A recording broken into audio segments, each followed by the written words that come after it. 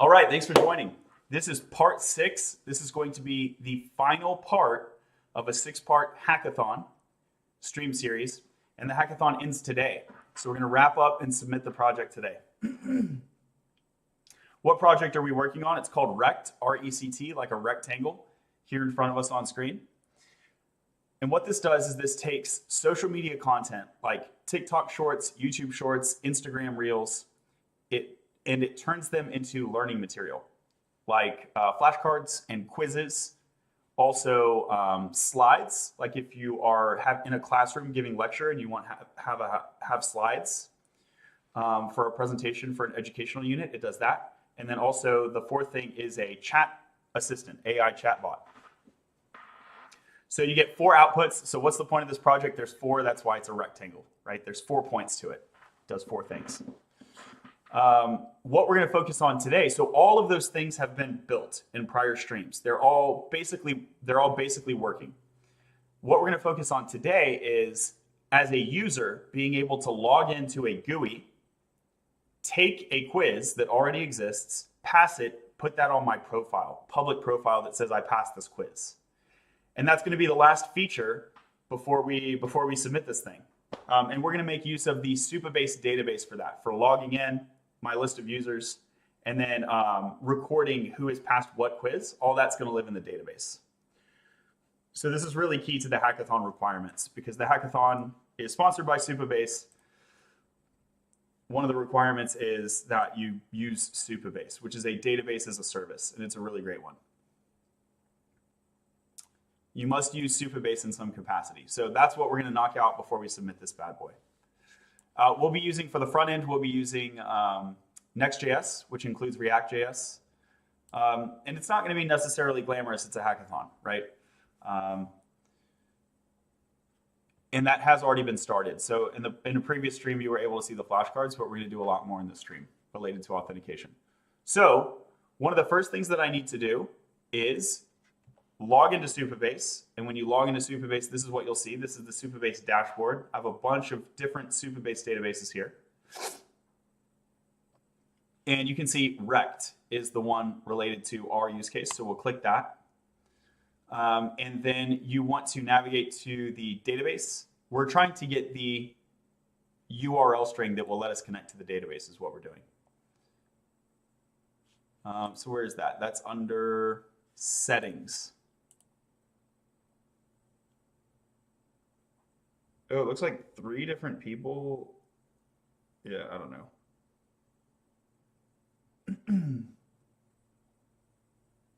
I just got a message that like 3 different people want to go live, but I think that was like not real.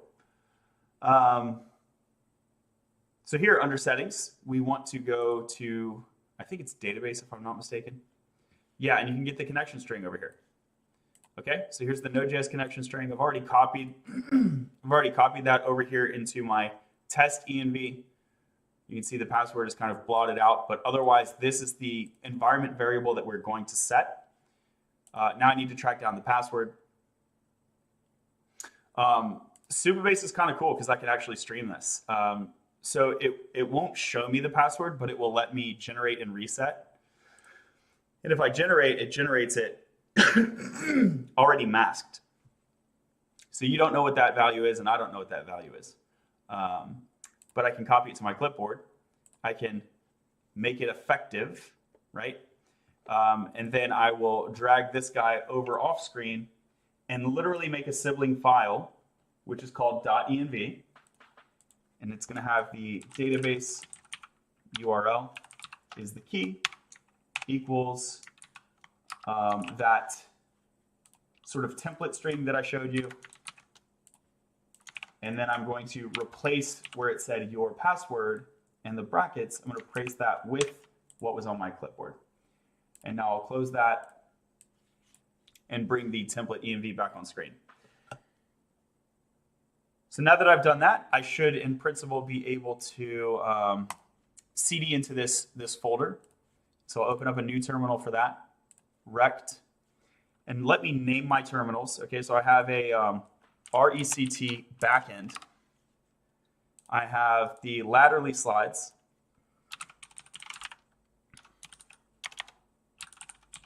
And then I have the rect UI. And I call it UI, but really this is a full stack application. So it's a bit of a misnomer, but it's Next.js. It is our UI and then some. Okay, so let me cd to the UI folder. ls, here we are. ls-a, and you can see my M files are here. I have a local, a test, and so I just updated the env there. Oh, I also want to, yeah, so we'll go ahead and start this. I also want to put this in Vercel. But let me just show you what the UI looks like real quick.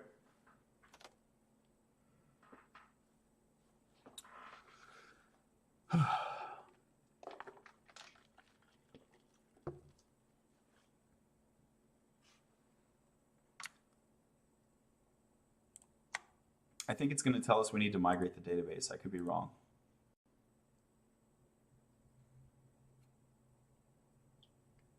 This first load takes a minute to load up the dev server. In the meantime, let's go over to Vercel. So here is Vercel. This is where we are going to be deploying this application. Again, it's Next.js.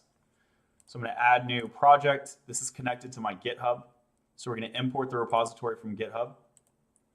I'm going to import rect.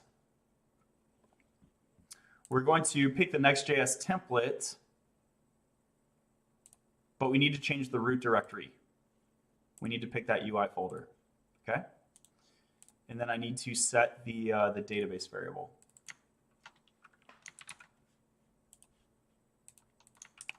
So here's this, and I'll pull this off screen to throw the value, the proper value in there.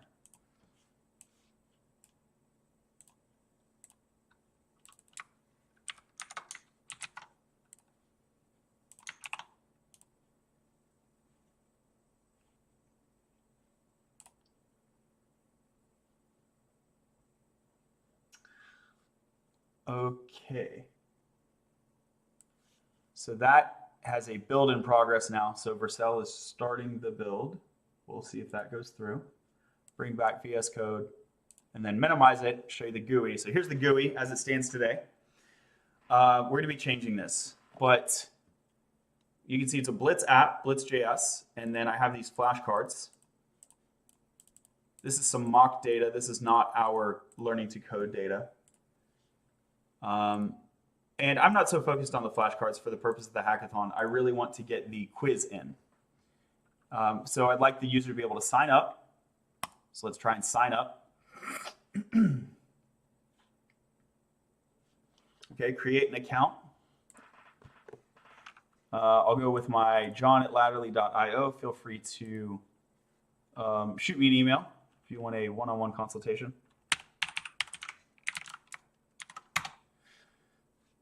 Make up some password, and now it says, cool, user ID role 1, so I'm logged in. This flashcard deck, I want to center that. That's kind of just annoying, not because it's really important or anything, it just annoys me. Can I just give it a margin auto or a text center, one of these? Okay, margin auto works. So I'm going to open up VS Code, I'm going to Control-Shift-F, Control-V, enter, it will find the flashcard deck string that we saw in the GUI.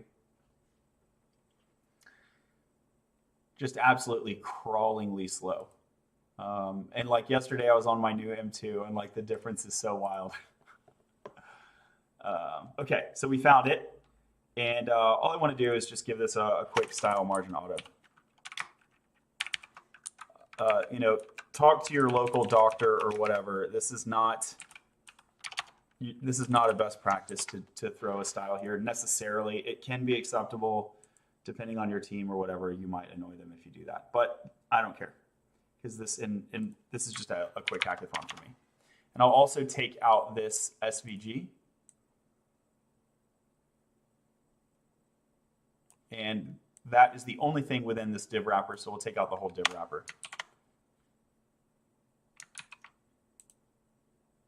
That really irritated ESLint for some reason. Let's just take out the SVG. Okay, let's try it again. Cool. I think ESLint was just lagging or something. Okay, so we got rid of that thing. And then this, including, I think we can get rid of this sort of banner at the top as well. This is called a toast container. Yeah, we can get rid of that. And then we do want to maintain the styles container up there. Okay. Why does it say styles dot, styles dot? This is CSS modules. So you can see if I control click here, we're really using these styles declared in this file. Oh, actually, this is the type file, so not really. Let me click this sort of index thing and treat it as a dropdown. And I don't see it anywhere in here. So this is like an unusual module format, actually. Usually you'd have a folder that includes the HTML component and the CSS. So they broke it out into its own styles folder. That's fine. So these are the actual CSS rules that are being imported. What is this? Unknown property composes. Oh, is that because it's like it's actually a variable? Yeah. So this is being treated as a variable. Hey, that's cool. I'm cool with it. VS Code doesn't recognize it, but it works, so it looks good to me. It's mad about this import because it cannot find the tsconfig file at the top of the rect. Yeah, these are minor things. I need to tell TypeScript that it's in a subfolder called UI. I'm not going to get into all that stuff. Okay, so we got rid of sort of the top things that I found rather distracting. Thanks for the follows. Let me keep an eye on my YouTube chat as well. If you're on TikTok, you can go over to YouTube or Twitch. Links are in my bio, and you can see the full thing. So add a new model by running the following in your terminal. I don't need any of this, actually. Powered by Blitz, I'll switch that over to powered by Laterally. So we're just cleaning up the GUI and basically removing things that are distracting and unrelated to the project. This instructions thing, I guess I might want to keep the whole sort of instructions thing and just change what's in here. Yeah.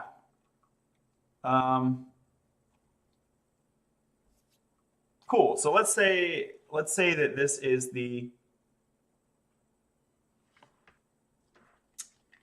end product that I'm looking for.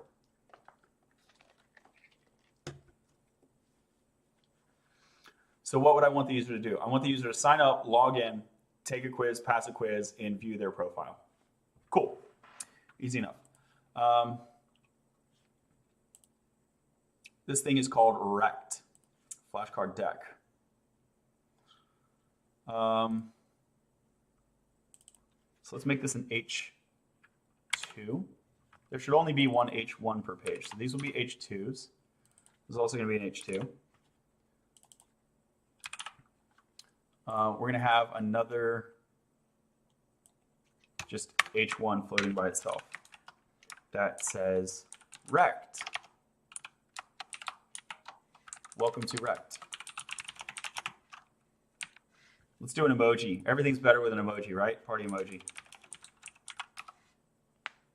Oof. There's probably an extension that lets you type VS Code emojis quicker.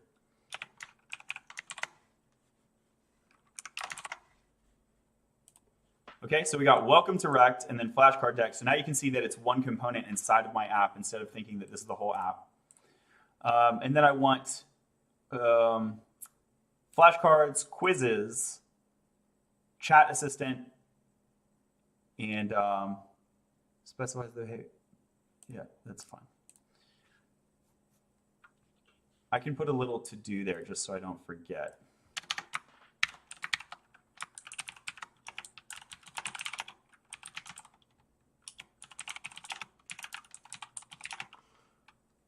Flashcards, quizzes, slides, and chat assistant.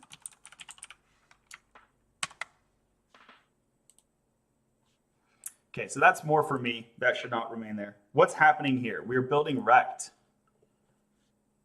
R-E-C-T. This is an AI-assisted transformer that takes in things like YouTube Shorts, TikTok videos, Instagram Reels, and it outputs educational materials. Like flashcards and quizzes, slideshows, stuff like that. Thanks for the likes. Did you just start? How long have I been going? I think we're 15 minutes in now. 15 minutes in. Glad to see you here. And this is 15 minutes into part 6 of a 6-part stream. So in that sense, it's rather late. But I recently started this particular stream. Okay, so here's the local host, your database, and I don't want the user to see this part. Try it by signing up. I do want a call to action to sign up. Sign up, learn, and show the world how smart you are with a public profile. Content content people in the chat can definitely make that better. It's also too long, I feel. Sign up, learn, and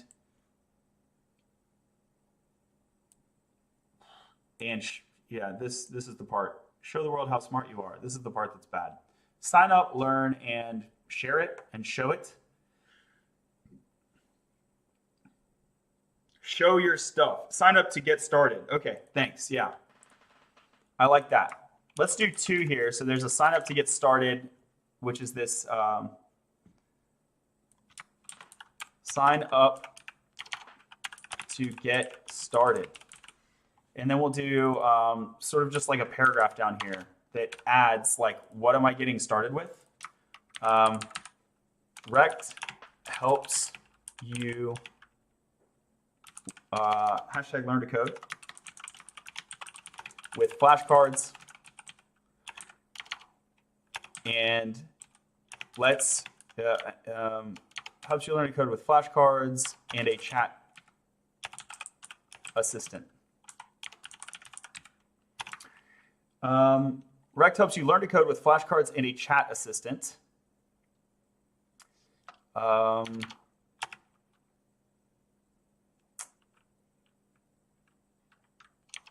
Helps you learn to code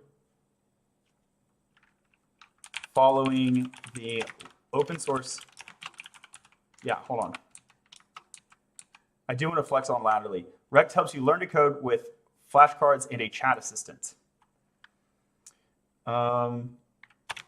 You can then demonstrate knowledge by passing a quiz or passing an exam and sharing your public profile.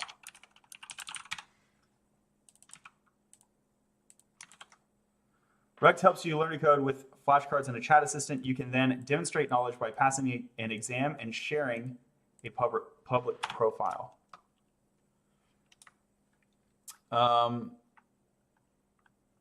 Educational content is based on the open source laterally curriculum.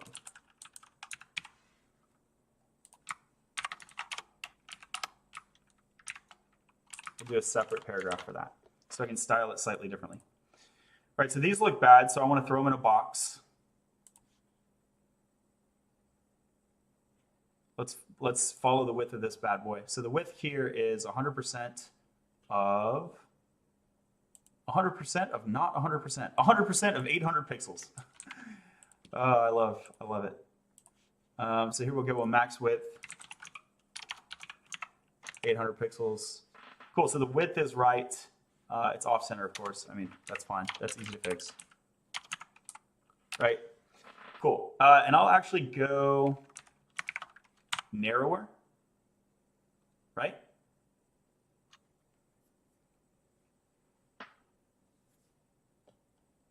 You need to explain what rect is elsewhere, saves on words. I think this is fine. Like, where would elsewhere be? I'm going to have it right here on the first page. Share your accomplishments, achievements, projects versus sharing a public profile. Okay, that's a good call. Well, it's not even versus, it's both, right? So I like the words accomplishment, achievement. I also like demonstrated knowledge, but that's like an academic thing, isn't it? You can then share your accomplishments. You can then share your, it's really splitting hairs. What's better, accomplishments or achievements? They're both awesome. You can then share how awesome you are.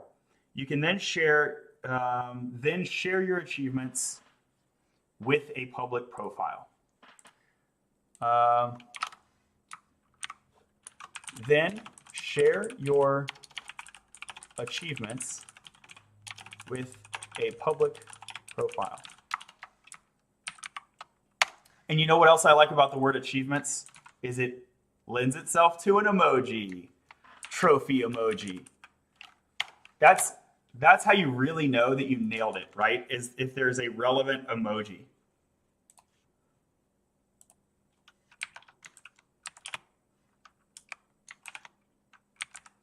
Let's do a little hands emoji. Hands up emoji.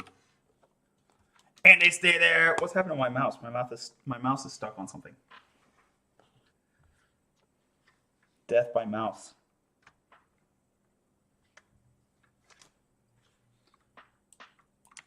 Let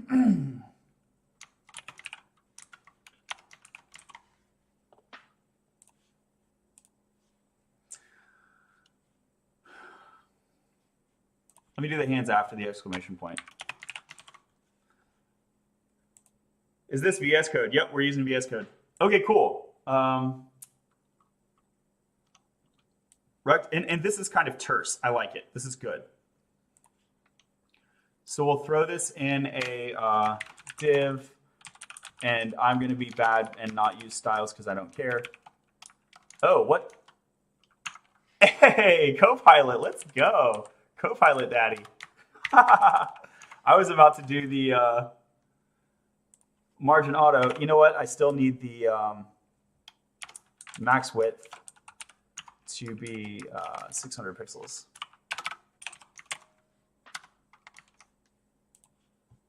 Okay, actually Copilot lied to me, so I hate Copilot again. Anew. My rage burns anew. Okay, so I don't want display flex, and I do want margin auto. Dang. It's what I get for listening to AI. Silly Willy AI.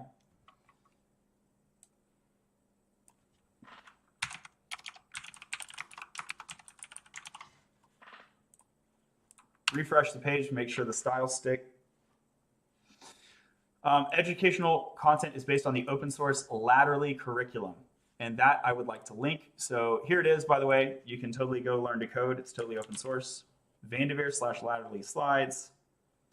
Throw a star on that bad boy. And so here is where the anchor tag is going to be. Close the anchor before the period. href is what I've copied to my clipboard. Target is _blank, which will cause it to open in a new tab, and I want that because I want them to remain on my website. And I need some better visual style. I want an underline here. Also, the should have a space after it. The. And the way we do this in React is kind of goofy. I have to add a space literal like that, because otherwise the line break gets ignored. So there's a space literal inside of an evaluated expression. Goofy React things, that's fine. And S for style before the T, because I like things in alphabetical order. And here we're going to use a text decoration that is colon underlined. Is it underlined or underline? I can never remember.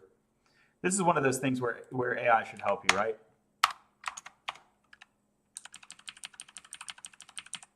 Underline without the D. All right, no D for you. No D for you.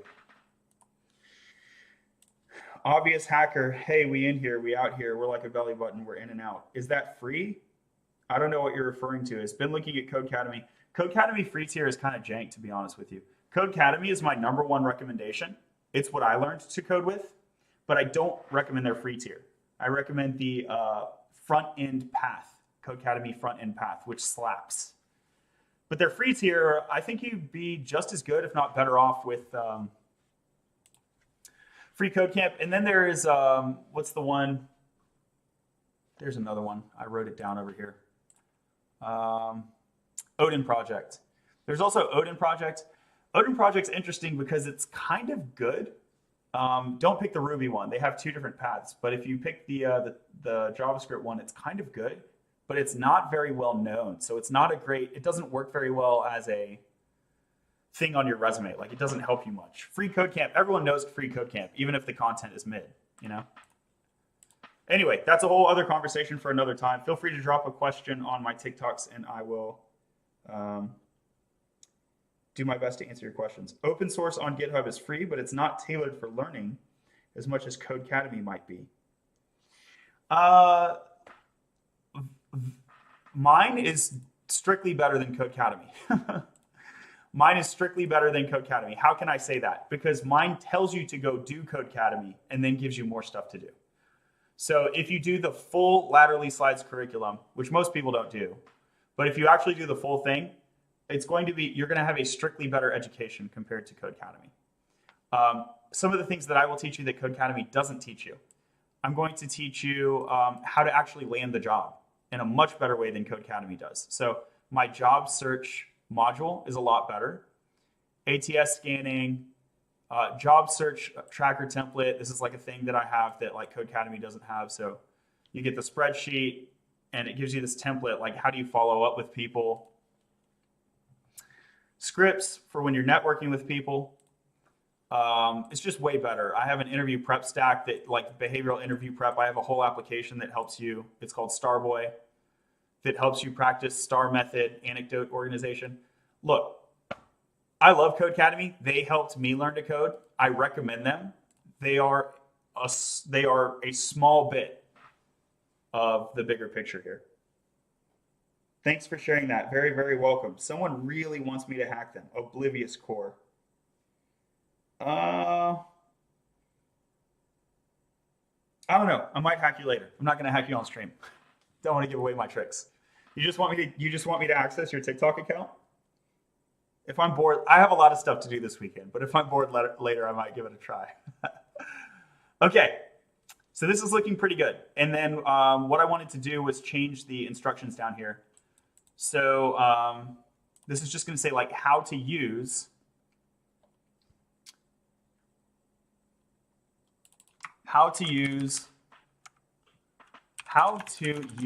rect in, what is it, four simple steps in 4 easy payments in 4 simple steps. 1, sign up and log in. Is log in 1 word or 2? I hate words. Sign up and log in. 2, after you log in,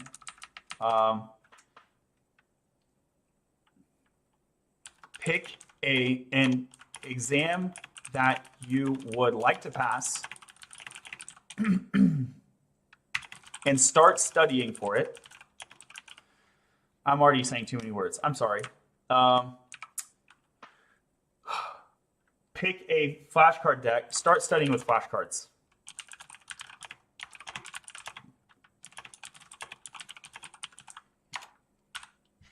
Flashcard deck. I need emojis or people are already sleeping. Flash, like an electricity emoji. I want an AI brush. GitHub Copilot has brushes, right? I just want a brush that will let me brush text and it will just insert emojis. Flashcard deck. So we'll do lightning and fire. If you see a lightning emoji and a fire emoji and you're still bored, that's a you problem. That's a you problem at that point. You know what I'm saying? Like lightning and fire. Come on, you should be stoked for that. Poker emoji. I don't want the Joker card. That gives bad connotation. I want just like a deck of cards. Poker deck emoji.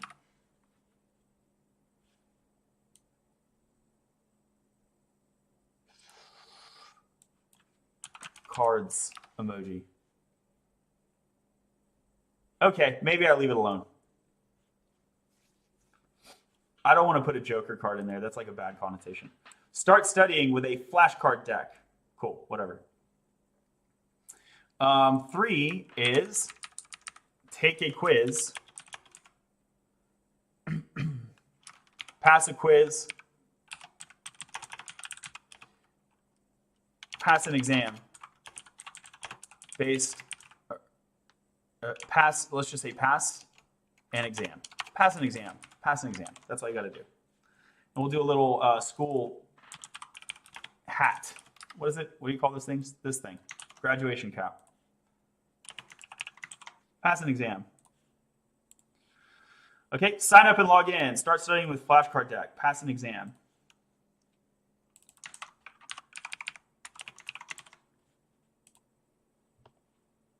Maybe I just need 1 cap, huh? 2 feels like it's doing a lot. Pass an exam. He's doing front-end stuff. Yeah, at the moment. Pass an exam, and then share your profile.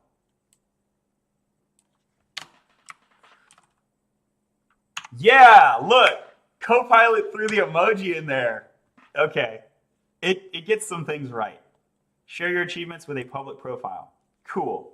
And then on the right here, I really only want one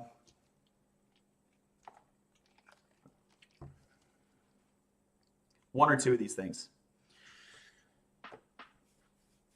So we want, we want laterally slides and rect.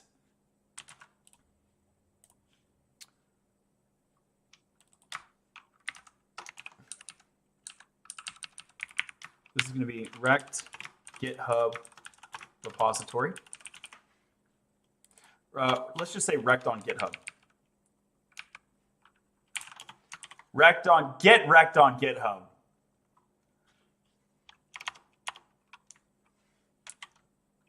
And here we will do, what's the arrow icon?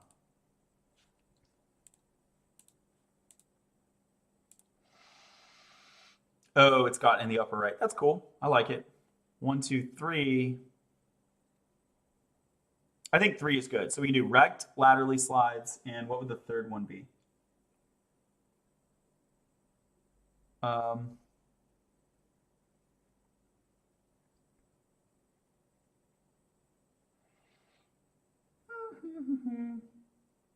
Another sign up.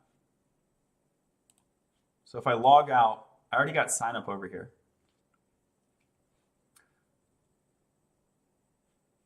I don't want, do I want 3 sign up call to actions? Okay, so I can do my go to profile. And then if you're not logged in, it will be a sign up. Yeah.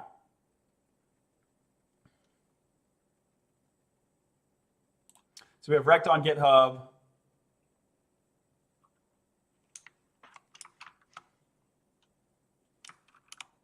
Laterally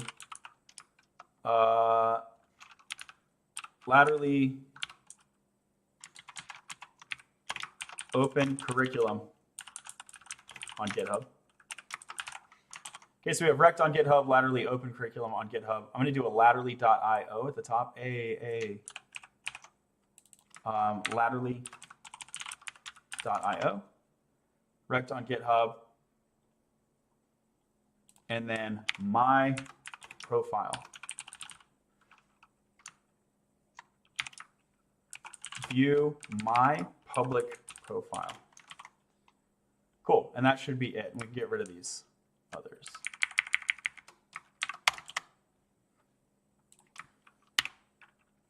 Powered by laterally.io.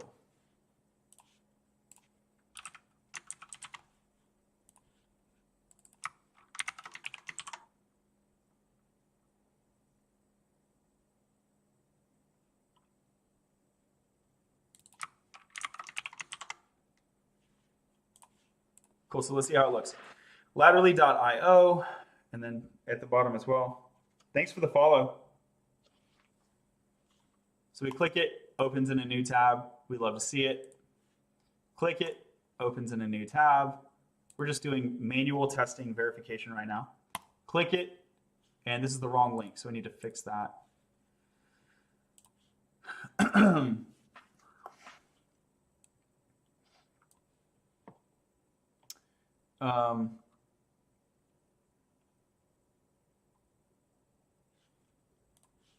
It's this one. Tra-la-la-la-la. Okay, and then view my public profile. This is going to be dynamic. And so we'll do that in a separate commit. Okay, so basically we fixed like initial dashboard fix. Okay, so let's commit this. There's a bunch of changes here. Bam, look at all these changes. So this is feet initial rect dash. It's going to be running a Git hook now, so that's going to be kind of slow. Thank you for the follows. Let's check on, oh, reminder, you can go over to YouTube or Twitch, links in my bio, and see the full screen. Let's go to Vercel and see what's happening. Looks like a build failure. Build failure. Running in Cleveland, Ohio. That was their first mistake, wasn't it? Husky Git can't be found. Okay, so we're going to want to skip Husky install.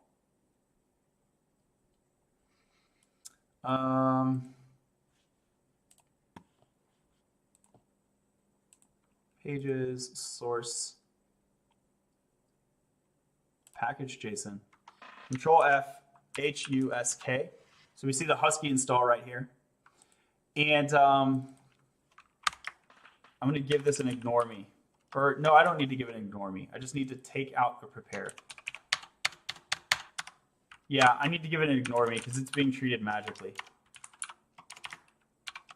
Ignore me, Husky install. What is the other thing I could do? The other thing I could do is just tell it that Husky is in a different folder. It's in the UI folder.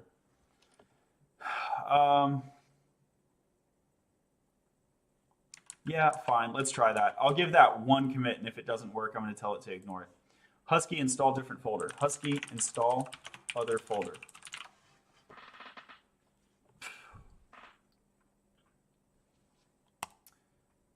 So yeah, so the issue here is that I'm using a monorepo. We have a monorepo, a particular component is built with Node and uses Husky. The folder is similar to this. Literally the same thing going on with me. Currently it tells me Git's not found. Actually, it should go up and find Git. Maybe there's a bug preventing it. You're running npm install, whatever. You don't have Git file. You're using whatever. No, dude, it's not working. I'm unable to do the same. Same for me. Yeah, it's not working. Actually, it should work. No, it doesn't work. Fix it. Are you experiencing the bug anymore? This is back in 2019. I'm still finding the bug, bro. Husky install. Okay, so here is the custom directory. Prepare install .config/husky. I love it. Nice and simple. I'm going to kill the server, and we're going to try this locally right now. I don't think I have a global Husky. Okay, I don't. What can I do here?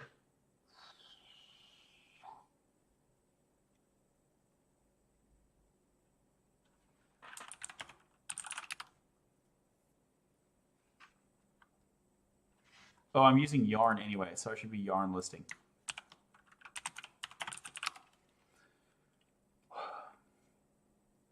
Wow. Okay. There's a lot of local packages. Husky command. Not. Oh, I meant to grep. Sorry, grep Husky. So I've got Husky.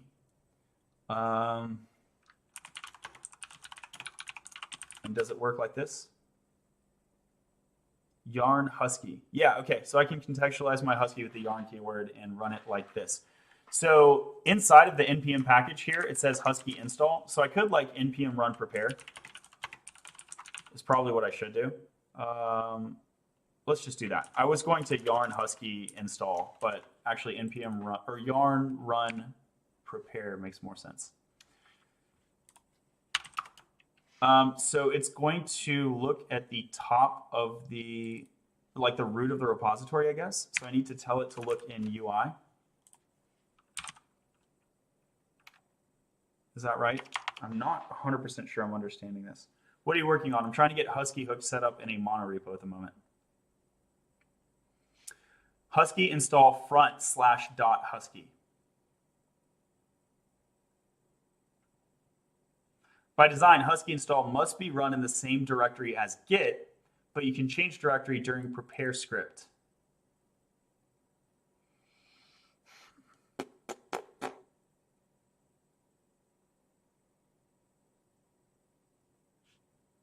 Okay, so it kind of seems like I need to do this. CD, where's my actual hook info? It's .husky, yeah. So here's prepare. We're gonna CD up a level. So we're in the UI folder. We're gonna CD up to the project root, the rect folder. Do I have two Huskies? Bro, Husky and UI. No, I just got my Husky folder up top. I think I should move that because I don't want Husky running on like Python code changes. Okay, so let me move that. I'm gonna actually move it into the UI folder. Cool, so we CD up a level and then we Husky install UI/.husky. Pretty much that's what I expect to fix the things. So let me yarn run prepare. I think I just yarn prepare.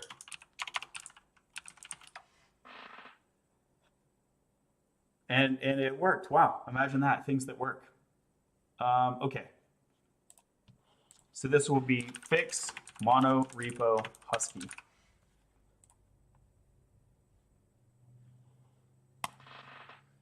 What is Husky? Just saw something about it. It is a commit hooker. It's a commit hooker.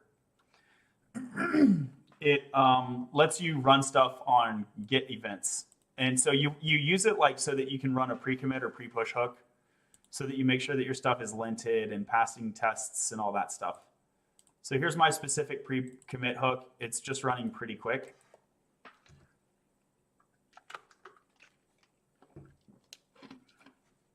Just making sure stuff is formatted before I push it up. And I think that is a value add. If you have like a slow tester, it can really bog you down, and I don't recommend that. And then here's some debug stuff. Isn't that fun? Okay. Let's get back to, I close the file. Close others.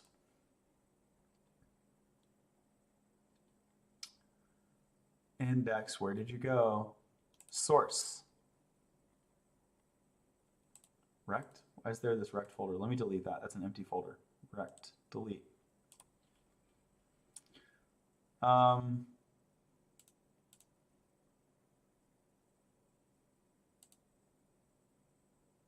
Yo, where's my index file?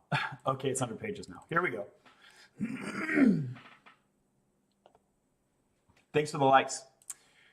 Okay, let's watch Vercel. We're trying to make sure the build passes. The least we can do is try this again. Quiz results. Yeah, no, yeah. I want to like retry, basically, redeploy. You're about to create a new deployment with the same code. No, I don't want to use the same code. Let me go to this rect folder. Monorepo Husky. Here's the build for monorepo Husky commit. You can see the commit right there.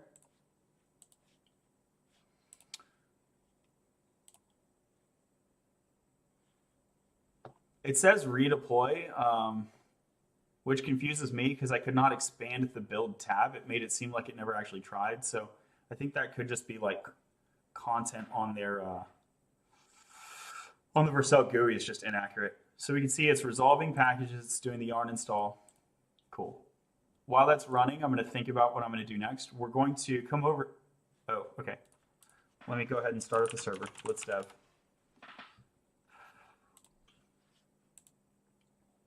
You can close this. You can close this.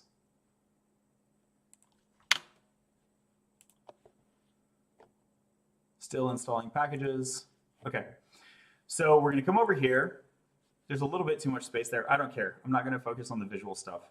So laterally rect, right. I want view my public profile to work. So in order to do that, I need to create a public profile feature. So this is going to be a dynamic next page that uses the logged in user. And if you're not logged in, it's going to like tell you that you need to log in. So I can use a, like what if I sign up?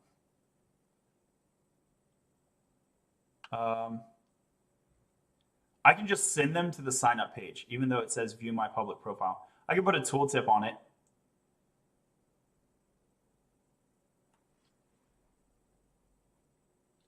I think that's what I'll do next.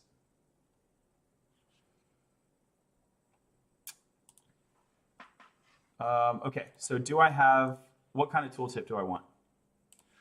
Let's ask ChatGPT. Maybe it can make me a vanilla one so I don't have to install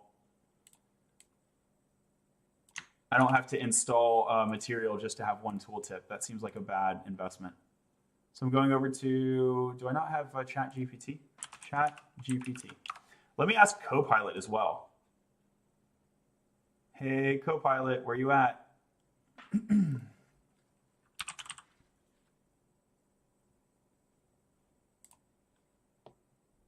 I guess I didn't have it installed.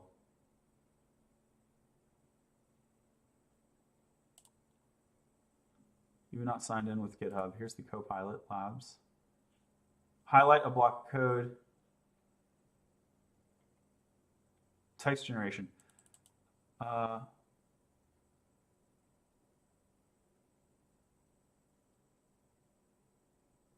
Where's the one where I can ask it questions? I guess that's not ready yet, huh? Bummer.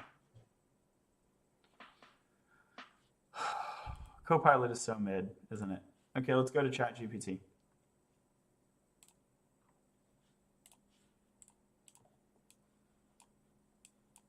All right, so we'll go to a 4.0. Please add a vanilla tooltip to the below component. I'm working inside of a Next.js code base and using TypeScript. What else do I want to say?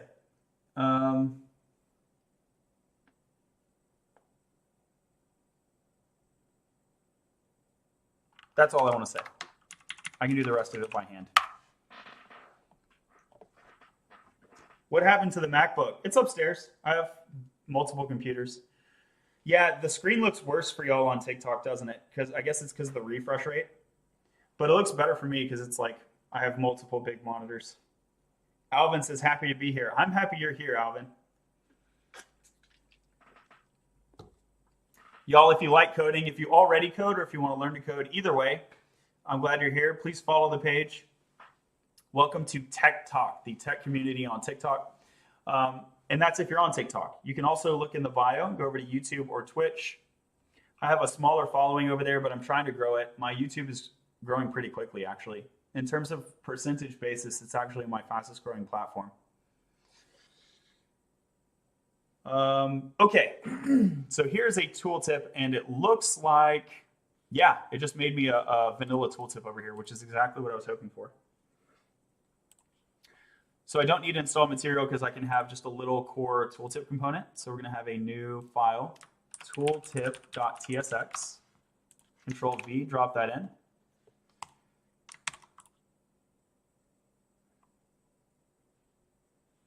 And it's actually working. VS Code is mad about this because I need to tell it that my stuff is in the, because it's a monorepo, and like out of the box, it doesn't expect monorepo basically, but I ain't got time for that. Okay, so tooltip props, we out here, we in here, we in and out here. We're like a burger, we're in and out. Control C, go back over here, Control F, Control V, all right? So we can see that, and then we're going to wrap this in the tooltip. Hit enter, get the auto import. and I am just putting whatever the robots tell me to put there. I'm just like, yes, sir. And I just do what the robots tell me. And that's my life now because I'm a software developer in the AI era. Bam. And we can see the tooltip is not working. Haha, that sucks. And since I don't know what I'm doing, I don't know how to fix it. Okay, so let's actually think about what we just copied now. So there is a div here that says tooltip. Oh, it is working. It is working. It's putting a literal HTML tooltip instead of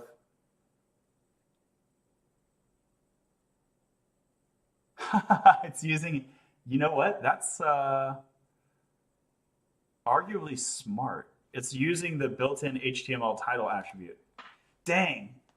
In a sense, I hate it, but in a different sense, I like it because it's using sort of the built-in tools. What I was wanting it to do is give me like a Material.js tooltip without having to install Material.js. So here's what I was thinking, something like that. You see the word delete there?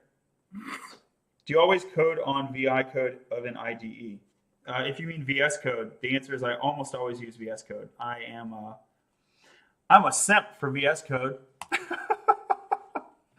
Okay. ChatGPT, I'm not mad about what you did. I'm not. That was really smart what you did. And there's accessibility reasons that that's really great. But I don't think it looks cool. And that might be a bad reason to make your code inaccessible. In fact, it is a bad reason. But I'm still going to ask you to do it. Please make the tooltip look cooler, like a material or MUI tooltip, rather than using the boring style of the built-in HTML title attribute. When you make it look awesome, keep it vanilla and don't actually import MUI or any other dependency.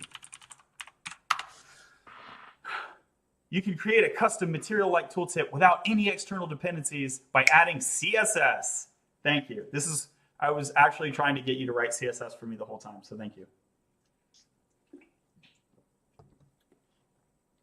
Alvin says, what are you working on, John? The answer is we're working on rect, R-E-C-T. Open source AI assisted transformer that takes in YouTube shorts, TikTok videos, short videos basically, transcribes them, and creates 4 outputs. So what's the point? There's 4 points. That's why we call it a rectangle. It builds flashcards, quizzes, slides, and an AI assistant that you can chat with. And the current main intent is to help people learn to code.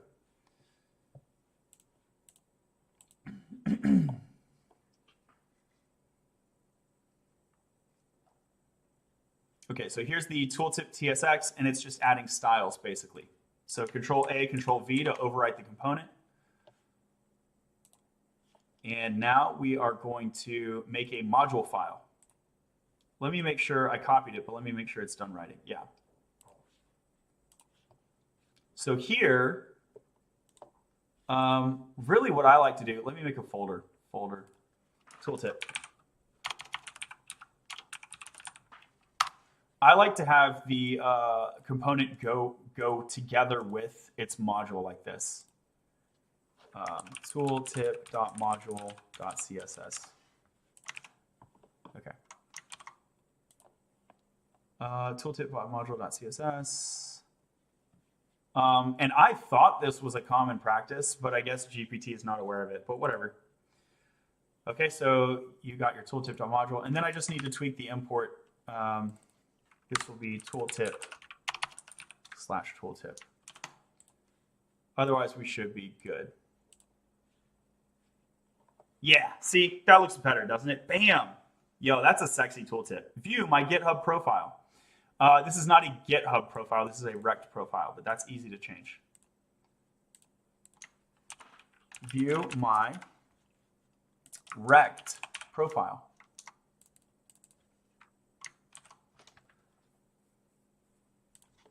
Programming seems so boring. It is until you get the check. Hey! No, it's cool, man. I mean, is construction boring? You can call it boring if you want to. I guess it depends on your personality. Some people think it's boring. Is like pottery boring? Is crafts boring? Is art boring? Coding is like that. You got to put in the grind. You got to put in the work. It takes time. But at the end of the day, you have a real thing. Like I'm going to have a real website that people can visit and use. And so, you know, you can call it boring. I personally think it's fun. That's going to depend on your personality. Whatever. That's what I think of it. It's not boring for me because I'm making a real thing.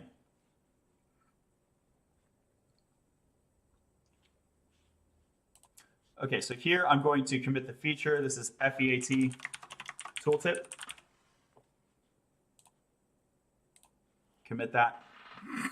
Is this ASP? No, we're using TypeScript and Next.js. Yarn run build. Failed. Expand, okay. String, oh, it's failing on types. Boo, tomato. Okay, well, we got past Husky anyway. Yeah, we can fix that build stuff. View my rect profile. Now, what I could do here, I probably should.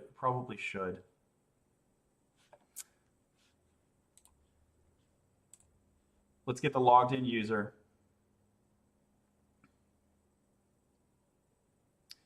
And then if they are logged in, it will take them to their profile. If they are not logged in, it will take them to sign up. Let's see if GPT already knows. How can I check the session data for the current logged in user in a blitz.js application? Let's see if it knows what blitz.js is. Use session hook. That is wild, dude. GPT knows. I was going to have to look up the code, but it already knows. How long did it take you to learn to code like this? I've been coding like 10 years. Have you done any freelancing? Yes, a bunch. Yeah, like a lot. Yeah.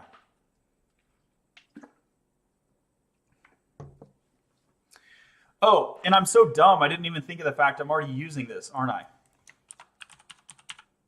So I have this user info block. Let me click that. And you can see I got the current user mutation right here.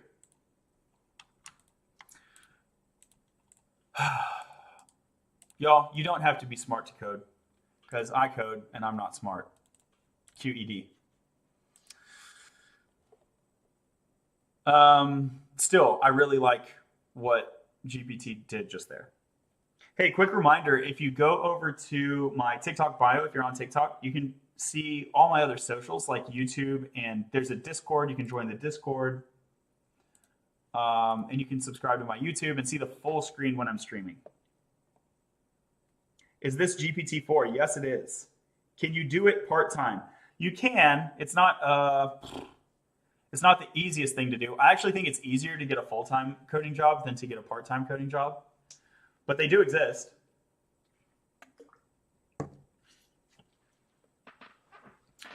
Coding is not boring. It's actually fun and nice. I totally agree. What's up, Professor Charlie? Professor Charlie in the house. Thanks for being here. Y'all rock. Y'all are a great audience. I wish I could talk to you more, but I'm trying to focus on this hackathon thing. But y'all have some really cool convo going on, so thank you for that. Even if you're just talking to each other, I'm still here for it. Okay, so what I'm doing now is we got this current user, logged in user. I'm going to grab this code. So this is currently restricted to the user info component.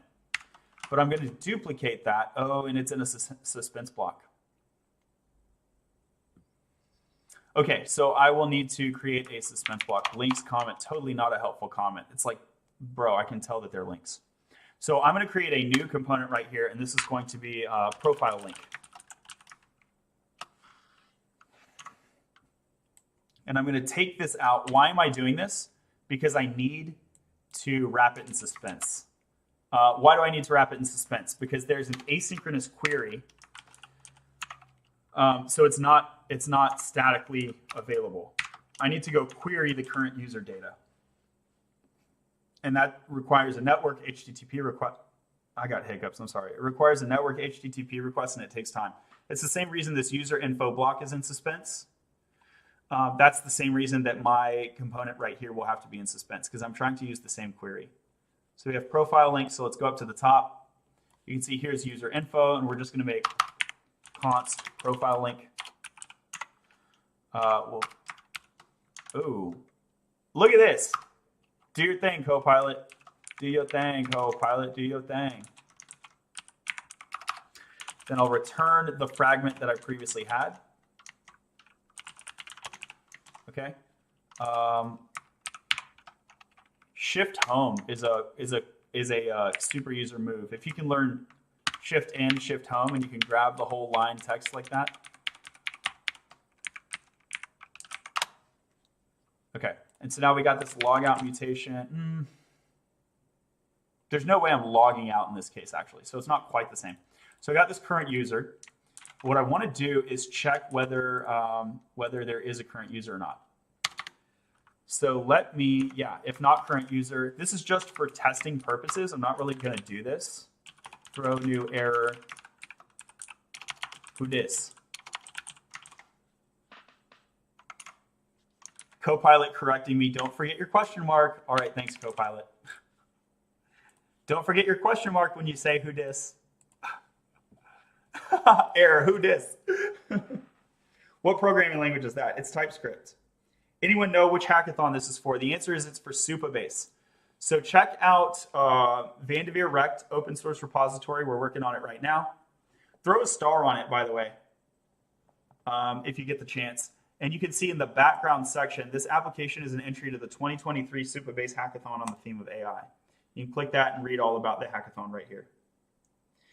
Glad to see you, Seth. Thanks for being here.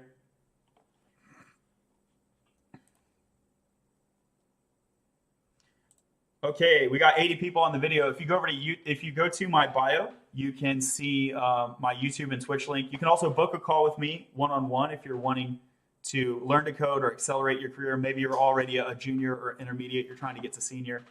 Hit me up. Let's see if I can help. Okay, so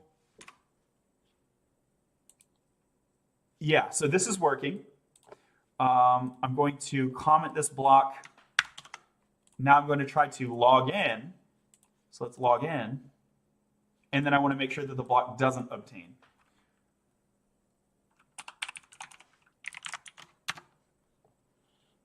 Okay, so now I'm logged in, and we know that because here I can see user ID 1, user role user. Now I'm going to uncomment this, and I don't want to see the error.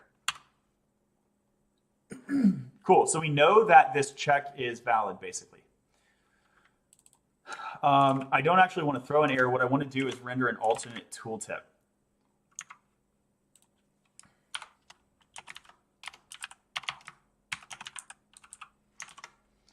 Okay, so what I've done now is if the user is logged in, they can see the tooltip. You see view my rect profile. If they're logged in, they can see that, and when I log out, it should vanish. And it vanishes. Okay, so that's kind of what I want to do, except that what I want to do is, if they're logged out, I don't want it to vanish. I want it to show a different tooltip, and I want it to be a different link that lets them sign up, basically. You see my point? So let me grab this, and I will have GPT do the hard work for me.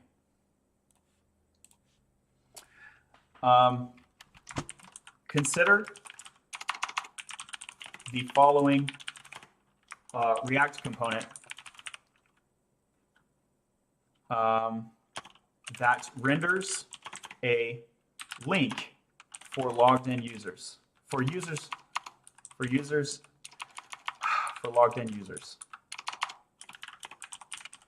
Logged in is such a weird token because I don't know if there should be a dash. Okay. Consider the following React component that renders a link for logged in users.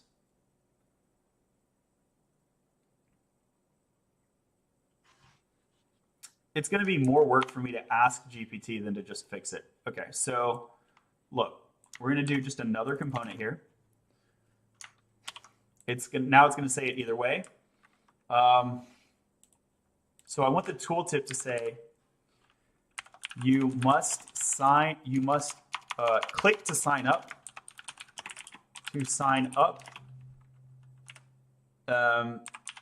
Then you click to sign up and access your own rect profile.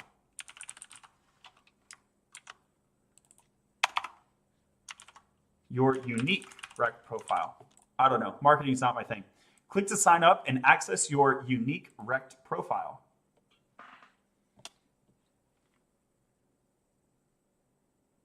Can we see what the other files in the folder for the website? Yep, there's a bunch of them.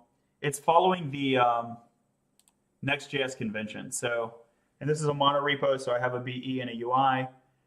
Static files over here, like the favicon. Source is where all the action happens. You got the pages directory because it's next. And then this is a Blitz application. So I have Blitz is a next wrapper, Blitz.js. You can Google Blitz.js. And so I have these. There's an editor config, ESLint, kind of your basic stuff, prettier file, package JSON readme. And that's all she wrote. That is so cool. Thank you very much. Over 1,000 likes. Y'all are awesome. I'm currently learning Flask with Python and HTML. I'm sorry about that. That was a joke. That was a joke. Flask is all right. Flask is fine. Wouldn't be my first choice, but that's okay. Click to sign up and access your unique rect profile. And then here, I want a new parameter which says is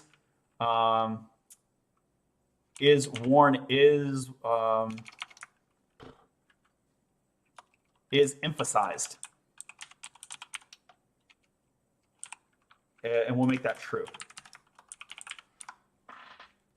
Okay, so we're going to give is emphasized. I'm going to click over here. ABC is emphasized. Is an optional Boolean. And then we will default it to false, is emphasized.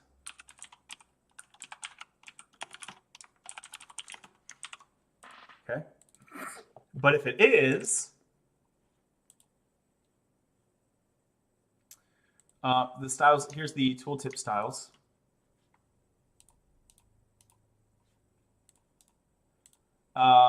If it is, then I want that background color to be like a, I don't know, like either red or orange or some bright color.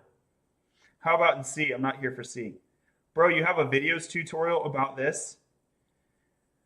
I mean, I stream coding all the time.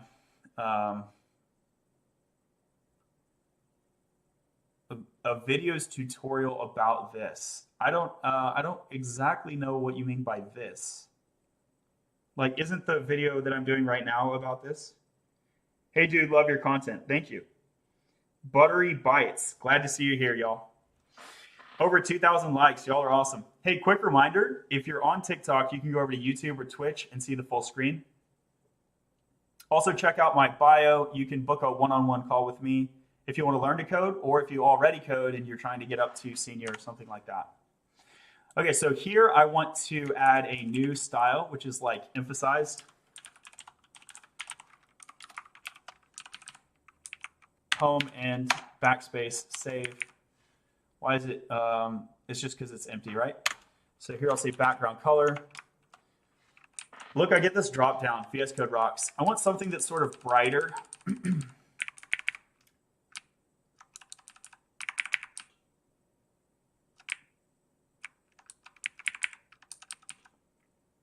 Maybe goldenrod.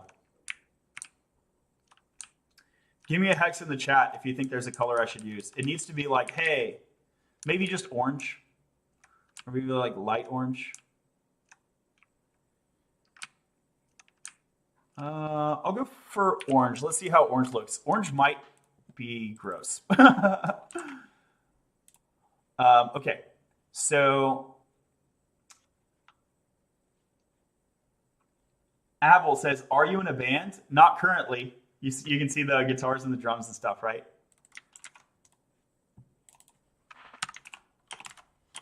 Yeah, I mean, let me know if you want to make some music. I'm not like particularly good, but it's fun and I'll do it anyway. Is emphasized. I feel like I'm material for like maybe a punk band or a country band because you can be not good and still make it. Okay, is emphasized. And if it is, I want it to be tooltip either way, actually. I just might want it to have this additional class. So let's do this. I'm going to make this an interpolated string. Why does it matter about that? Okay, let me do inside of the expression then. So here we're going to interpolate this string. I'm just going to check that that didn't break anything because it shouldn't. Like that should not have changed anything, the interpolated string pattern. Click to sign up and get your rect profile so we can still see it, right? Now, if it's emphasized,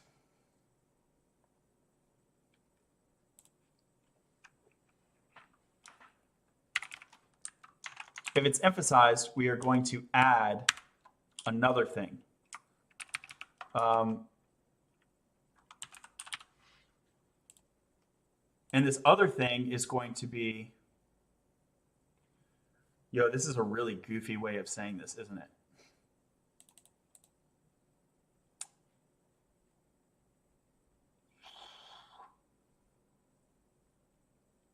Maybe I should take it up top, yeah. Okay, so styles, cur styles. Let's do it. This is going to be more readable, I think. Okay, so if it's emphasized, we're going to do tooltip emphasized, otherwise styles.tooltip. Actually, it's going to be a little different than that, but close. So cur style, styles.tooltip plus a space plus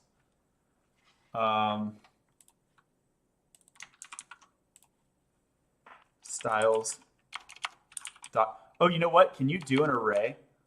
I think you can do an array, which would be better.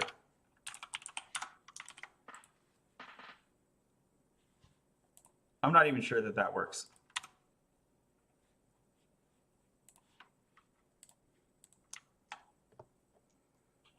So if you are logged in, it's not emphasized. And if you're logged out, it is emphasized. And if it is emphasized, then we get this additional styles.emphasized, which changes the background color. So either it's not working or the specificity is too low. So let's check it out.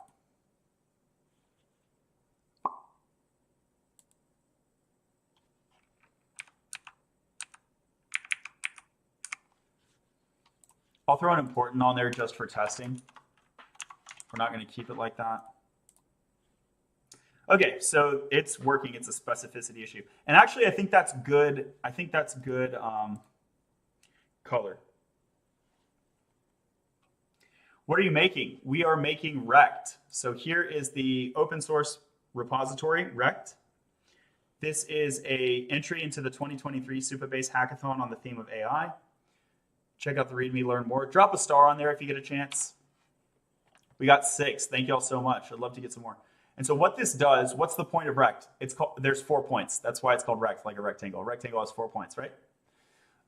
So it takes TikTok videos, YouTube Reels, or like Instagram Reels, YouTube Shorts, all of these short form videos, and it transcribes them, and it does machine learning, and it produces flashcards, quizzes, a chat assistant, and slides like for a classroom lecture slides. Hopefully that helps. By the way, if you're on TikTok, you can go over to YouTube or Twitch and see the full screen. I'm trying to get to 1,000 YouTube followers, y'all, so I'd appreciate your following on YouTube. That will be a big landmark for me. Okay, and if you're liking the video, tap it, and that helps more people see it. Whether you already code or whether you're trying to learn to code, let's grow this this tech community, right? Okay. So we want to get rid of the emphasize here. How can I maintain specificity? So right now it's being overridden by tooltip. Tooltip is overpowering, even though they're both applying, tooltip is overpowering the emphasize rule. How can I fix this? The answer is I can increase specificity by specifying both classes. And you see now it overrides. It has both classes. So in CSS, there's the concept of specificity. And when an element, in this case, the tooltip element, HTML element, when it has multiple specifiers that all match to a rule, there's like a point system, and they add up, and the most specific rules are the ones that dominate. So here, they're emphasized in tooltip are co-equal in dominance. They're equal. And so it just takes the latest rule, and tooltip is after emphasized, so tooltip wins. But I know my element, this element is getting both class names. So it's being specified twice. So I can let it dominate if I specify both rules in the CSS. And that's how I make sure that orange gets applied. Click to sign up and access your unique rect profile, right?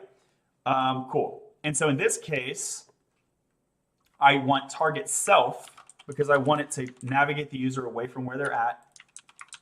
I want to target self, and I want it to go to the sign up page. What is that? Is it just, yeah, it's all sign up. So let me go back. Actually, there's a better way to specify this. Yeah, I can specify this dynamically using the invoked routes method, sign up page. And do I throw that in the href? Yeah, it's literally just in the href. So here's href, and then I will use an expression for the value. So I'll use these curly braces, right? Did I do that wrong? Is not assignable to the type string. It's literally doing the same thing. So, oh, because it's a link. Yeah, so in this case, I want it to be a link rather than an anchor. What's the difference here? The link is a dynamic component from the Next.js framework. So it's doing some logic in there. The anchor is totally vanilla raw HTML. And so this is going to be faster and follow the vanilla HTML API. And this is going to be a little bit slower and do fancier next things. But because I'm using this bad boy, I got to use that bad girl. Angular or Riot? We're React over here. SWAT says, whoa. Hit the whoa one time. W in the chat to hit the whoa. What's the Discord? Check out my link. Check out my bio. It has the link to the Discord. Yeah, y'all should pull up in the Discord. It'll be good to see you. W in the chat.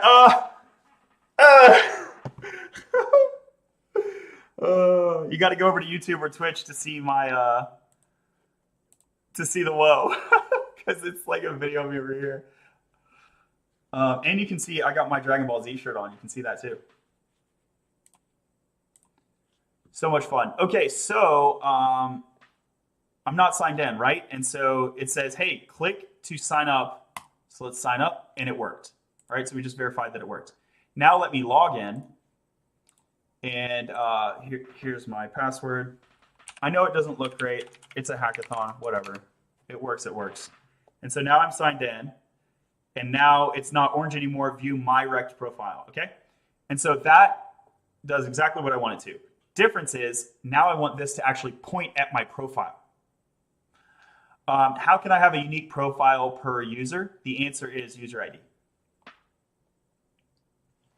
Man, front-end stuff is totally Greek to me. I think he is coding a website. Yeah, although this is full stack. This is full stack, y'all. Because we're about to go design, like we have the API right here. So we're going to design a dynamic URL. So let's do folder profile. Whoa. Something bugged out in my ear right there. I wonder what that was. So here's profile. Let's ask GPT to do this. Please build a profile page in the Next.js framework style. The file name should dynamically refer to the user ID of a public user profile page in the Next.js framework style. The file name should dynamically refer to the user ID. The page should say hello profile and then log and then display the user ID.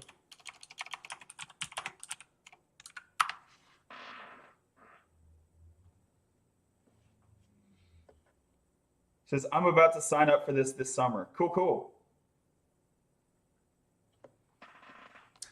In a Next.js application, you can create, yeah, so here you go, userid.tsx. This is what we're looking for. Inside the pages profile. Nailed it. You nailed it, my boy. So we got pages profile. This is what I was doing. And then it's got the userid.tsx right here. And then it's going to do the hard work for me, and we'll see how accurate it is. But hopefully it's doing a lot of the things. Hello profile, user ID, there it is. React.router.query.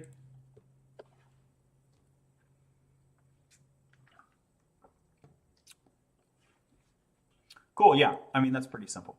And it works. So let me copy that.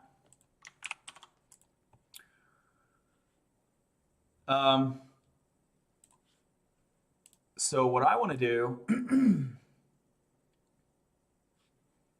is update the URL here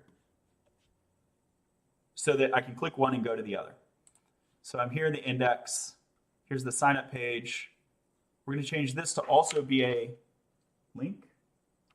This is also going to be a link. And that will let us rapidly switch pages with minimal reloading. And I could technically do the logic here either way. So really, this is not actually the benefit of having a dynamic href. I can do that even with a vanilla anchor. The benefit is that it's going to let me switch pages faster. So it's not going to do a full page reload. What I want to put here is routes. I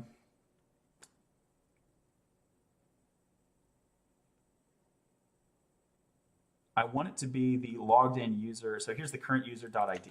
Yeah.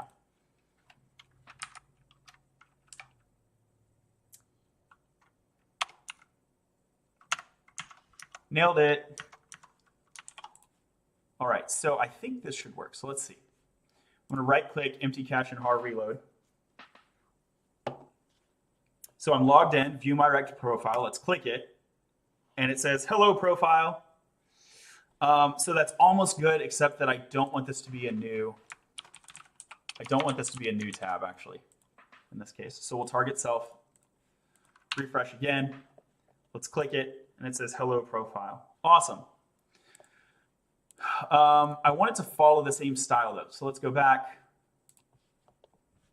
And this is Frost.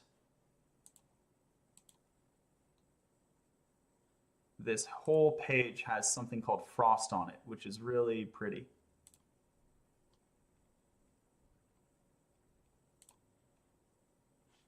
Where's that Frost? I'm going to Control F, and I'm going to Control F and look inside the DOM browser. I'm looking for Frost. Oh, Frost is just applied to that component there.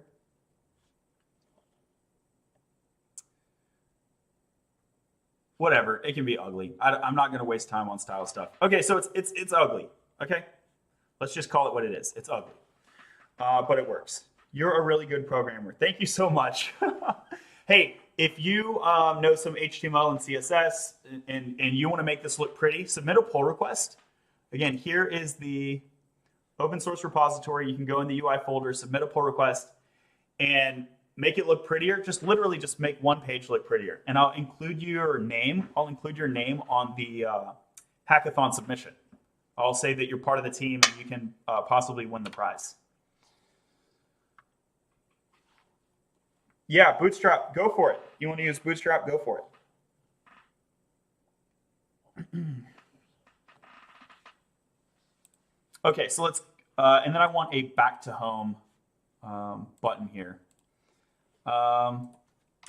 Please add a back to home link that navigates the user back to the home page using the link component from next.js and the routes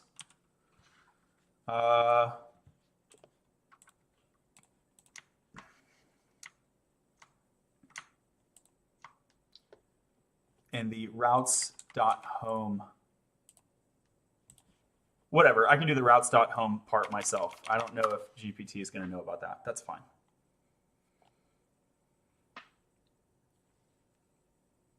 Which hackathon is this? Supabase hackathon. So you go over to Vanderveer/rect, check out the README, and you can see entry into the 2023 Supabase hackathon on the theme of AI. Click that link to learn more.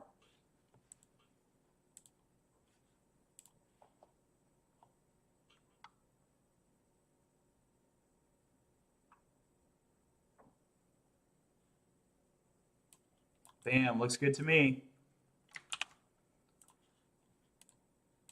So we are here in the profile page, and then it's back to home, and I'm going to change this to use routes.home.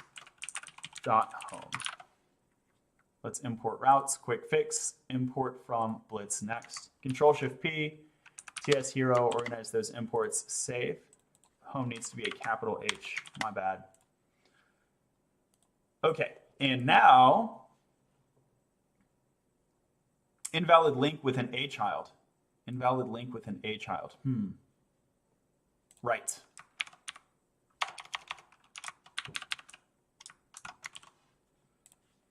Okay. And now I got back to home. Let's give that a, let's give it a, this whole thing needs like a margin auto.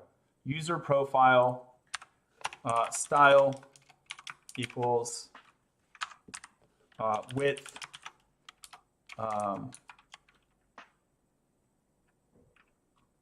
let's do a max width 5 rem and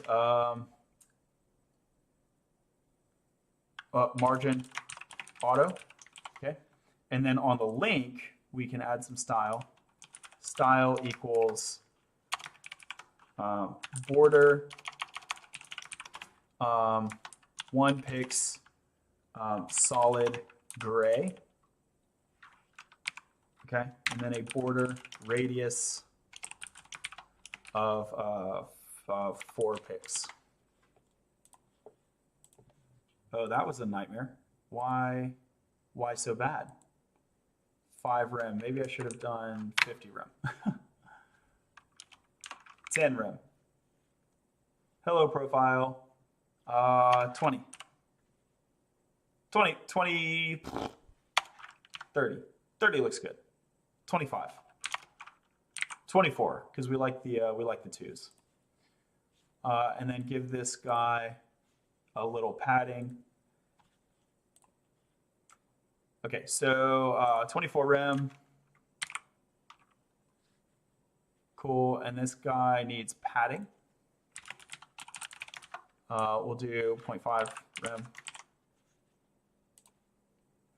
Even 0.5 is too much. Maybe 0.25.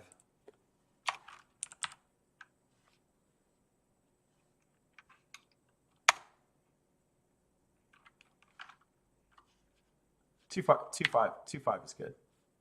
Why does it look like the top is more padding than the sides, huh? Maybe that's just like a visual thing. Let me do this, 0.25, 0.5. Oh, I did that backwards.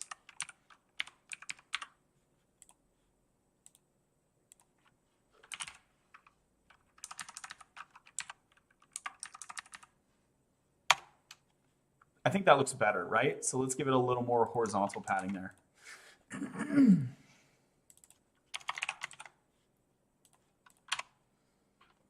Back to home. I think this looks well enough. I'm not trying to spend a bunch of time on this. Are you using session tokens for multiple users? Currently not.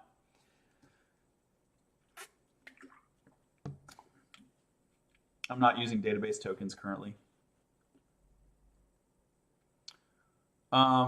Okay. So, yeah, this is pretty much all I really need.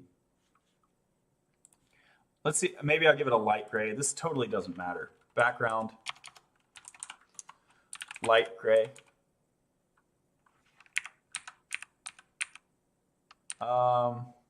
Even that is like too dark. Let's lighten it up on the hexy. Tra la la la la la la. That looks pretty good, eh? Maybe that. Grab this one. Switch it over to RGB. RGB.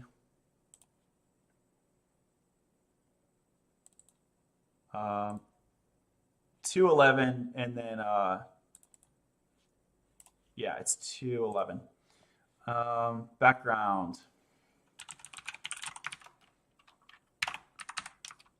So we'll do RGBA. It's a gray, so they're all the same number. So it's 211, 211, 211, and then the A is like a 0.3. Right click, empty cache reload.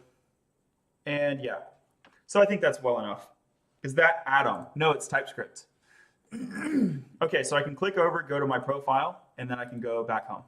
Cool, so let's commit this. And the feature here is user profile.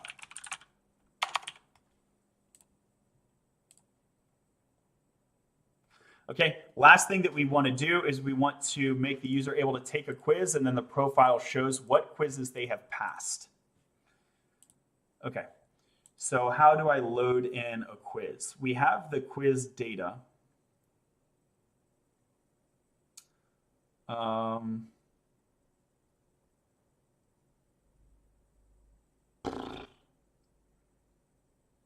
This is about to be so janky if I do it this way. I can make a hidden route that's like super secret admin route that will accept the JSON. Really, I should apply a seed or migration.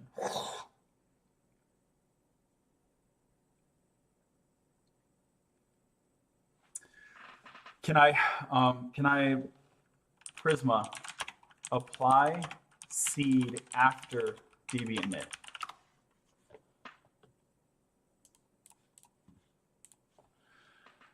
How to seed your database using Prisma Client and integrated seed. Populate your database with data required for your application start. Provide basic data for validating and using your application in a development environment.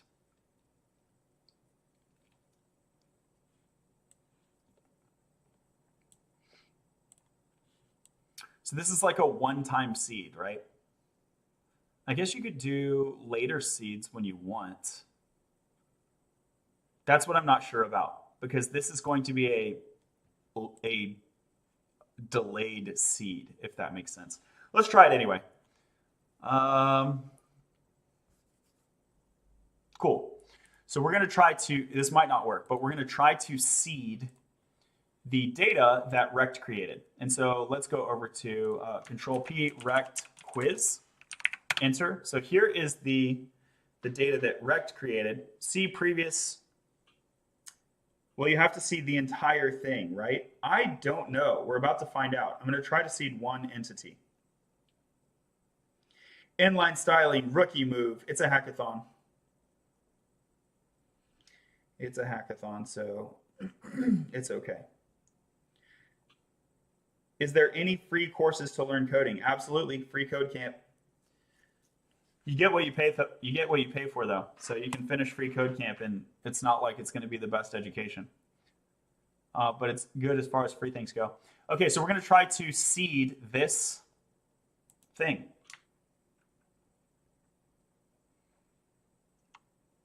So how do I seed? Okay. Prisma seed. Let's go see. Here's an example seed TS. Right, so you got a TS file. They're going to load in some hard-coded data. I'm going to point at a file. So do I have rect seed TS? So I have a seed TS already. It's currently seeding nothing. Import DB from index. Okay, yeah, that's cool. So we'll import DB from index. Here, can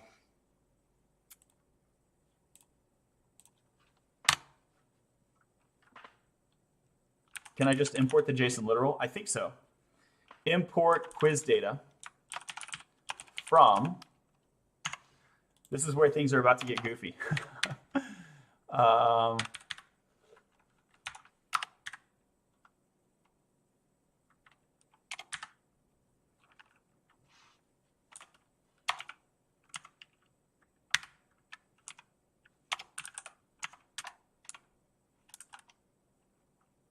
Oh, did I say quiz date? I meant quiz data.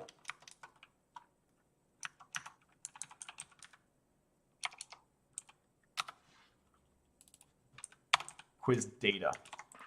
Okay, so all I'm going to do for now is just log. Oh, bro. No, did that work? Dude, if that works. Dude, if that works. Hold on. Before we get crazy, that is wild. If Copilot just did that for me. I'm just trying to print it, bro. It went ham. Okay, seeding database, fine. Console.log JSON.string. Yo, Copilot literally went ham right there.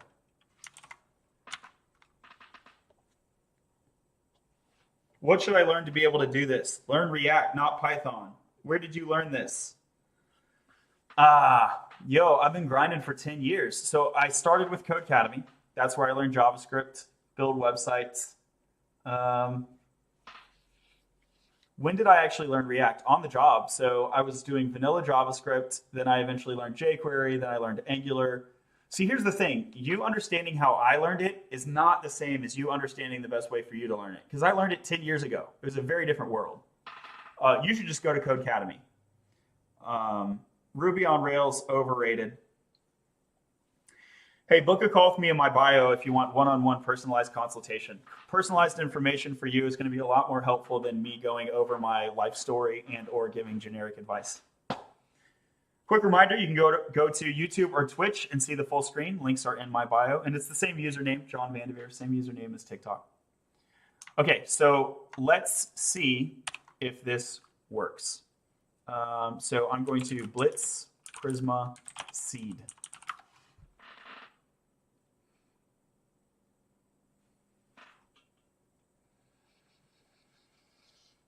Prisma unknown command seed.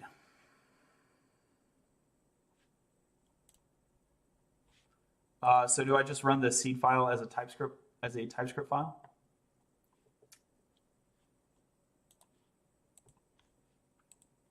In my package.json, it will say. Let's go look.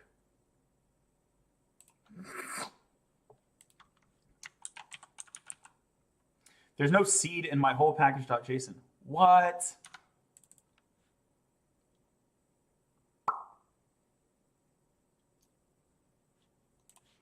I could just run it through Node. Prisma. I could do that. Let me make sure if that's the right thing to do. Okay, so they're creating a seed. Prisma's integrated seeding functionality expects a command in the seed key and the Prisma key of your package.json. This can be any command. Prisma DB seed will just execute it. What did I say? Did I not say Prisma DB seed? Blitz Prisma seed. Oh, I should say Blitz Prisma DB seed. I really don't understand the difference between that and then just running it running it via TypeScript.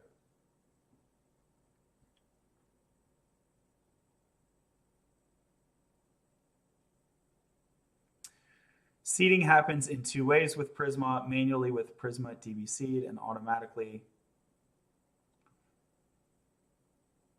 Maybe I do want to keep it manual.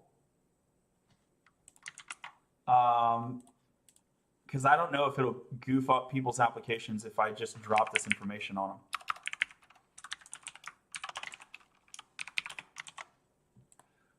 them.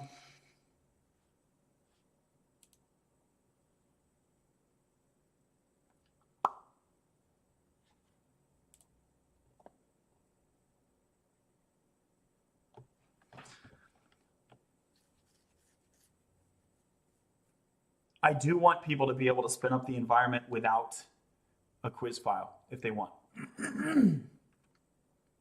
Although it kind of doesn't make sense, like, because the app is expecting a quiz file. Whatever, it's a hackathon. I don't care. So we'll call this seed LM. This will be like manual seed. And then here we will just run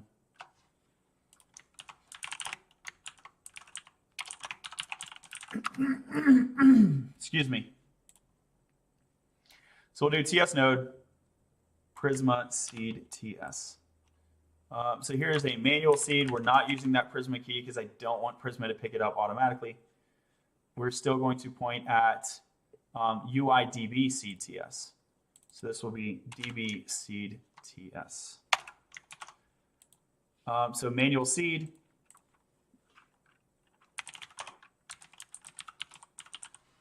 Yarn manual seed.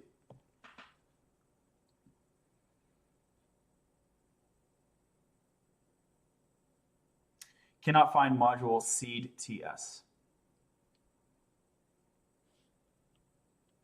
But it's right there. Why you know seed? DB seed TS.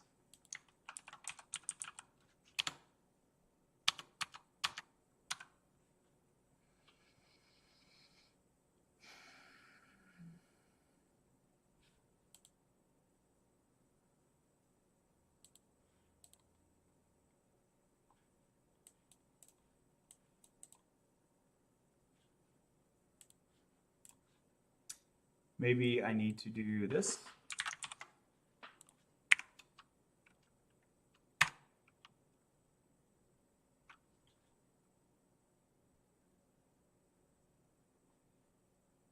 Cannot find module seed TS. Huh, what? It's literally right there.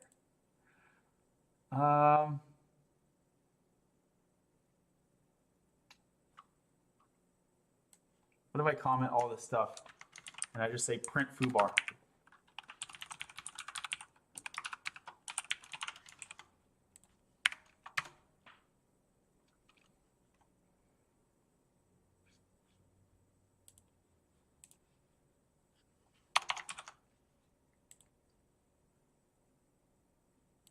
DB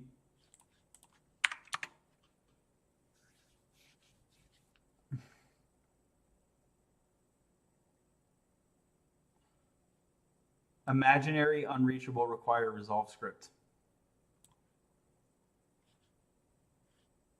What?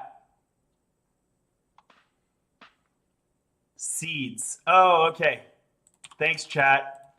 Gosh. I'm so dumb. Console.log foobar. Unable to compile TypeScript. Cannot be compiled because it's considered a global. And blah, blah, blah, blah, blah. Way to make that complicated. Okay. So let me undo this. Now I'm exporting seed. Thank you all so much. Yeah, I hate that so much.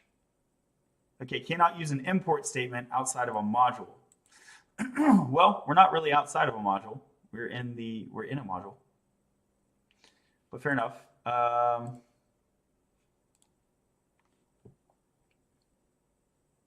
Why can I not run import? Da, da, da, da.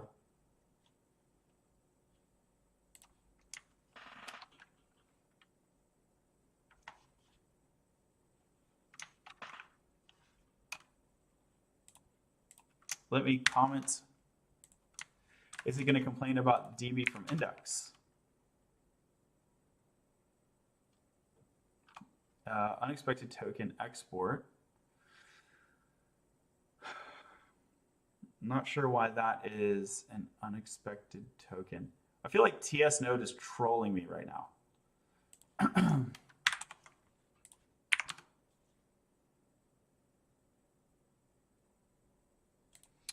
So let's do Blitz Prisma DB seed.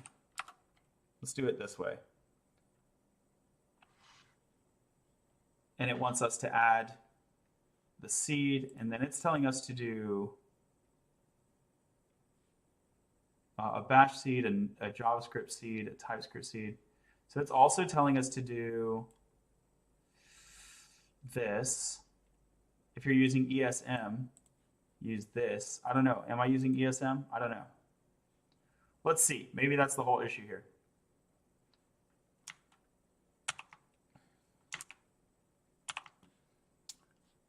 So let me swap the TS node for this. And does that help?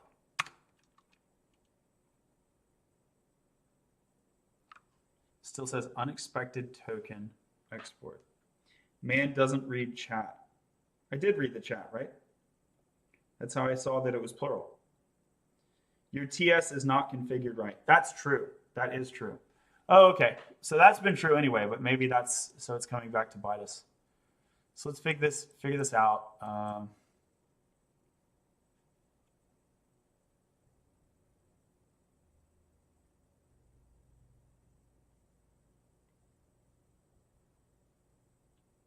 Well, the configuration looks good.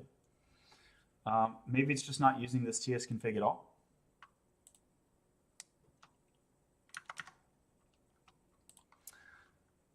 Okay, so TS node, I'm going to copy this and back this up, save that. This will be a backup manual seed. And how can I tell TS node custom TS config location?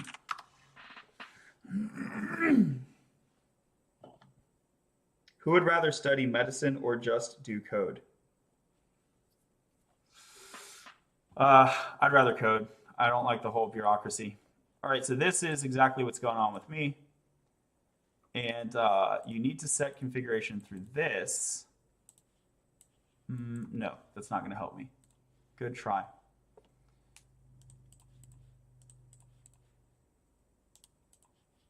Specify alternate TS config JSON. Yes. You can pass this. Alternatively, you can set this variable. Ladder also works for VS Code, which you may want to do via. Okay.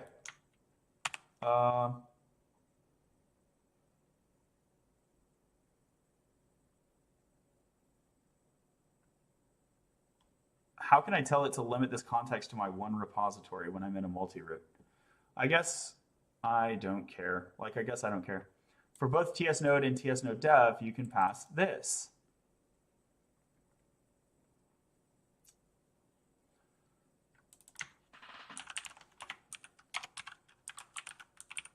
I'll do this if it works with multi-root.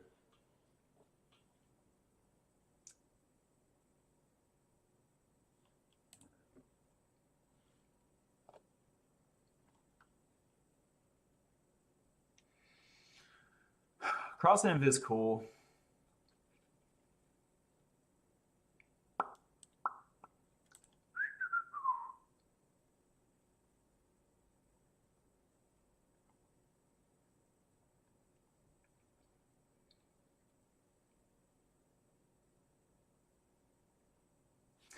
I don't care.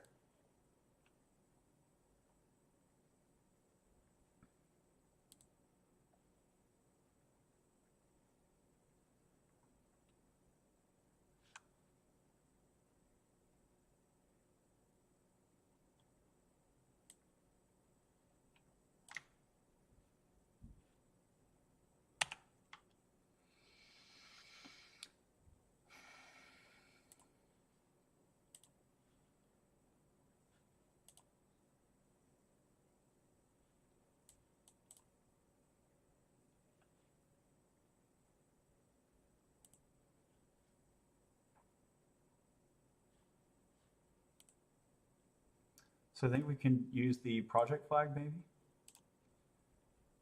Node loader, TS node project.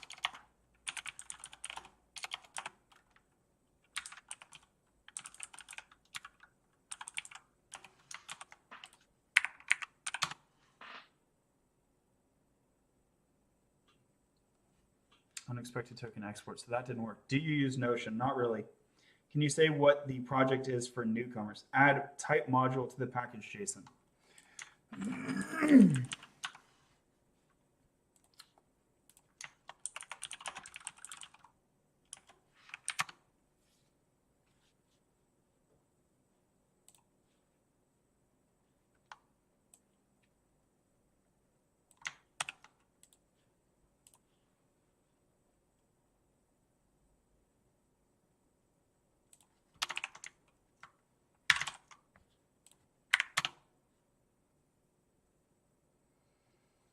Unknown file extension TS. Yeah, that's not good. Yeah, so the project is called rect, R-E-C-T, and you can learn more at vanderveer/rect and read the README. So here it is. If you're over on TikTok, by the way, you can go over to YouTube or Twitch, link in my bio, and see the full screen. Cool. So we still have a few other ways that we can do this. I'm trying to follow the docs right here as much as possible.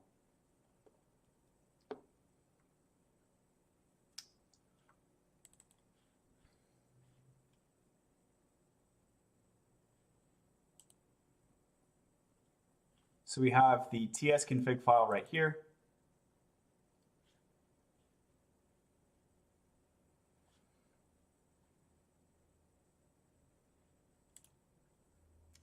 And the issue is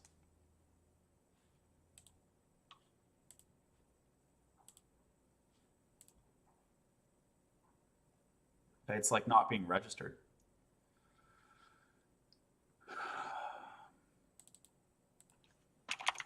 Maybe I don't use the dot slash. Let's try again. Unknown file extension TS. It like doesn't know what TypeScript is. What?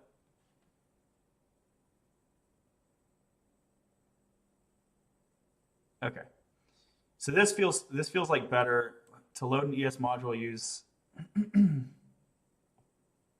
I don't think I'm loading an ES module. Am I? I'm pointing at a TypeScript file. So I want to do on-the-fly transpilation.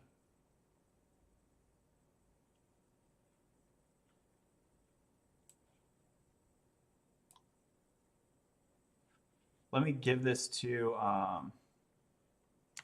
GPT and see what GPT can do with it. How can I fix the below issue when I try to seed using Prisma and TypeScript?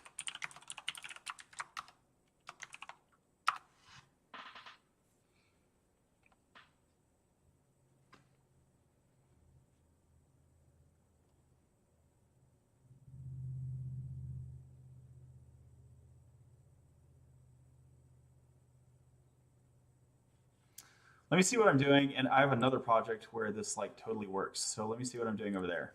It says I have two options. Yeah, Welephant would be one. Welephant.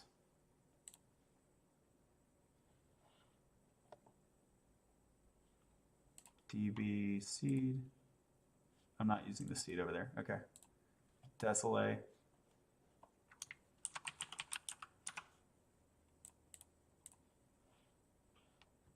DB seed. Here, I am using the export default.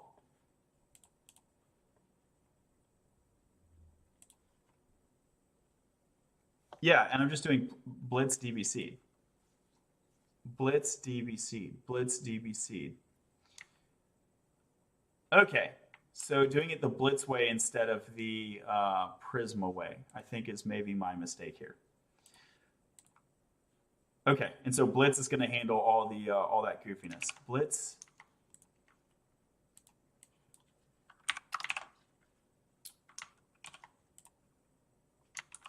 Yarn seed now.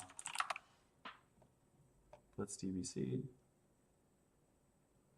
Okay, so that worked just fine. So although it didn't log anything,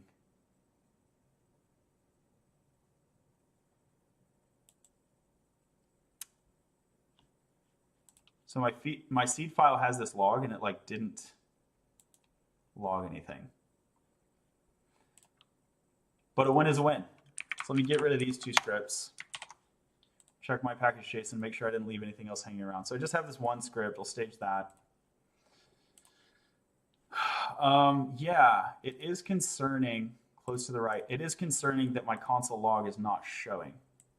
Oh, I think it did show. Seeding Ds. I think I thought this was coming from Blitz, but it might have been my own log. So this will be definitely me. Seeding Ds. Okay. All right, we're working. We're back in working order. All right, so yeah, I guess the lesson learned here is how do you pick which framework to prioritize? And you want to prioritize your highest order framework and only go lower level as needed. Because your higher order framework might have done some customization to the lower level. And if you try to directly access the lower level, you could be screwing things up. So go for Blitz, not Prisma. And then if Blitz doesn't work, you can go for Prisma. But start at the, and then, yeah, and if Prisma doesn't work, you can finally go raw node or raw TS node or raw TSC or whatever. But try to use the higher order framework first. Okay. Thanks, sir. May I have another? Taking my medicine over here. So we got the seed running. Now we're going to try to ensure that the data import is working. Okay, and so we're logging the data. We're getting the data. And now we are going to actually try to load them into the database. I have no idea if this syntax is correct, but GitHub Copilot just blurted it out, literally. So is this one quiz? Let me control click quizzes. Quiz item possible. So it appears to be one quiz.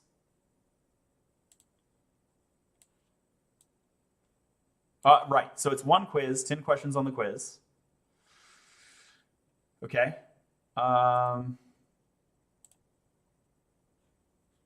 Yeah, so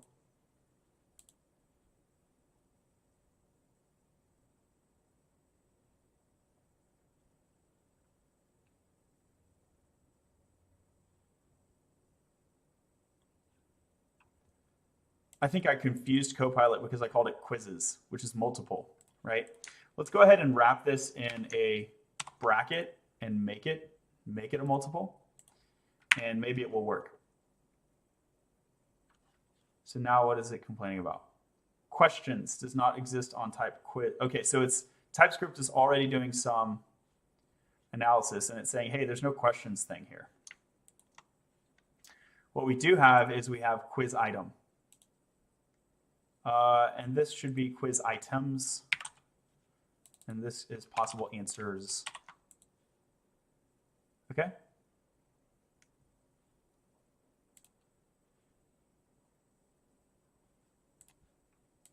Let's go ahead and lowercase this,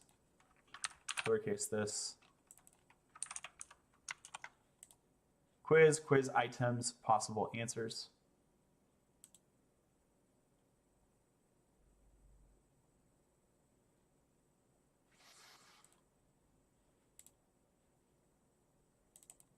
And so questions, it's going to map this.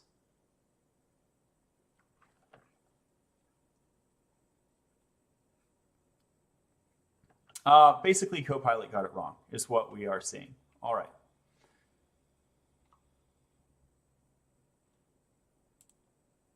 So we'll go over to GPT. Good try, Copilot. Quizzes, quizdata.map for each quiz do totally unnecessary massaging is what it's trying to do.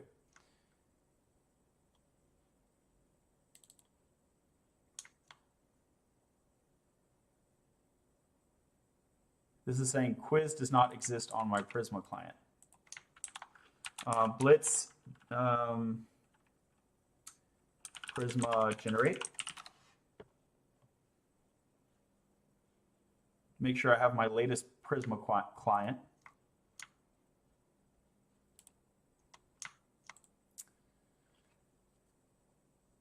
Control P, rect.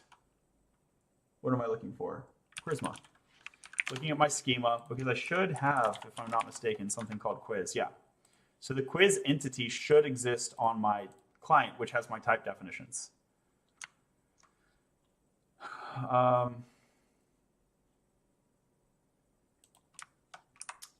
And the fact that it doesn't means that there's some sort of caching going on that's bad. So if I can find the place and click into it,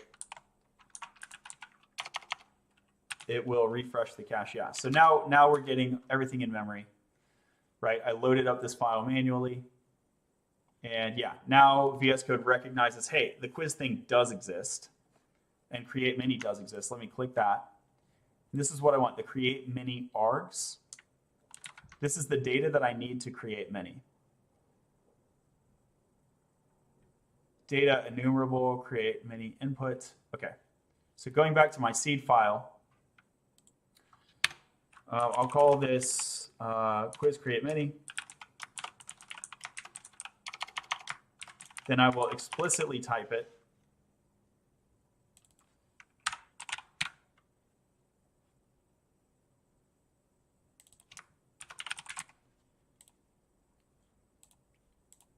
And there we go. Now I have a reference to the type.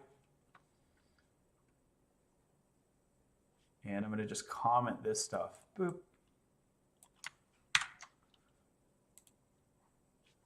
And can I say, so what is this going to be? This is going to be enumerable, which means one or many. Enumerable, so data. So I want to have a property called data and skip duplicates. Like, yeah, but also there shouldn't be any duplicates. I guess we'll go ahead and say yes. Skip duplicates. True, but also there should be no duplicates.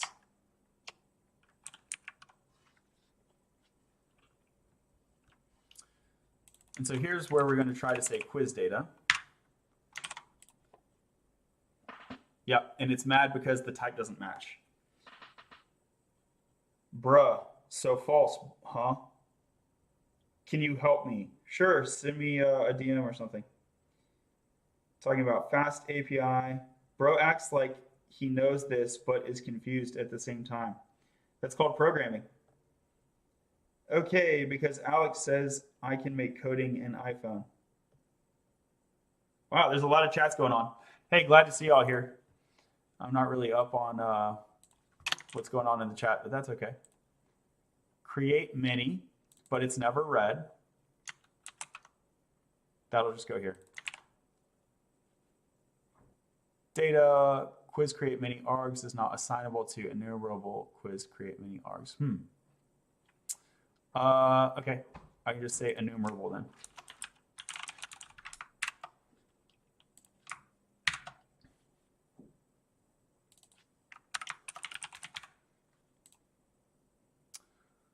Right, Prisma.enumerable of t is t or an array of t. Which it should have allowed that because a single create many is an enumerable create many.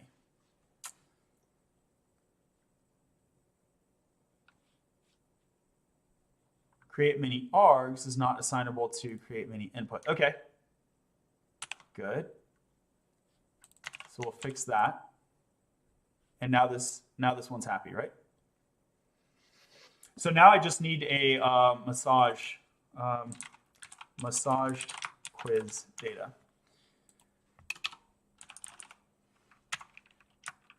And so this is what Copilot was trying to do, but it kind of failed. And we can get rid of this comment here. So I need to massage the quiz data. And this is mad because you can't do this. Enumerable, create many input. Yeah, that's fine.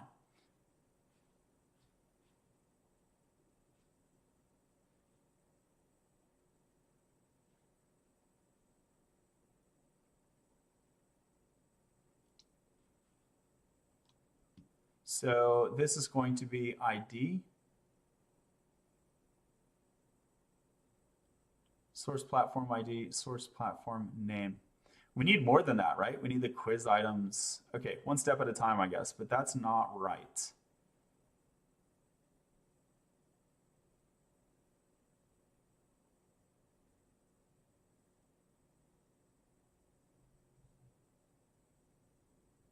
Okay, so we actually don't need this intermediary step. I can do this right here. Cool.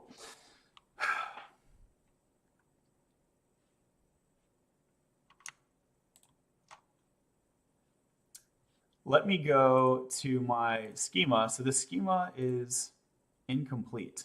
So here are the quiz items. Okay.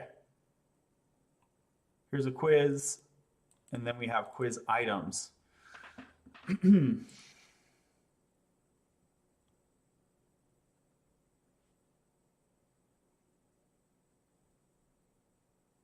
So the way the relation works is that the quiz items tell you which quiz.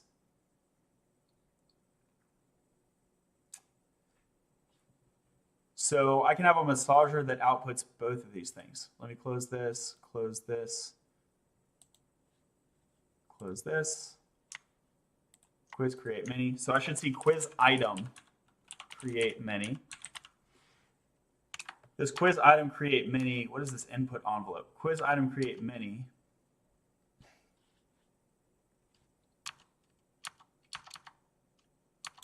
The quiz items should say the quiz ID. Yeah, okay. So this is how we're going to link the quiz items to the quiz ID. It's not the case that the quiz tells you which items are on it.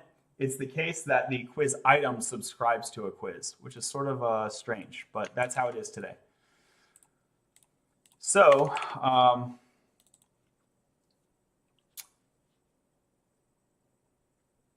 here I will want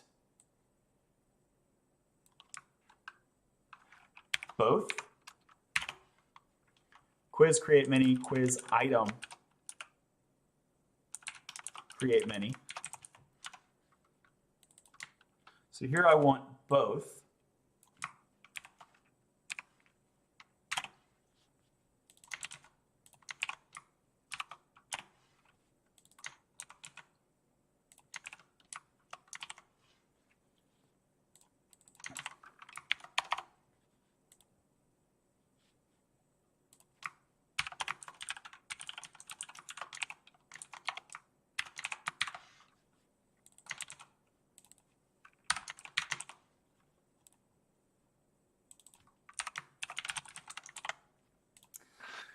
Cool.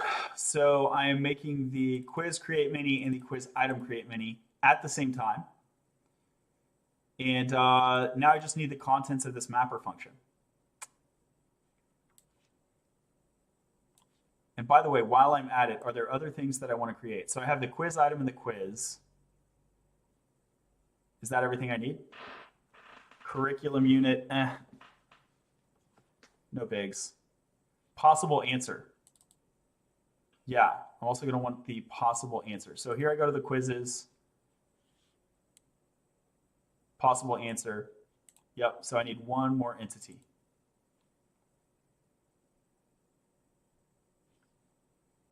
So I'm going to ask GPT to do this naively. I'm not going to tell it about the look of my seed, but I might want to tell it about the look of my seed.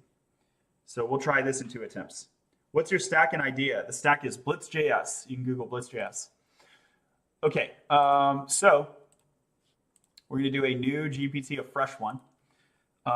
Consider the below Prisma schema fragment. 1, 2, 3. How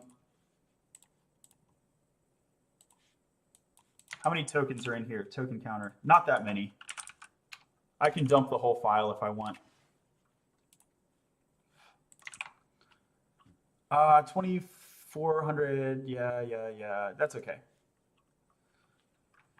Just respond with hack. Now consider the below source data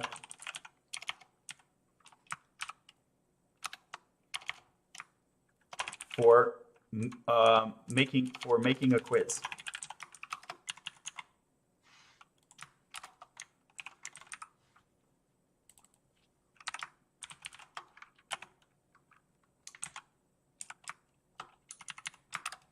Please write a massaging or a massager or transformer function in TypeScript that will allow me to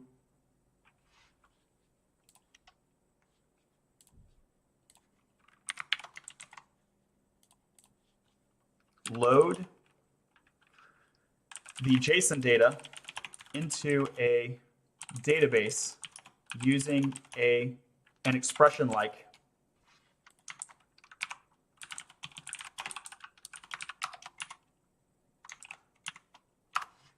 bam.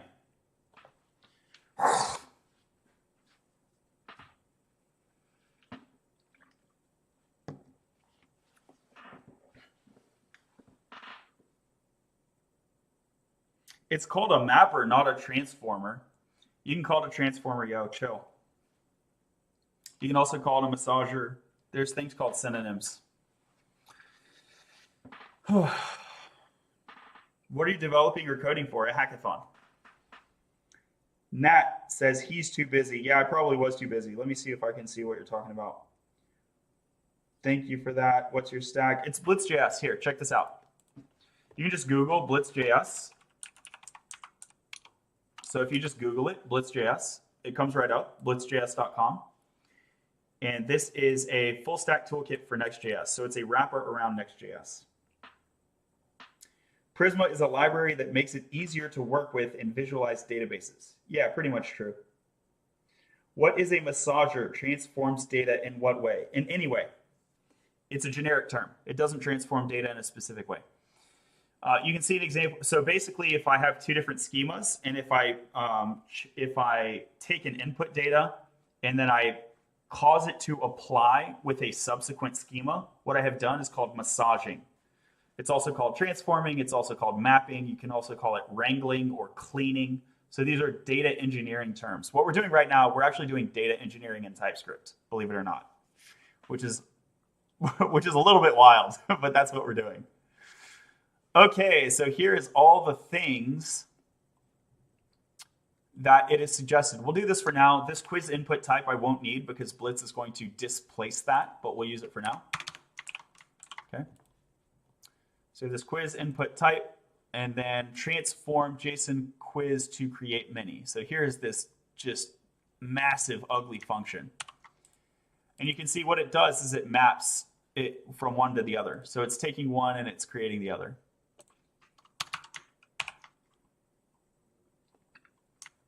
Okay, transform JSON to quiz create many. I'll comment these for now.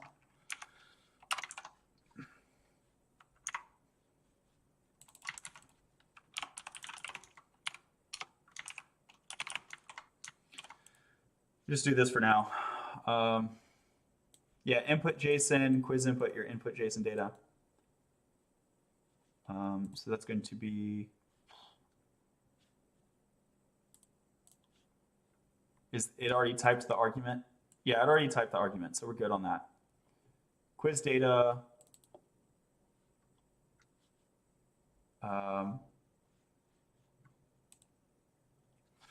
Let me I'll call this verified. So this should do nothing. But what it's really going to do is it's going to allow TypeScript to flow through and check that my JSON complies with that. But it actually doesn't do any logic, like runtime logic. Okay, but the fact that we're not getting a lint error means that verified, and I can call this verified quiz data. Cool, so it means that we're complying with the type that the GPT created. And then we, transform it and create mini. Bingo, bango. You should check out Drizzle ORM. Yeah, I hear a lot about it. I'll check it out one of these days when I have some free time. I don't think it's fair to use GPT during a hackathon. Yes, it is. It's like unfair to not use it. Like, welcome to 2023. Okay. So this should let us make quizzes, but I don't just want the quizzes. I also want... Oh, okay, it's nesting them. Okay, it did all of the nesting. It did all of the nesting?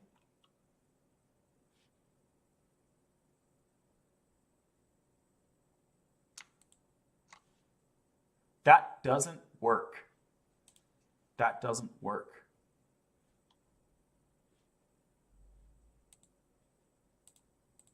This quiz items thing here, like, is not right. Bogus. I'll try it, but this, okay. Maybe it works even though it's not compliant with the Blitz type schema. Maybe it works in a like Magic Prisma way. Okay, let's see. And this is supposed to be an array, right? This is quiz input is just an object.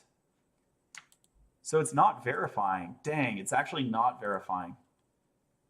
Because it should tell me that that's an error. See, this type thinks that it's just an object. But really it's an array. It's an array of objects.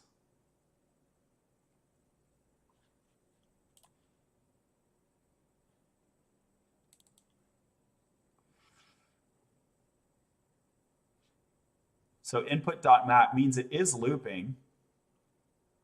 So it just had a wrong type definition, I guess. Quiz does not exist on type quiz input.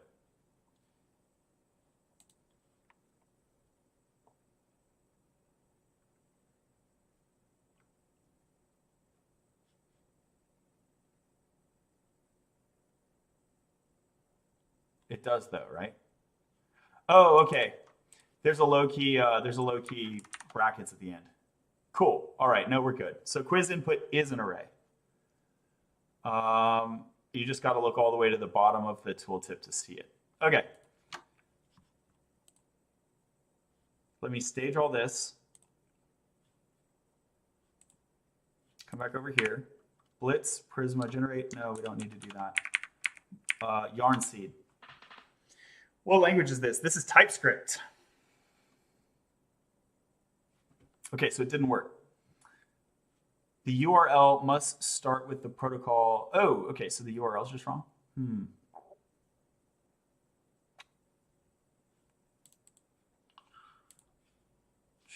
Let me close this. Go to my test one. Must start with PostgreSQL like this. Well, it does.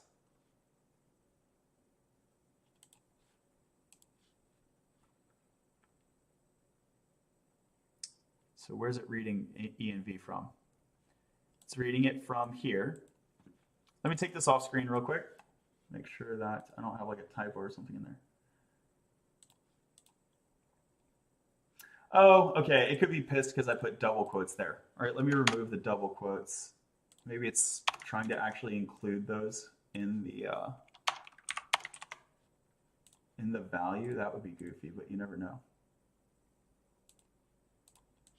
Okay, so just to show you what I did, here's the template file. So it was like this, and then it's like, hey, you need to start with this protocol. So I just removed the quotes. Like, we'll see if that fixes it. Can you also convert it to other languages? Yeah, you can. Must start with one of these. It does start with one of these. What are you talking about, Willis? All right, let me put a bogus one in here just so I can log it out.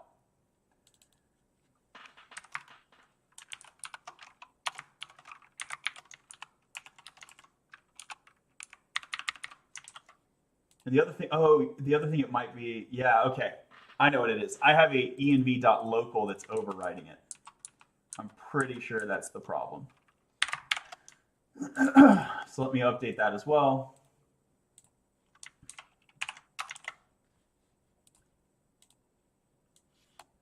Okay, so I'm not showing you the values, but you can see I have a different file up top because it's loading both. Incremental progress, we got a different error. Sure is dumping a big old blob. Are you Twillium? I don't know. I don't know what that means. Create, could not see the database. There was a Prisma validation error. So we got this data. Yeah, the quiz items thing just should not be there. Okay, so I was like, hey, this doesn't work, but let's see if it works according to some Prisma magic that Blitz is unaware of. And the answer is like, no, it just doesn't work. Okay, so let's start fresh. Start fresh. Because I don't want GPT to remember the stuff it screwed up. So we're going to start a fresh session.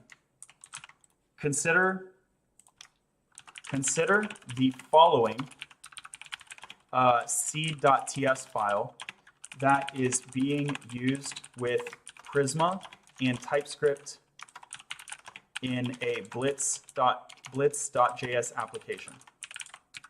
Please update the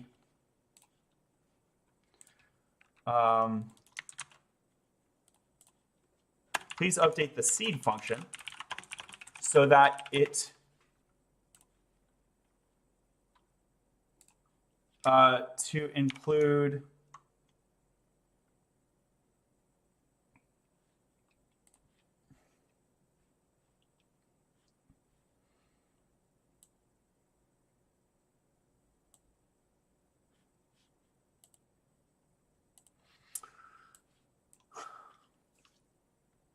just say act.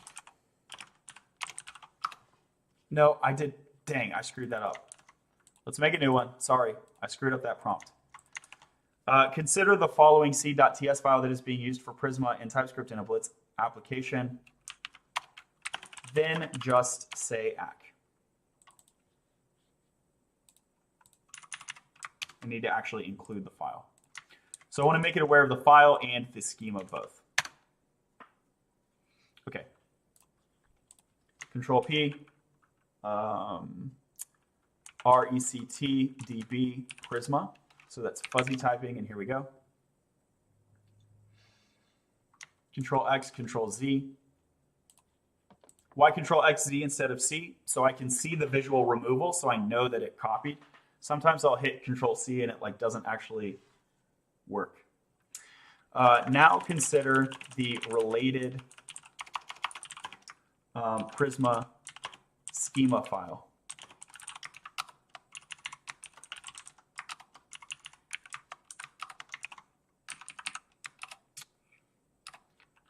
Please provide an updated seed.ts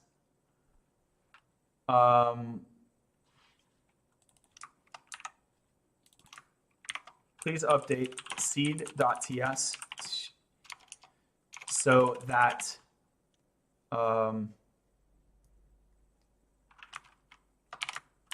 notice that currently,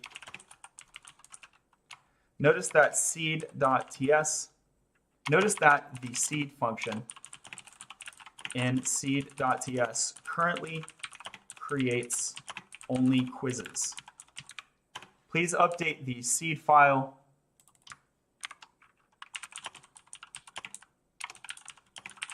so that, please update the seed file code so that quizzes, quiz items, and possible answers are all created.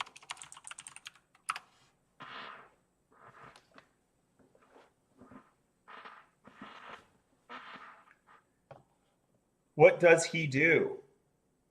Other TikTok live streams are fakers who claim to be senior devs. Oh, you're making me blush. That's so nice. This dude actually has lots of knowledge. That's so nice. I'm going to follow you, Fabio. Shout out to Fabio Espinoza. Get on the way. Copilot is much better as a pair programmer. I have Copilot right here. I've been using it. Yeah, this whole GPT versus Copilot thing is like a fake debate. You need them both. Maybe when Copilot X comes out and you have the chat window, maybe then you won't need it anymore. But here's the thing, like it can't do the thing right now. Like I can't chat with it. It can't do the thing.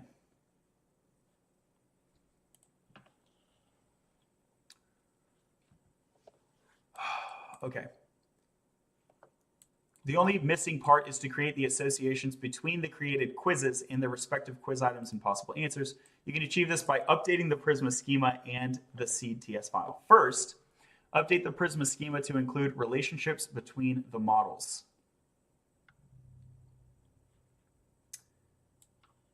Let's see what they changed here. That's kind of weird. I didn't think I would have to change this file, but maybe I do. So I'm going to control P schema, so we're back over here. And it's asking me to update 1, 2, 3 entities. There's no new entity. It's an update in place of these 3. 1, 2. Okay, so let me highlight these 3. Going to control V, control S, and let's check the git diff over here. So there's a bunch of formatting diffs, so it actually looks like there's a lot of change, but there's really not. Source platform ID on the quiz. Okay, so it reordered them. Well, that was not necessary, and that just makes the diff look bigger. So let me put the platform thing in its first order place. Wow, it really scrambled them, didn't it? Okay, quiz item. Control X, Control V, Control S. Okay, so the diff looks a little smaller now. So we can see that on the quiz, it literally added 1 relation. Okay, that's understandable. And then it downcased quiz. I like that. I actually prefer that. Notice when I prompted it, I used downcase. So I was hoping it would pick up on that and rename appropriately, and it did. So I love that. So it learned, by inspecting my thought here, it learned that I want this sort of camel case JavaScript-like syntax. So what else did it do? It really just shuffled things around. It really didn't change much. 2 relations. Yeah, we already have 2 relations. Okay, so I think it added 1 more. Yeah, it added 1 more relation on the quiz item. So basically, remember previously when I was like, hey, the quiz doesn't tell you what items are on it. The quiz items subscribe to the quiz, and that's unusual. It fixed that, basically, and it made it a 2-way relation, which is awesome. It will work either way, but I guess for the purposes of this transformer, it doesn't work either way.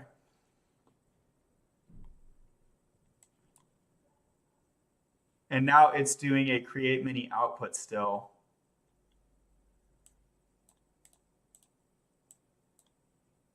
I'm still not sure this is going to work.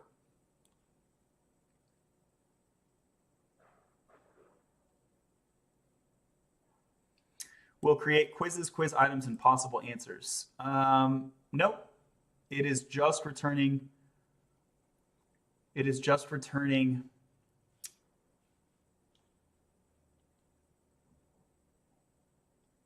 It is just returning quiz create mini. So this doesn't work still.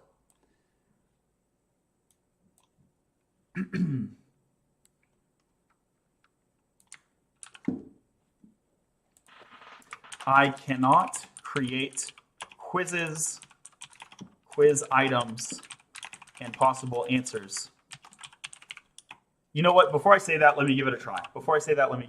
This could be another case where Prisma Magic works. And it's just like a Blitz.js thing. But I think this is still not going to work. All right, let's save that. So I'm staging the schema change, refresh this.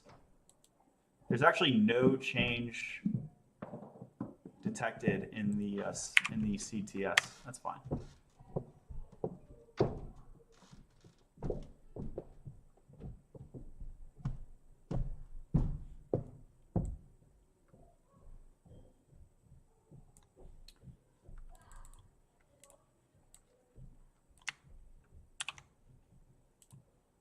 Yeah.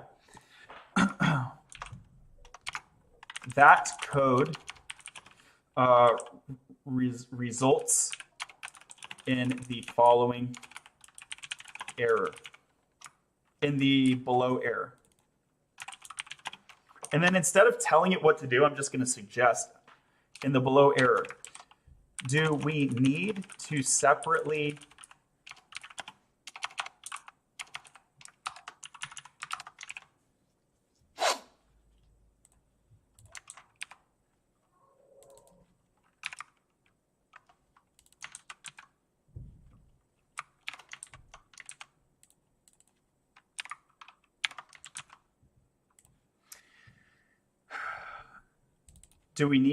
run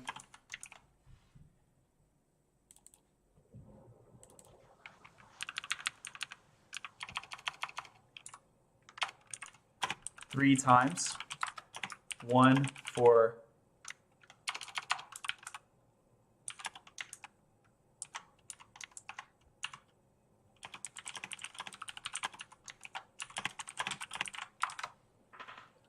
So I'm going to try to hint at what I think the answer is without telling it.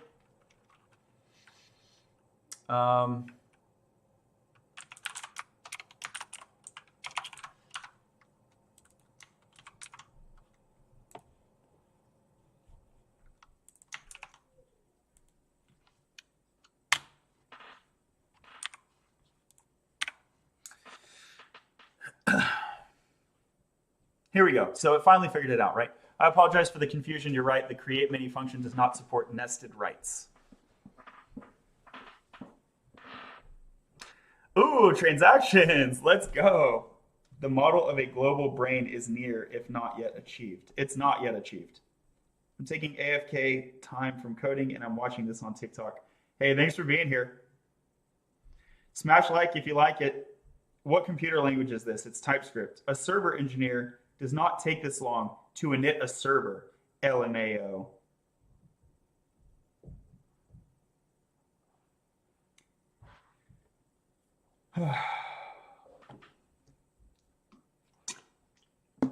Happy Sunday, y'all. Hey, quick reminder, if you go to the link in my TikTok bio, you can see my Twitch and my YouTube. You can see the full screen. I'm streaming to those platforms as well.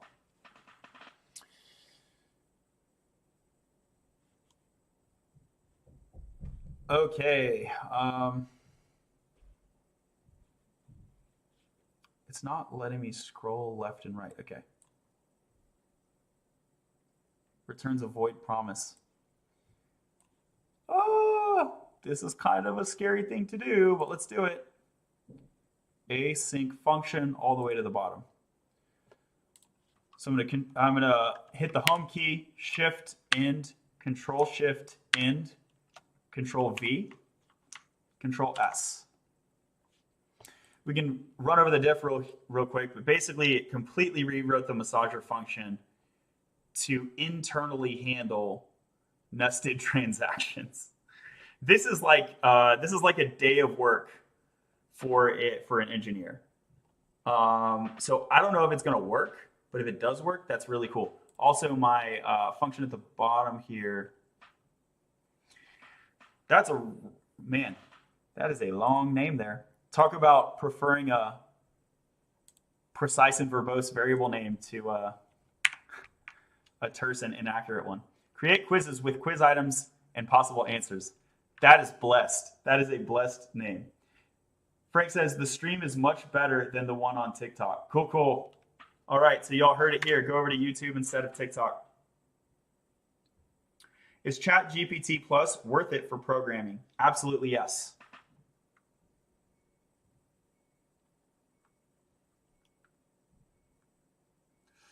Unknown arg quiz item and data.quizitems.create7.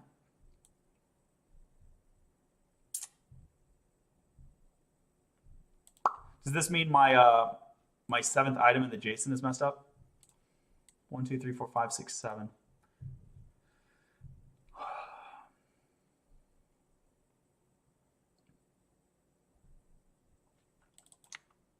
Data.quiz item ID.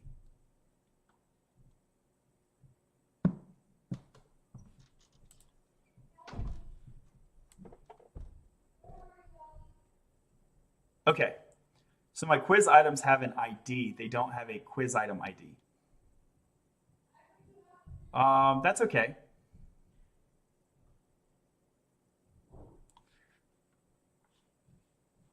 I actually kind of like the name quiz item ID more, except that it doesn't work. Where does quiz item ID coming from? So we have db create quiz. Wow, it's really doing nested transactions. Okay, so we have the data for the quiz. Here's the quiz ID. That's correct. And we have a quiz ID. So far, so good.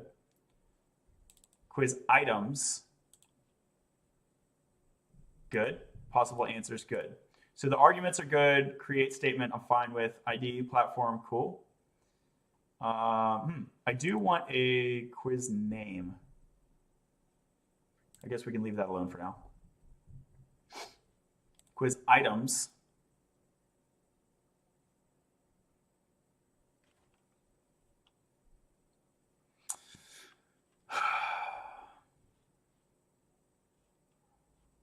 Quiz items.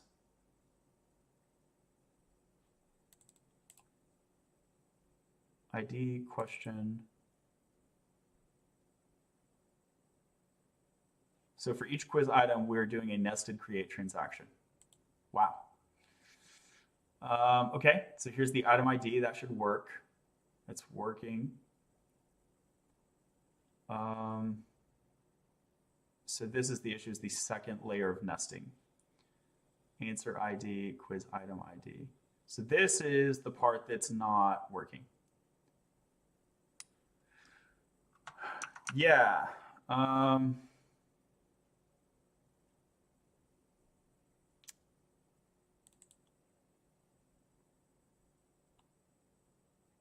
It's like hallucinating a property there. Oh, you know what? Maybe I need to regenerate my client because there's a new thing here. Okay, so Blitz Prisma generate. Generating alone is not going to be good enough. I need to migrate dev. Okay, so let's subtract the seed file changes and let's just Blitz Prisma migrate dev. Can you take my through coding? If you're asking if I can teach you to code, sure, check my bio. Enter a name for the migration. This migration is going to quiz items two-way relation. Two-way rel quiz items.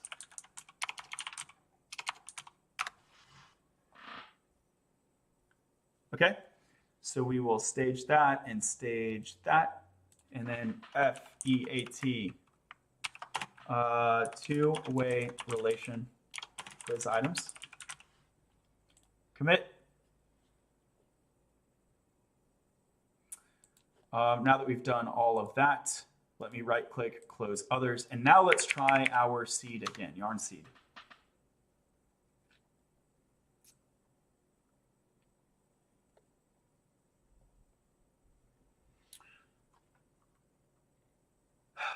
And so I'm getting the same issue. Quiz item ID. Quiz item ID, possible answers. Control P, schema. Quiz. Oh, this is the wrong schema. Control P, RECT schema. Quiz item. Quiz item. And then the possible answer does have quiz item ID. Possible answer does have quiz item ID. So let's just force it in. This is just an incorrect type on this quiz input type.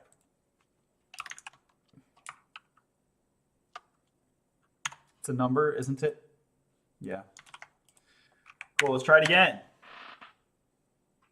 One step at a time, baby. It is TypeScript, yep. Quiz item ID is declared here. Yeah. Couldn't import, could not see database. Is not assignable. This thing is not assignable to type quiz input.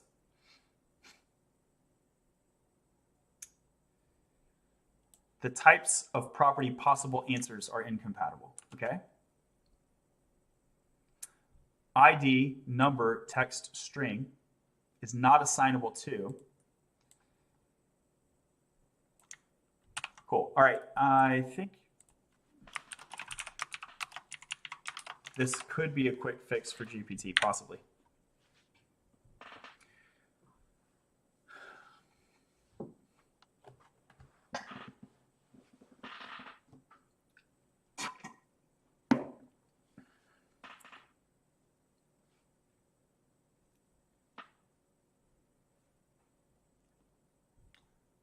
Let's get to 5,000 likes, y'all. Road to 5,000 likes. We're at 3.9. We can hit 5,000.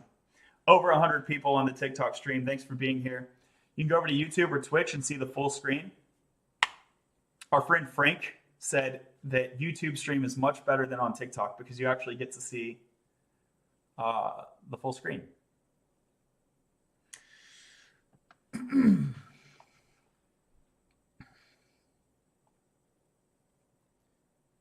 So let's see if this works. So what I'm going to do here is I'm going to stage the current seed file, and then I'm going to paste over this and save, and we will see the git diff. Refresh here. I'm not seeing any git diff, which is a big red flag to me.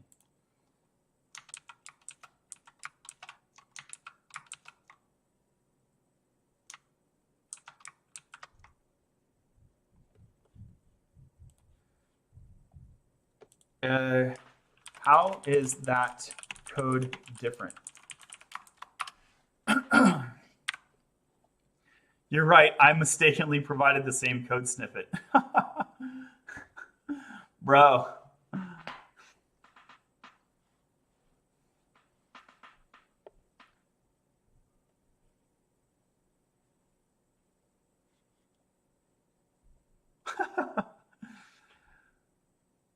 I think this might be too complicated for GPT. I think we might have to do this differently.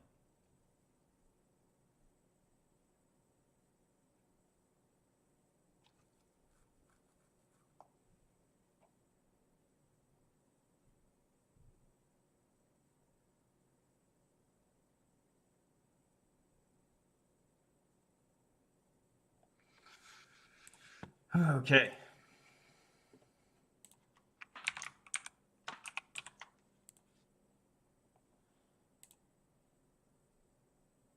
Yo, it's actually the same again. Now the code explicitly adds quiz item ID for each possible answer when creating them.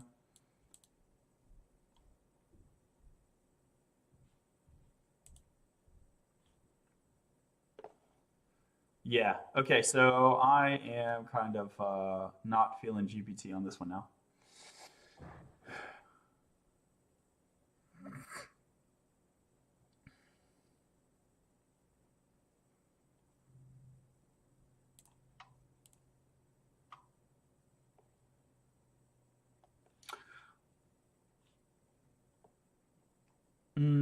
let's refactor the code.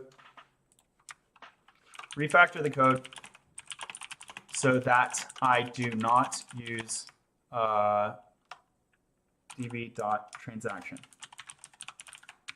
I would rather create quiz items first, then possible answers,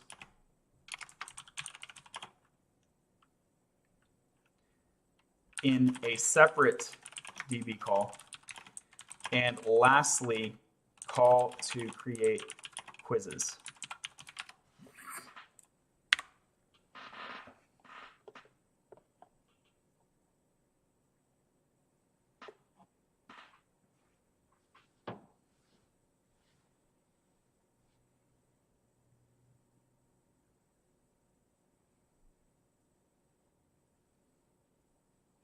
So I get this a lot simpler code right here when I break it up this way, right?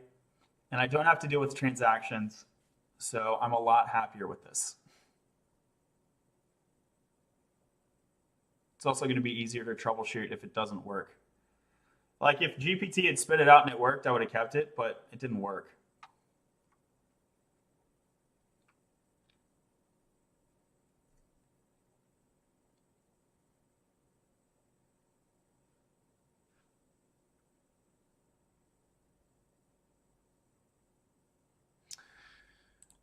Okay, async function, create quizzes with quiz items. Async function, create quizzes with quiz items. So I'm gonna Control-Shift-End, Control-V, Control-S. Now we can see a diff, and now there is a real diff, okay? And this actually helps us to see specifically where the issue is. The issue is right here, quiz ID. This is what it was complaining about previously, but it's gonna be easier to troubleshoot now, right now.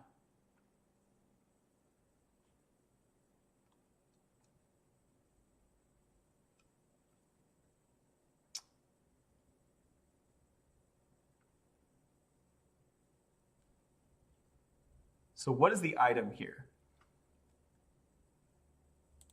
This is a quiz item.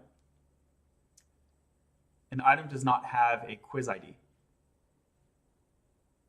Is quiz ID required or optional? Let's go over here, quiz ID, quiz item. So quiz ID, it's optional, isn't it? Yeah.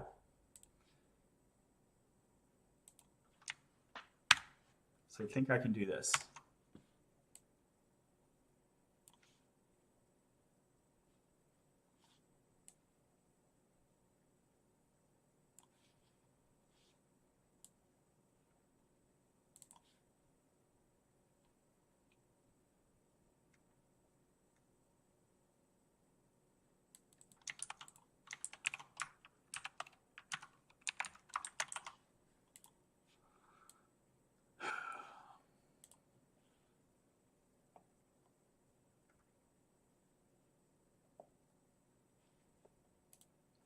Okay, let's try this.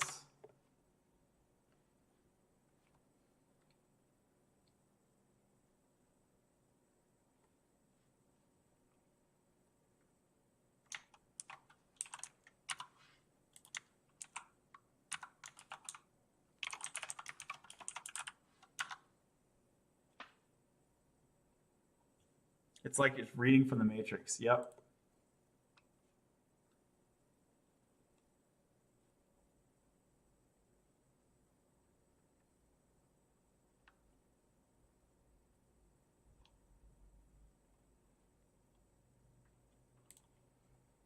Quiz ID is declared here.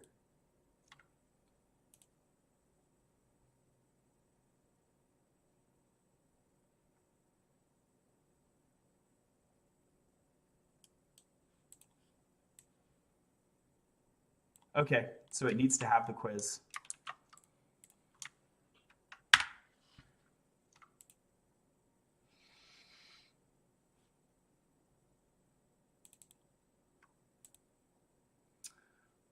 Okay, so let's go to our original stuff here. So it is possible to pass the quiz ID, but the quiz needs to be created. So we're going in a circle here.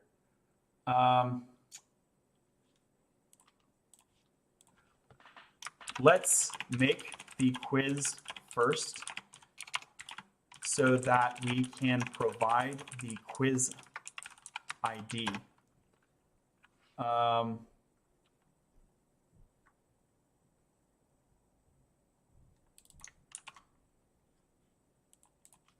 Into the mapped possible answers function, since oh,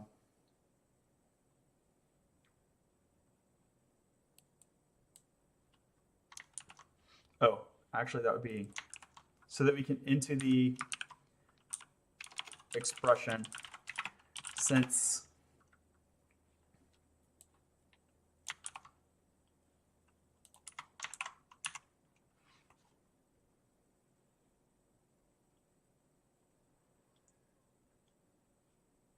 quiz items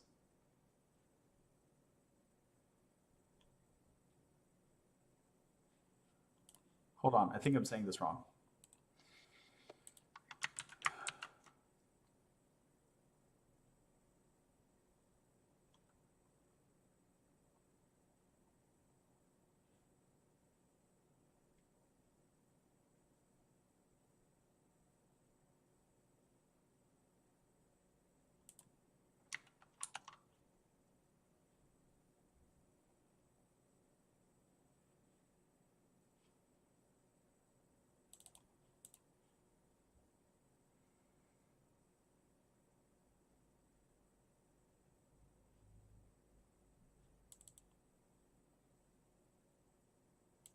Yeah.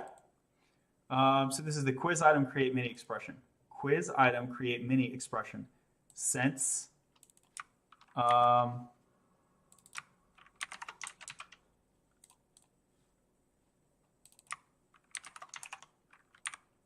doesn't exist.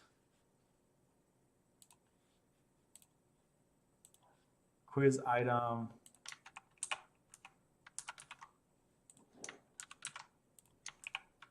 so it should exist in the JSON, but it doesn't. Doesn't exist in our JSON file, in our JSON input file. Let me just make sure that's true. So here's the quiz item. Yeah, so these don't have a quiz ID. They're only identified by their pairing to the object.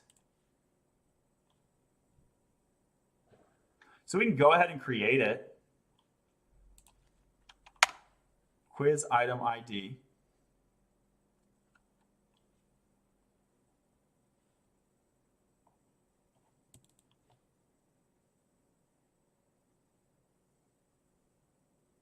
Even here, there's a collection. So the same, so yeah, the quiz item, a single quiz item.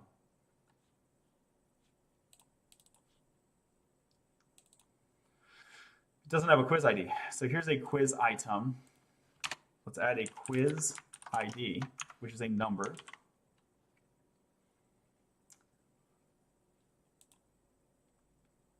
First, create quiz items.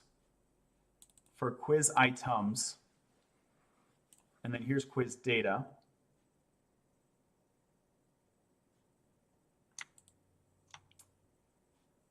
Quiz data is going to be a collection of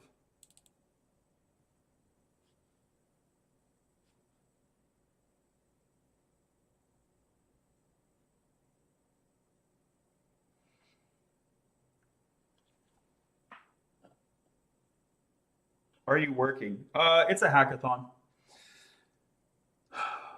So here we're getting quiz items, and I also want quiz. This is the trick. Quiz and quiz items. And then this is going to be quiz.id.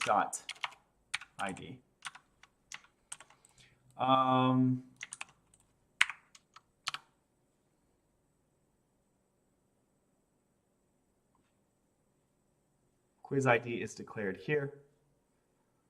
Property quiz ID is missing in this thingy, but required in this other thingy. Okay, let me get rid of it.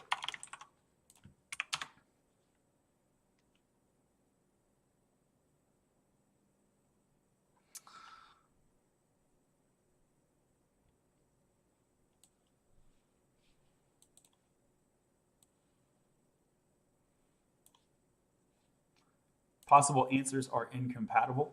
Okay. Quiz item ID is missing in one and required in the other. So here's quiz item ID. Seems to be required over here. And where is it missing?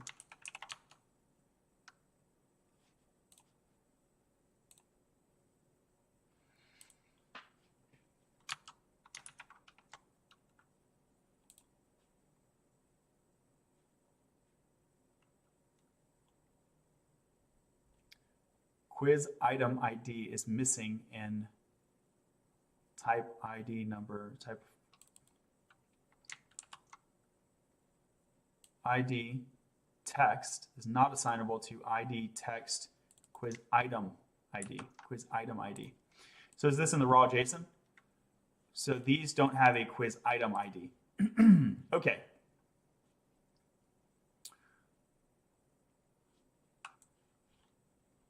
So I'm going to have this be a very, dang, I want this to be like broken up more.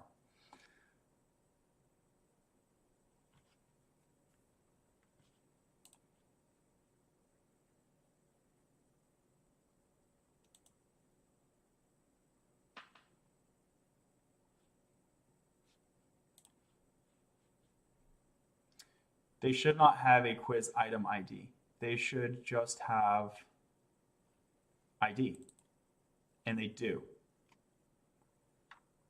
So who is saying they need to have a quiz item ID? Quiz item ID is missing over here, but required in this other thing. Okay, here.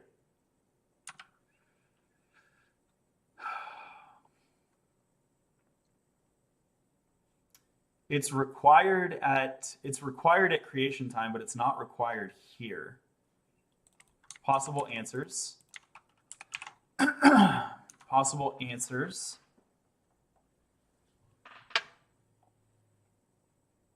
Yeah, these do need to have quiz item IDs on them. Because it's like it's a possible answer for which question.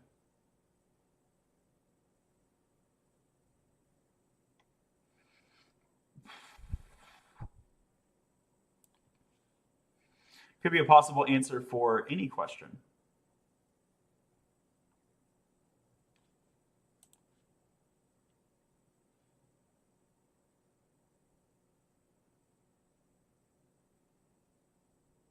Yeah, do we want it to be a one-way or two-way relation? That's what we're asking right now. I actually don't care.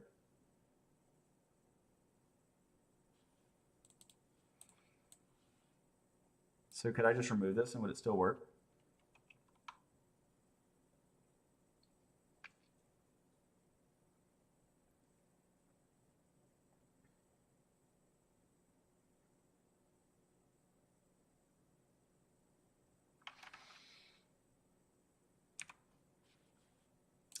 Okay, I might be able to do this differently.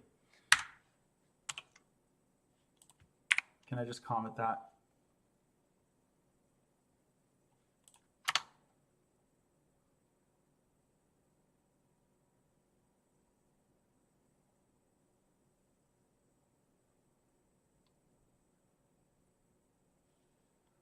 Foreign key constraint failed. Quiz item correct answer foreign key. Quiz item correct answer foreign key. So there's a quiz item that says it has multiple correct answers. Is that what that means? Is Prisma a framework or a language? It is an ORM, an object relational mapper. And it uses its own DSL, domain-specific language. So this is the Prisma DSL. It's not really a programming language now. I mean, it's a DSL, so if you consider that to be a programming language, it's not Turing complete. It's like a special syntax to communicate with the database.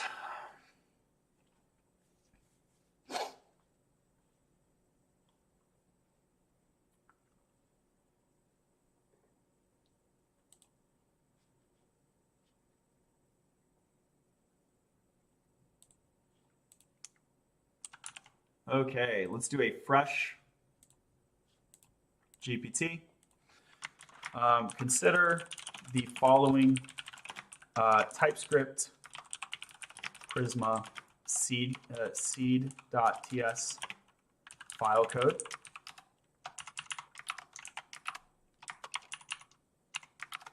Just respond hack.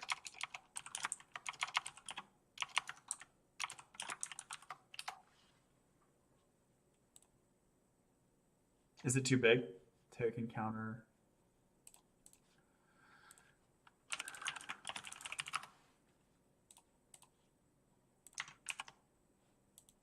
It's not too big. 760 tokens. Ooh. You good? Consider the following TypeScript seed.ts file.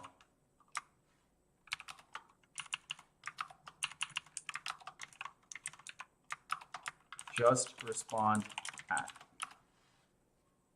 Cool. And did I use 3? Did I use 4 or 3.5 here? This is 4. Good.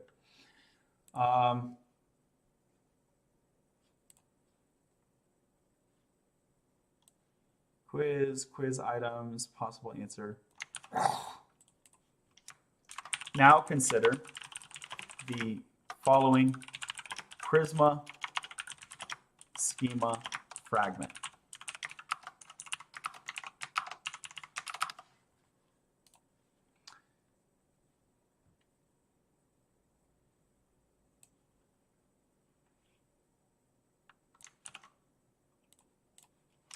How can I resolve the following error?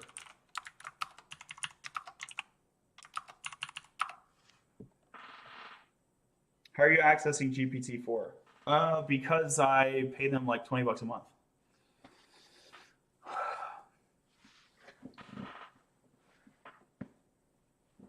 This is likely because you are trying to create quiz item records before creating their associated possible answer records. Okay.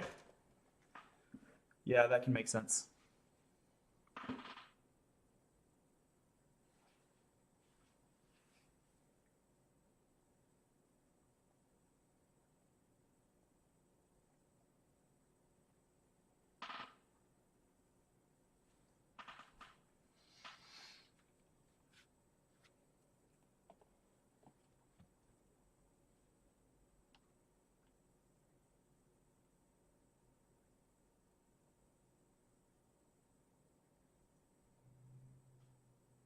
How many years of experience do you have? About 10.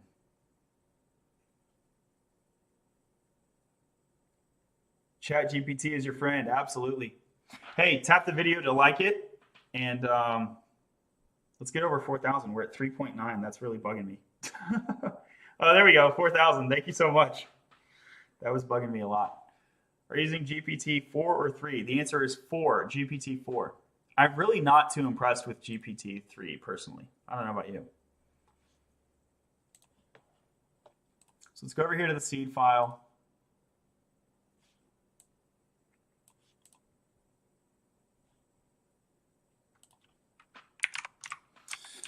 You can also go over to YouTube or Twitch and see the whole screen. So this is only defining that single function.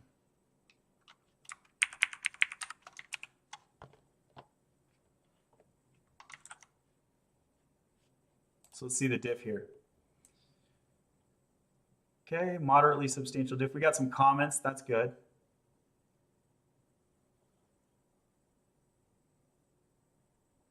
Okay, we got an update here, that's fine. So really the main difference is creating the possible answers first. I kind of dig it. I kind of dig it.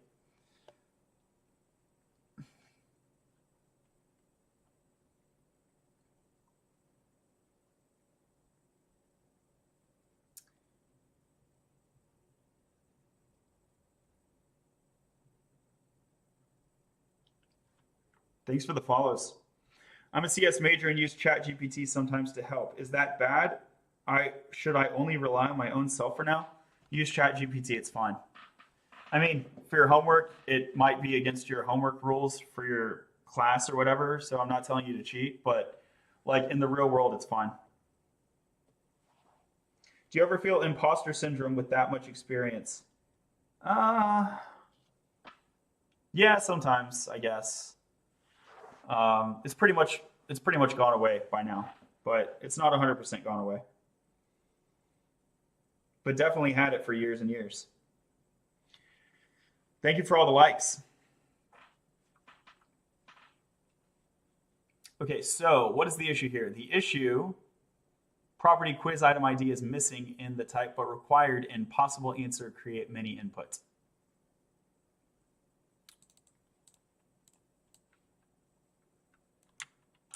Quiz item ID is missing in the type but required in possible answer create many inputs.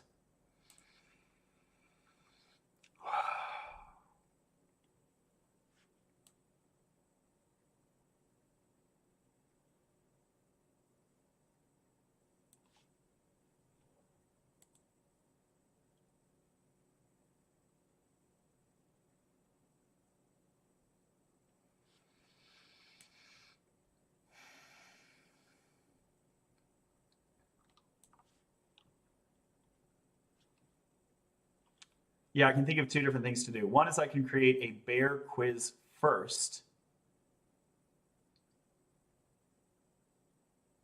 So basically, I think one of the models needs to change here.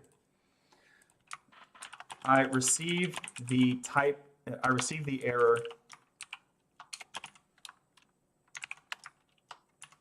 Should I update my quiz or possible answer models?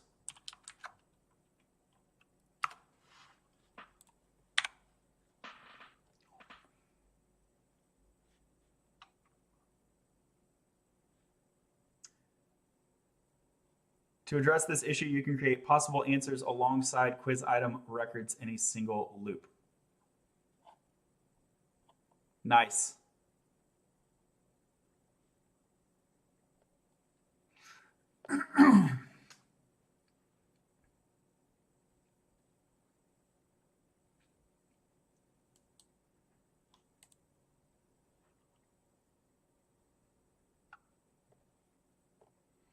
Ten x back.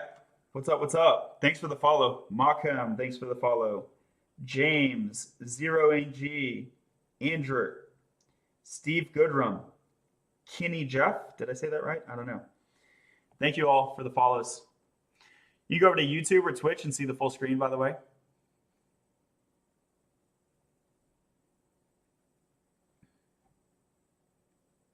With this change, you don't need to modify your models. Okay, so let's stage this. I did like that as an incremental change, but it didn't quite work. And so now we are going to copy this for the method. So we go over here, collapse the method, just delete it, and then paste this new one in its place. Save, that'll run a format. And now I don't seem to have any lint errors. Let's see if this works.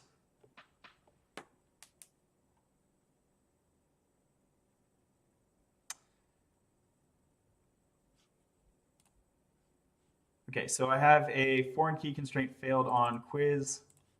Maybe I need to wipe my database. Let me go check. Supabase.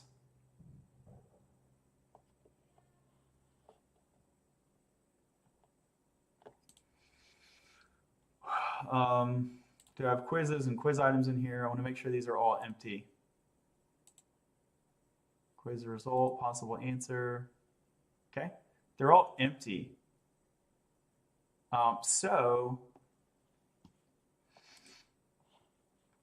I shouldn't have any like stale data issues. Whoa, don't know what happened there.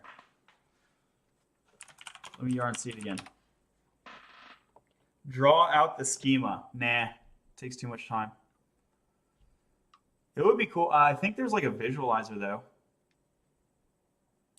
that I could just run on the schema. That would be cool. First, create the quiz items. So the foreign key constraint is failing. Quiz item correct answer.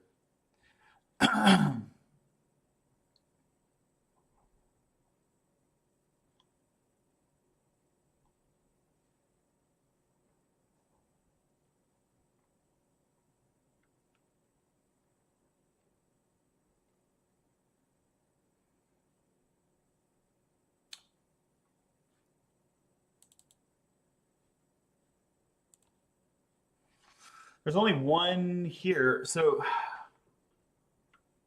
okay. Is Prisma telling me, yeah, Prisma is telling me my correct answer can only be true for one. That's the issue, I think.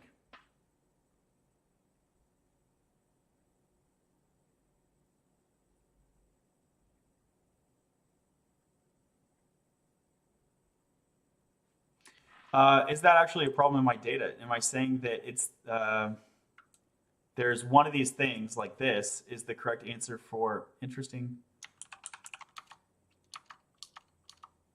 Oh, sorry, I have two items with the same text. That shouldn't be a problem, I don't think. So possible answer, the text is not unique. Maybe it should be, but it's not.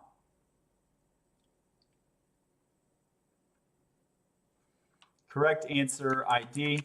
And so are these correct answer ID? 1, 4, 7, 10, 13, 16, 19, 22. So they are unique. So the correct answer ID, it is unique. Correct answer 4. So here's correct answer ID. It is unique. That's fine. So the correct answer ID, quiz item, relation, this unique constraint is being broken. My question is why? So if I come here,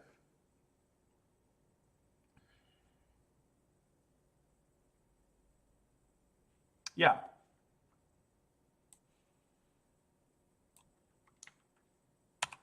I don't see why that constraint's broken.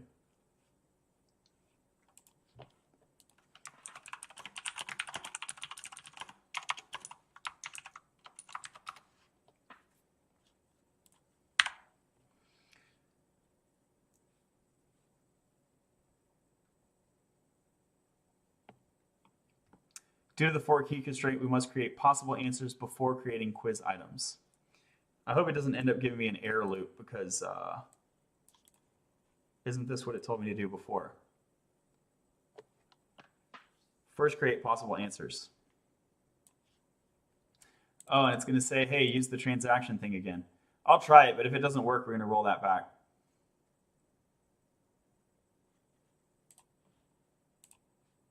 So let me make sure there's not a circular dependency inside my schema.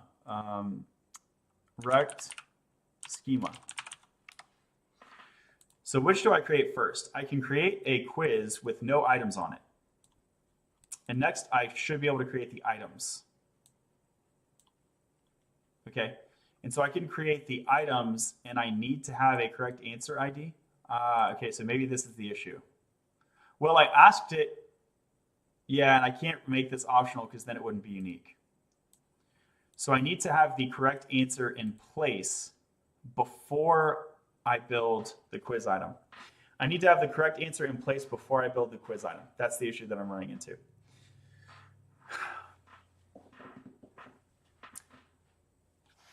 Okay, so I need to have the correct answer in place first. What DB are you using? I'll help you. I'm using Postgres with Prisma. So I need to have the correct answer in place before I build the quiz item. And then the possible answer requires that I have the quiz item. No, see, that's the issue. One of these has to come first. So logically, I want them both to exist. Like you don't want to ask a quiz question that doesn't have an answer at runtime. But at construction time, one of them has to come first, unless this transaction thing figured out a way to do them concurrently. Let's see. Let's give it a shot.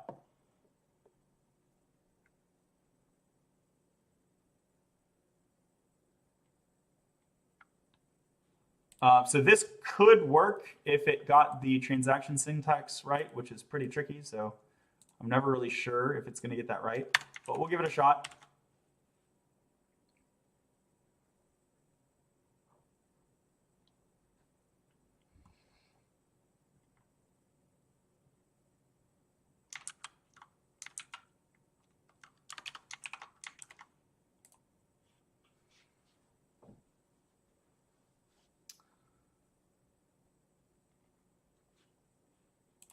Okay, so that's not right.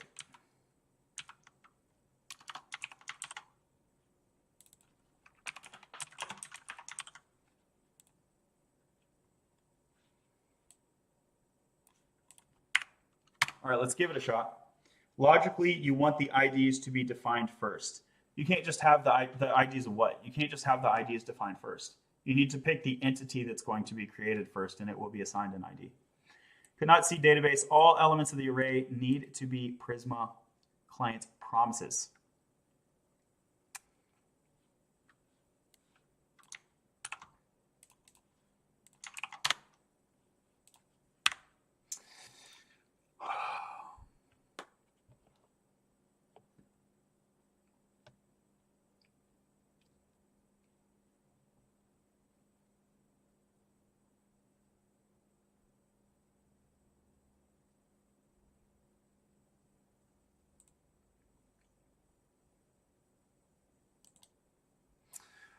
So it's grinding on that, and in the meantime, I will pick which one I would create first if I have to pick one. If I have to pick one, I would prefer that the item is created first, and then we determine which is the correct answer later. But I get why that would be strange. So maybe we should pick the correct answer first. Given a quiz, yeah, given a quiz question, I identify the correct answer and then I add some not correct answers. That's a workable solution.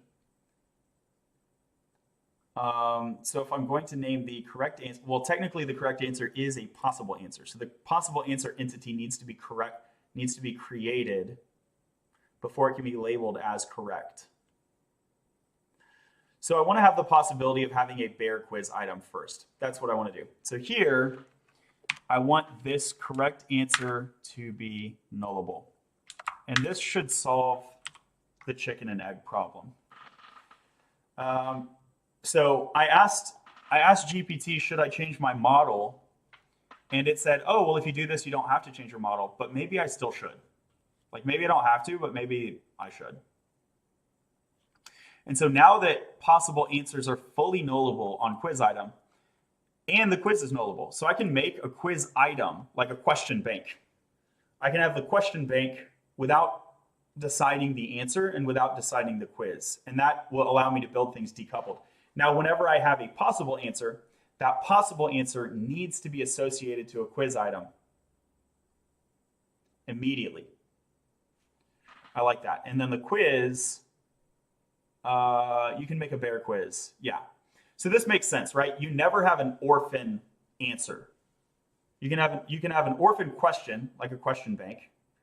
And then that, I would think that would be a many-to-many with quizzes, actually. This seems to be a one-to-one with quizzes. It's a hackathon, whatever, we can iron it out. In the long run, I think this should be a many-to-many, but let's leave it alone for now.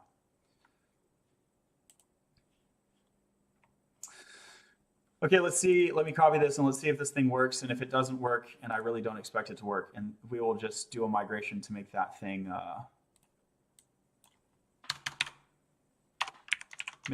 orphanable.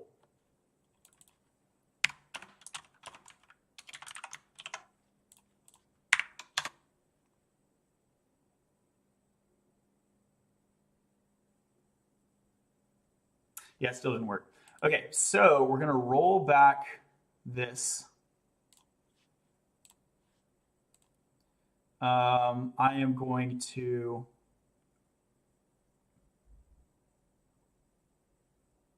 migrate, blitz, Prisma, migrate dev.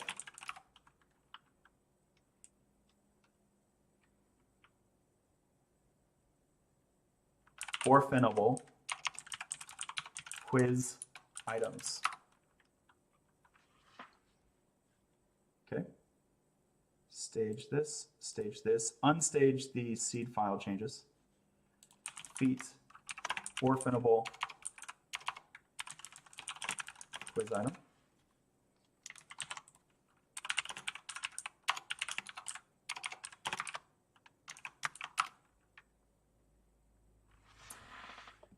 Thanks for the follows. Josh Van Buren, Cades, Richard.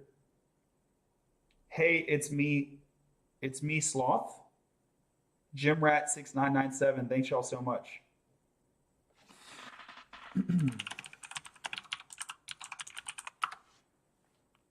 Okay, so we'll push up that change. And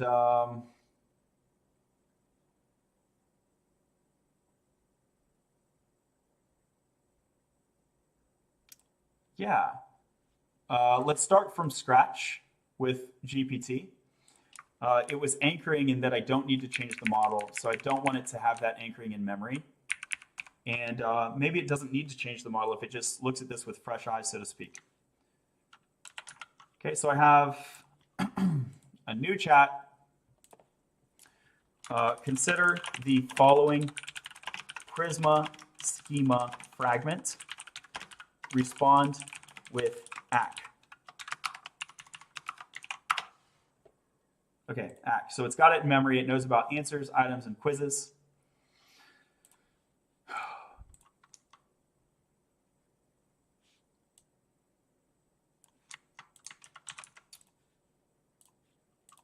Consider the following JSON data that will be used to seed a TypeScript, to seed a database that complies with the associated Prisma schema. Respond with ACK.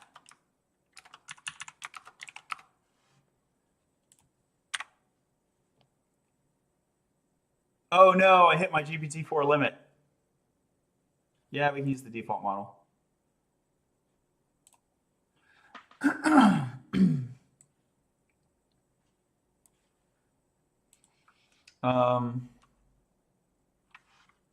This might be a lot worse now.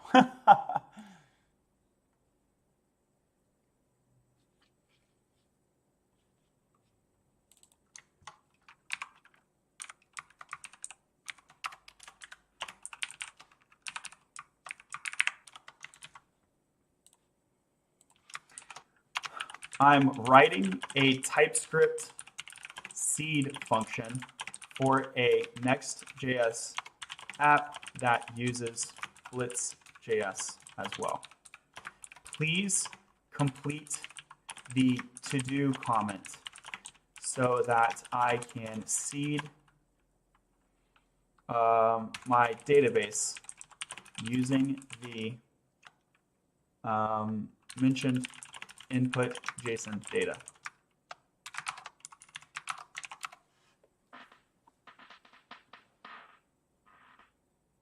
Make the quiz yourself. I'm about to.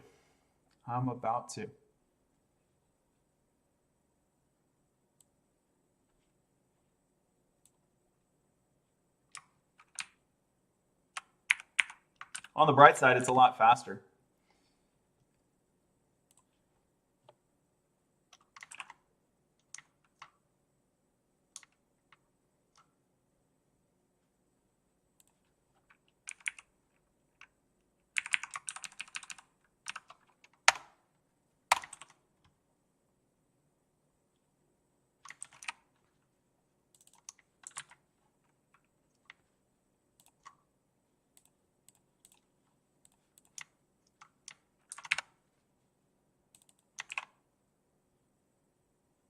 Okay.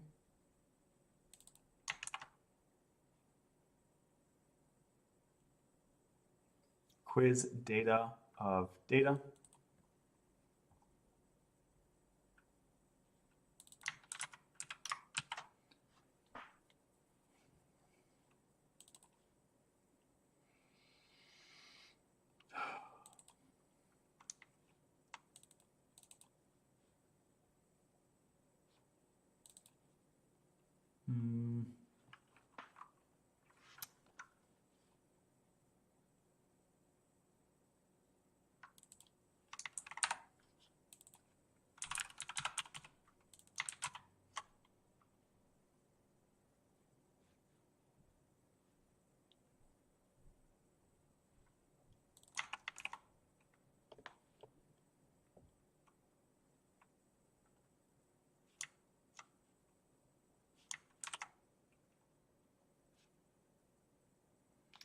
Quiz item ID does not exist here.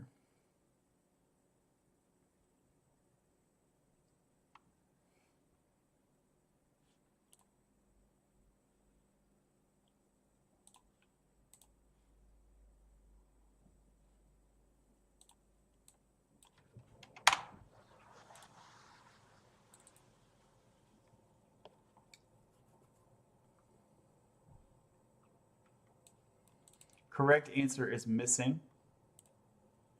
Right, so it's trying to make the quiz first, and it's trying to make the quiz items. Blitz, Prisma, generate. I think I might have a VS Code caching issue here. So correct answer should not be required.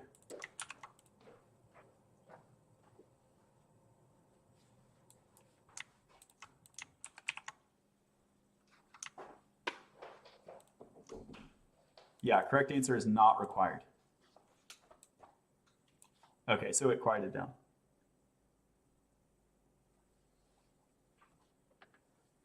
Is that for watching Ellie? Okay. Just, sleeping right now. Okie doke. I just put them down like 2 minutes ago. Oh, someone saw the no verify. Love you. What are you doing? I'm going to my class, remember? Oh, okay. I like your hair. Thanks.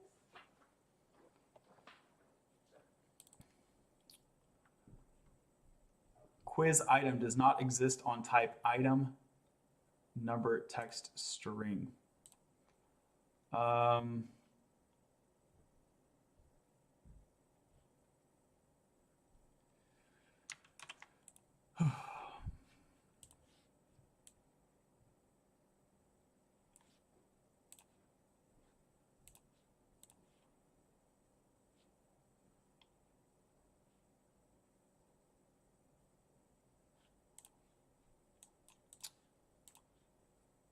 So I solved this previously. Possible answer of possible answers.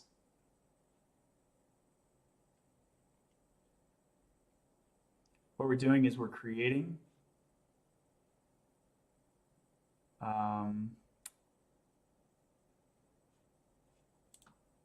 possible answers for each quiz item. We should be looping quiz items. We should be looping quiz items as well. Yeah. Created quiz.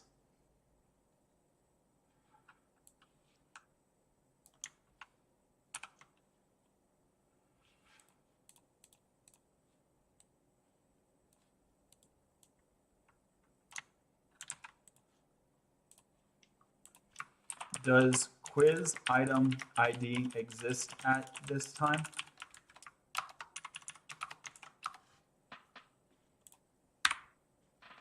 Based on the provided code, it's not possible to determine whether quiz item ID exists at that time.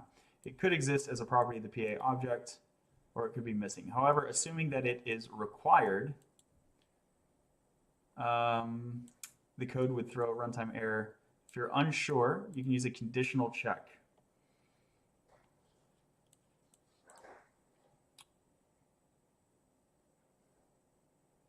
Okay. Let's do this a different way. How would you go about creating a problem instance reader? Oh, like I'm doing other things, sorry.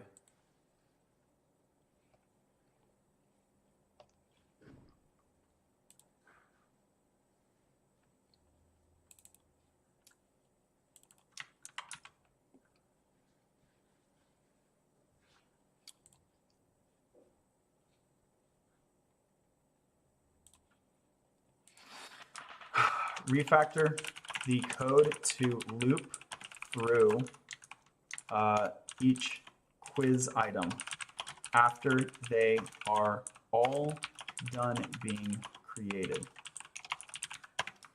Create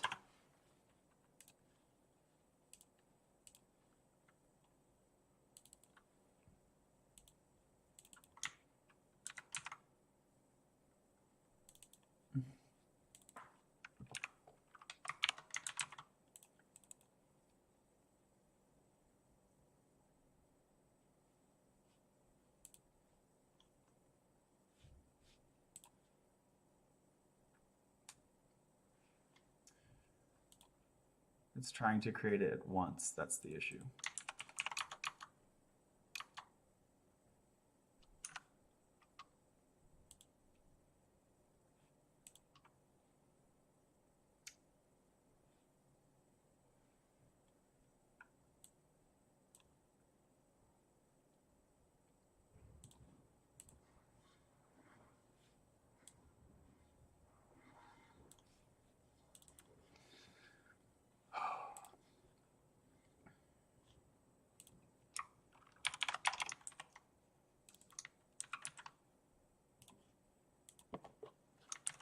Possible answers does not have a quiz item ID.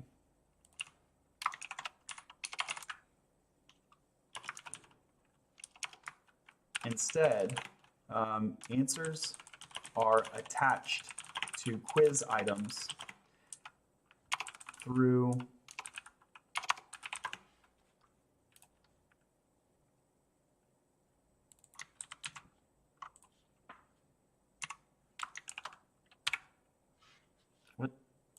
quiz items dot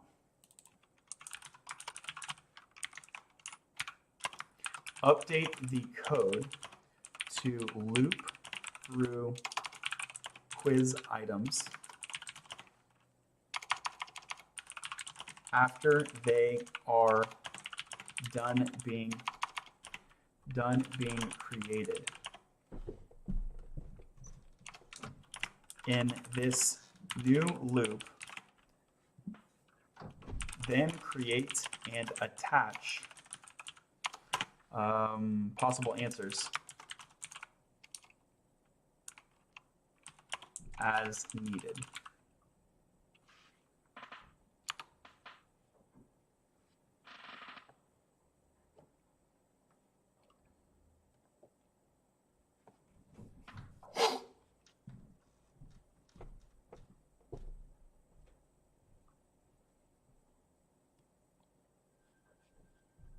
Okay, so the inside of the seed method.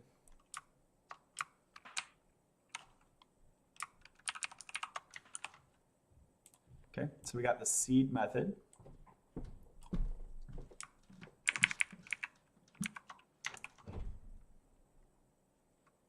Then we'll switch Prisma for DB.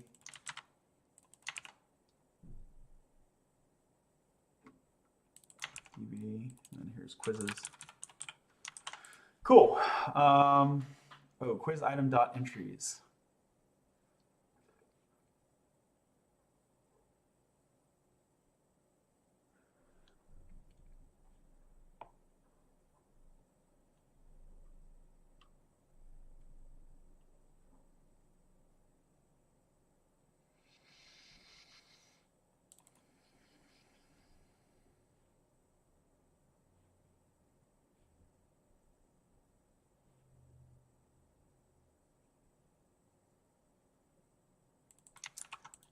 I think we can do that. So it's saying that I need to have the right tsconfig. Tsconfig, and then here's my target. So we'll switch that to 2015. Okay, cool. So then we're good. Quiz item ID.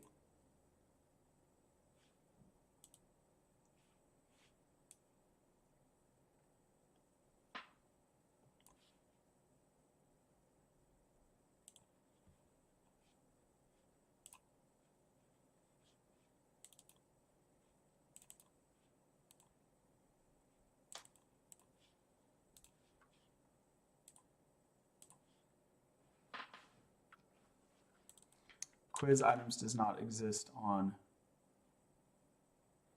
quiz.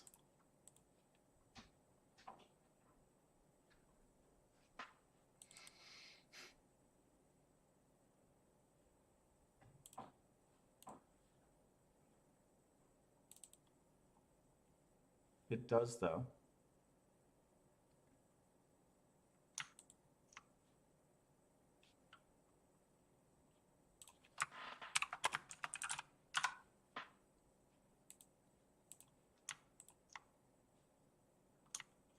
Why does that not exist there?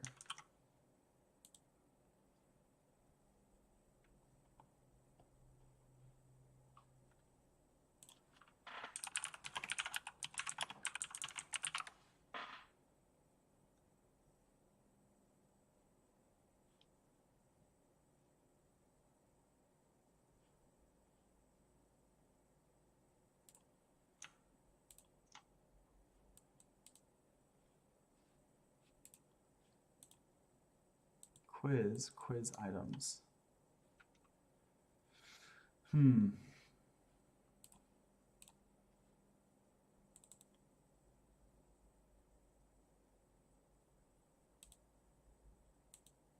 Do I need to include?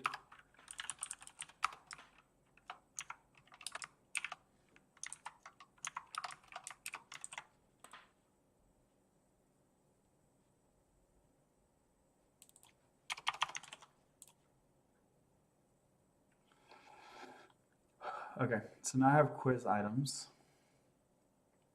Quiz item is possibly undefined. Okay.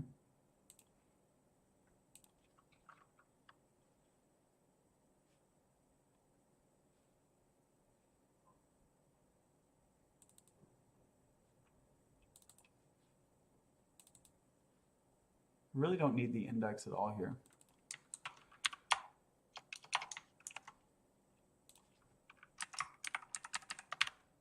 For QI of quiz items.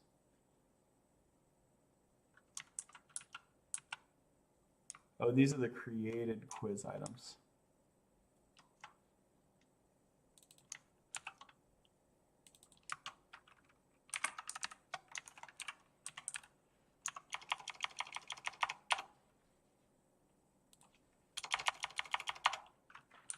So we can have for CQI,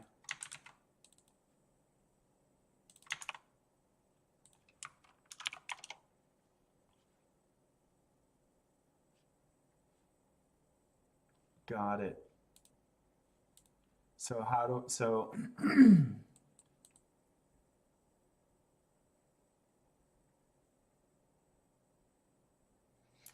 yeah, because there's a difference between the ID in the JSON file and the ID that Prism is going to create. That's what's biting me here.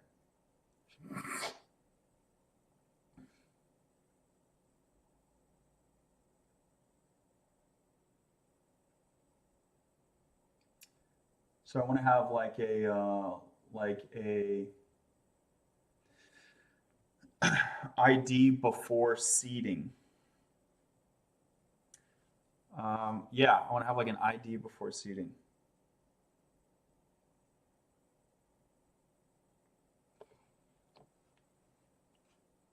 Yo, who is this person that keeps asking to join?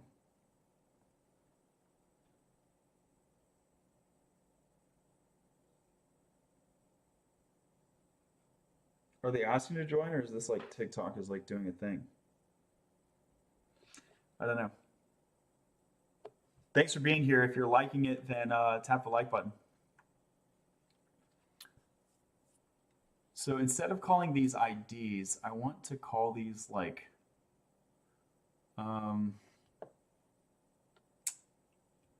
pre-seed IDs or like raw data IDs or something.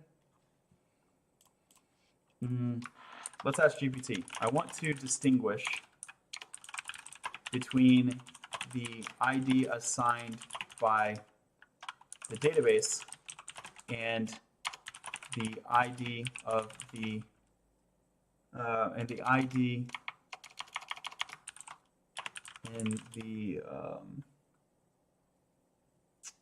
ID in the input data at loading time.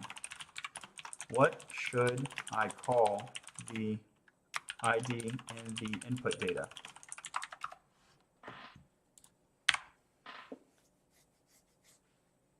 External ID, I like that. Input ID, input ID. Cool. So let's replace all these IDs with input ID.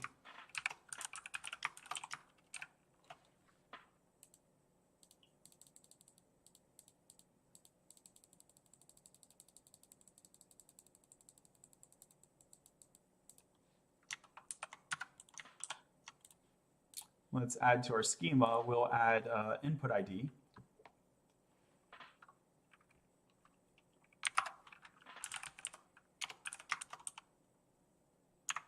Which is a unique string. Curriculum unit can have an input ID.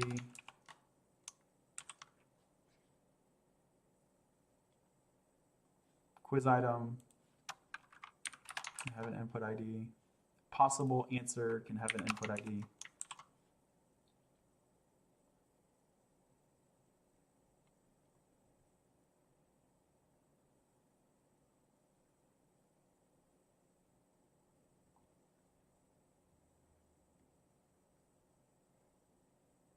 Cool, that works.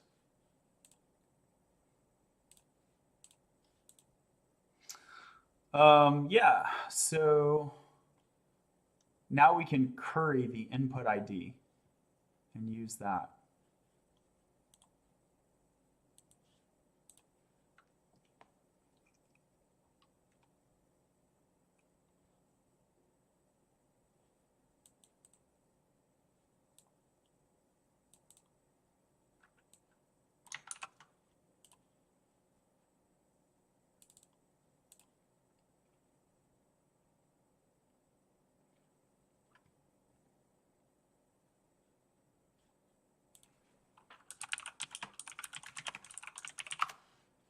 So let's migrate that.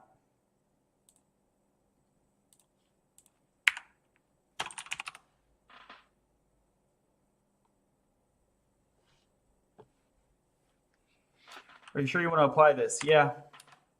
Oh. No! I screwed up the name of it. Okay,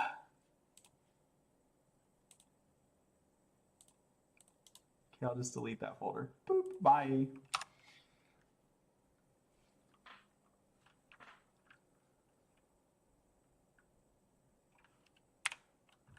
Input IDs.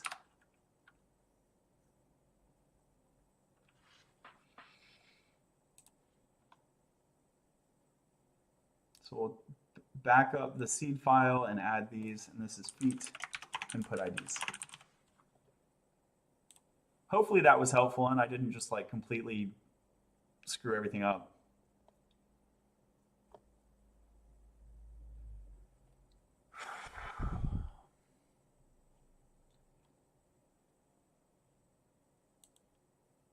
Okay, so at this point, let's start from scratch.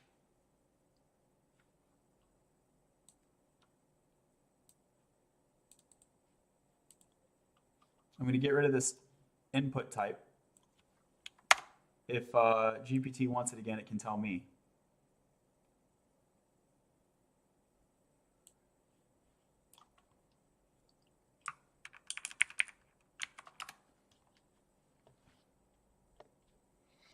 Wow.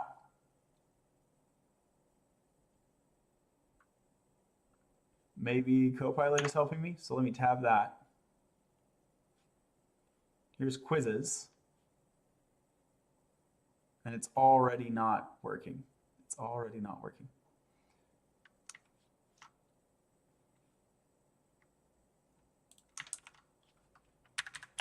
To do, seed quizzes.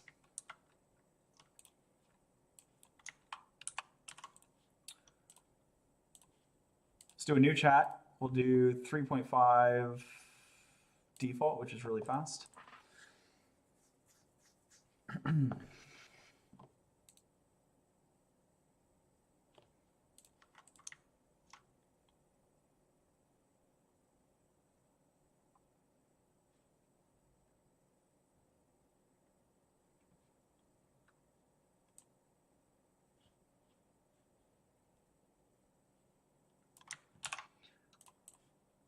Consider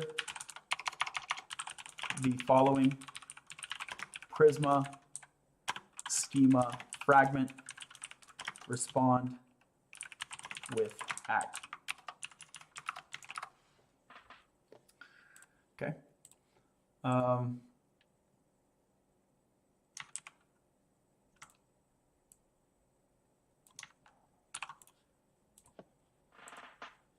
Consider the following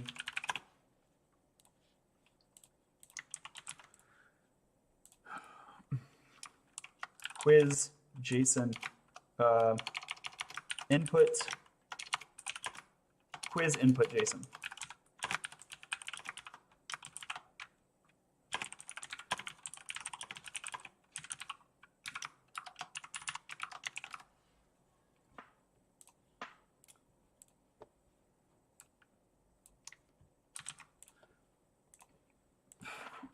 update the following TypeScript seed file to seed my database using the input quizzes.json.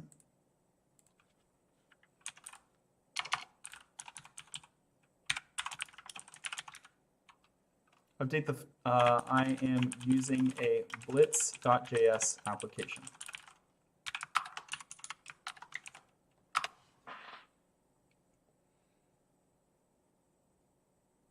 Java or JavaScript, it's TypeScript. Hey, I'm new when it comes to coding, but I want to be an auditor for smart contracts and crypto. Got any advice on the best school? No, I don't have advice on that. Curry, just go to inexpensive uni for 4-year. Oh, you're talking to the other user called Curry. Asking Kung Curry.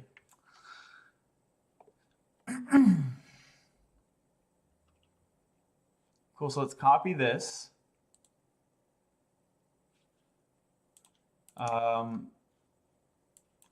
Enter V, we exported the seed default at the end. Cool, cool. Prisma is not used. Okay, that's fine.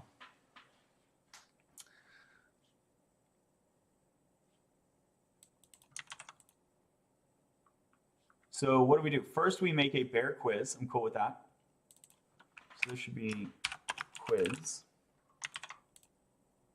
Input ID is not assignable. Let me see. Did I not have it? So I do have an input ID here.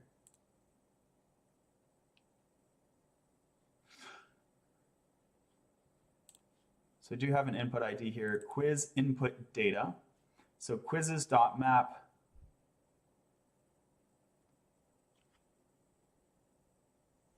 Hey, by the way, you can go over to YouTube or Twitch, link in my bio, and see the full screen. Okay, so we have an async map, great, and we get the quiz input data, and we know that I have an input ID, quiz input data.input ID. It's is it because it's a string?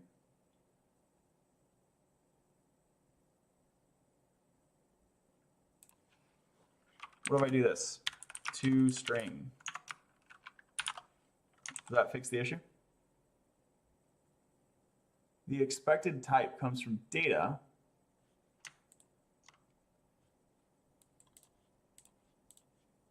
Okay, it was just a VS Code caching issue. What if I go back to number? I kind of like that there are strings because you could have a string identifier. I'm cool with that. All right, so now we got our quiz.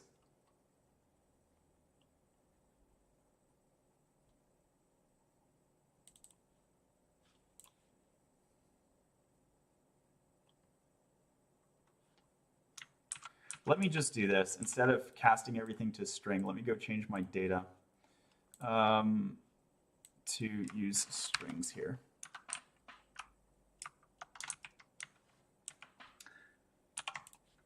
Actually, I can ask GPT to do that for me as well. Update the following JSON so that input ID values are strings.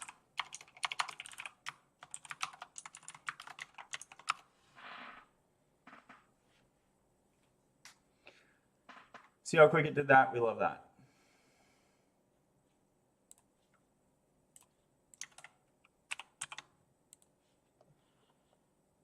Quizzes.json, and you can see, oh, the formatting is busted. That's okay. I'll say continue. Is GPT-4 any good? It's great.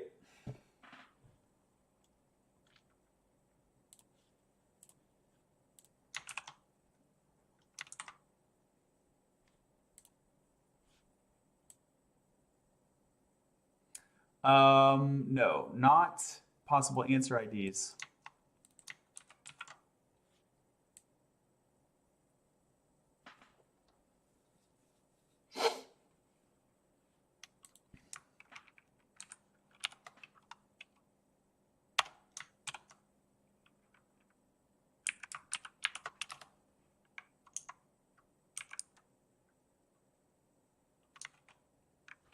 Why is it not formatting that?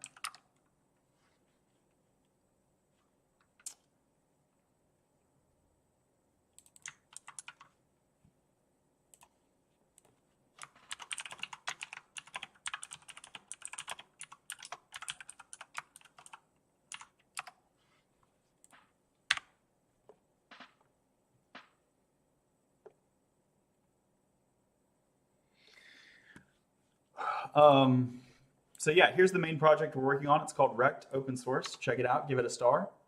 And this is a application into the 2023 Supabase hackathon on the theme of AI. Check out the README to learn more.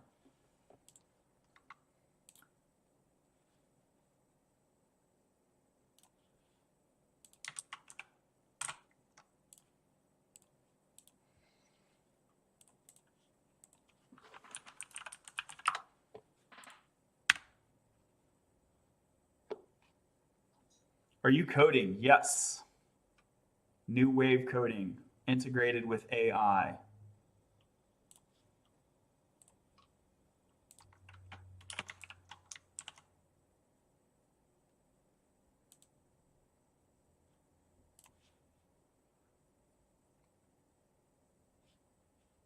What is this? Bro's goofy. Okay, so this is off. Why?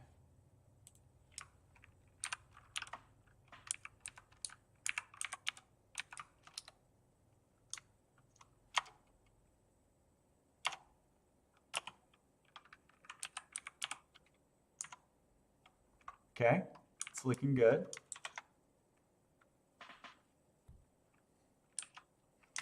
So why does it not want to format then?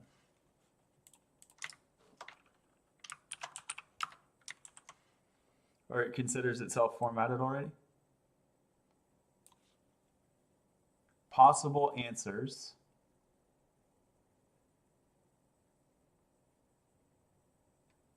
Oh, okay. So we got possible answers is a child of the quiz. So we got possible answers as a child of the quiz.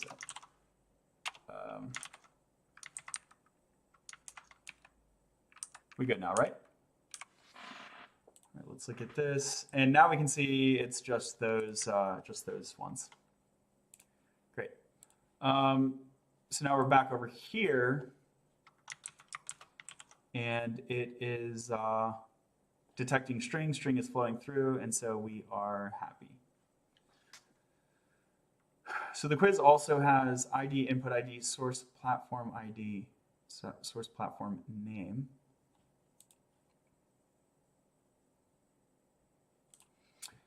Let's do a unique name as well.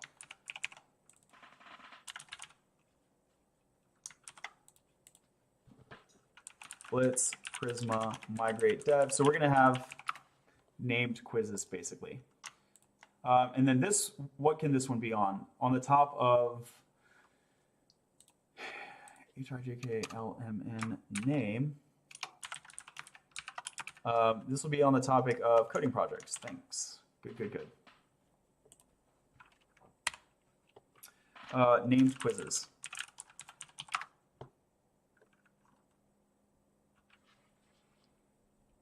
Cool, so let's stage these and then unstage the seed file. And here we'll say feat named quizzes.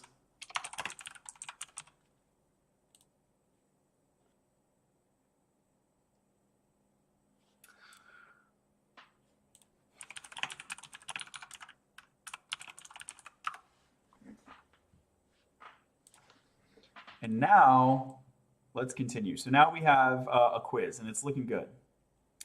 And then we have a quiz item map. Okay, promise.all.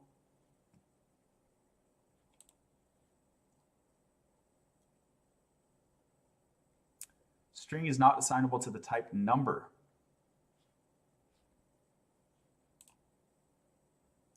Correct answer ID is a string. Okay.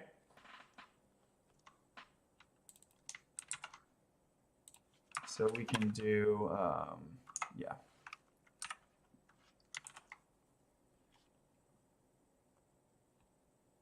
Correct answer ID. Number is not assignable to type undefined. Bro, what? Bro, what?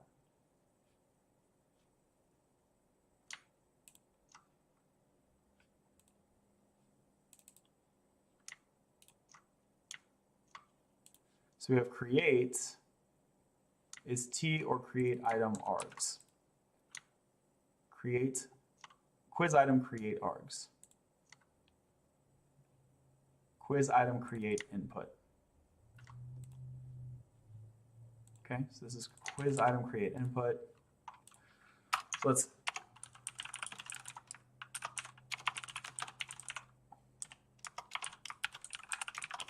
go ahead and break this out specifically.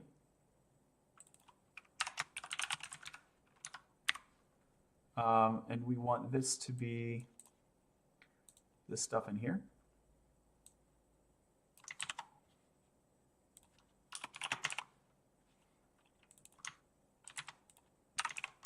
So we're going to break that out specifically, and now it's going to tell me correct answer ID does not exist on quiz item create input. Did you mean correct answer? So it wants this bad boy, and so we're going to connect. Now the question is, do these exist at this point in time? So we're making the quizzes, we're making the quiz items.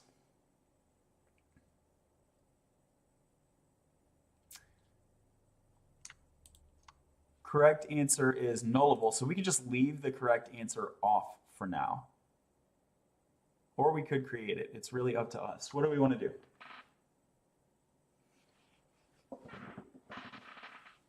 Kurt the Blue Crystals, what you cooking? This is too painful to watch. See ya. Bye. We're working on rect, R-E-C-T, open source over here.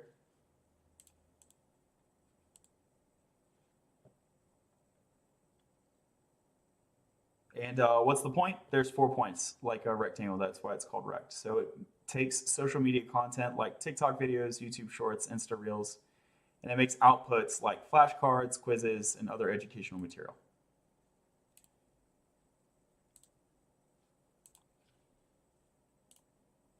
Okay, so we can null this right now. Possible answers, connect quiz items with correct answers and possible answers.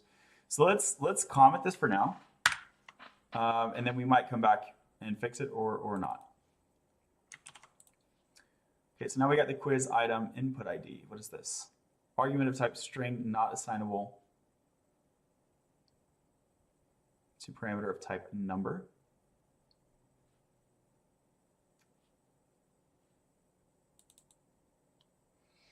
Why would you think that the input ID is a number? Okay, just because we said so. That's fine. So now we make it a string, and now we got a quiz item map. Seed possible answers.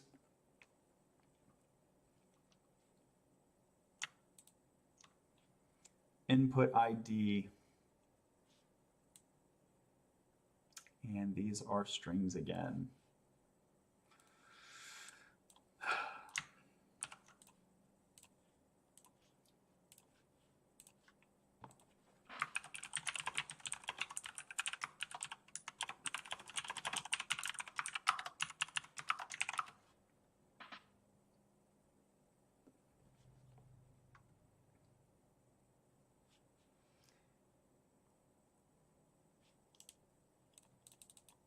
It'd be cool if the copy all was at the bottom. Anyway, so we collapse these, delete them, enter, paste them, boom. And now I should see in the file diff that it just takes them and makes them strings. And that's what I see. Trust but verify, right? Okay, so now we go back to the code and people are all mad again. Why? Input ID is a string. Input ID is a string. Why are you mad, bro? Name is declared here. Oh, yeah. Okay, so we added names, right?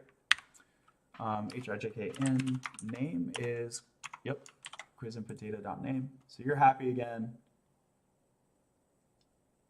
And yeah, here,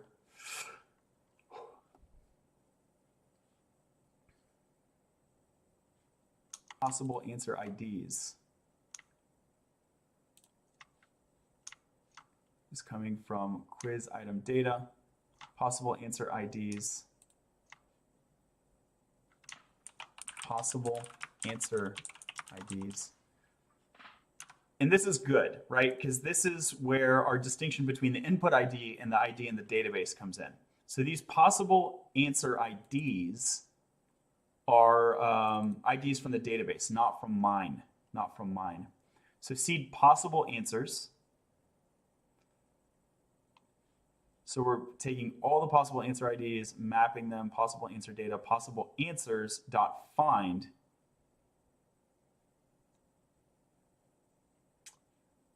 Possible answer IDs, quiz item data, possible answer IDs. Oh, I just got the wrong type on this. Quiz item data comes from the quiz items.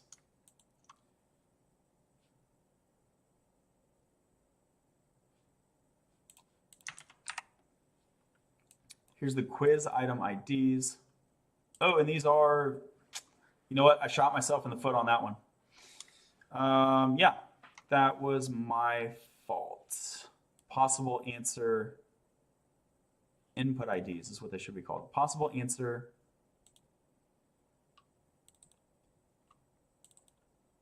input IDs. It doesn't really matter. Oh, that's fine.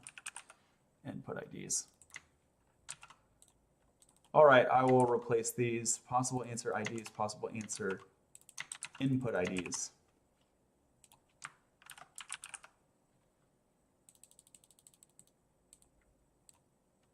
Okay. And I told GPT like, hey, don't make those strings, but like they should be strings.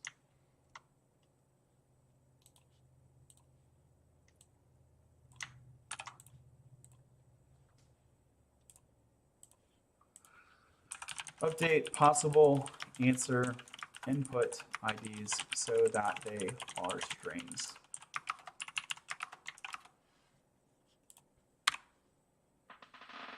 Thanks for the follows. Why do you name vars to be so similar? Whoa. Why do you name vars to be so similar?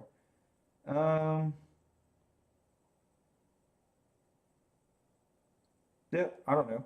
I mean, I just didn't put much thought into it. I didn't put much thought into like the degree of similarity. Quiz items, okay.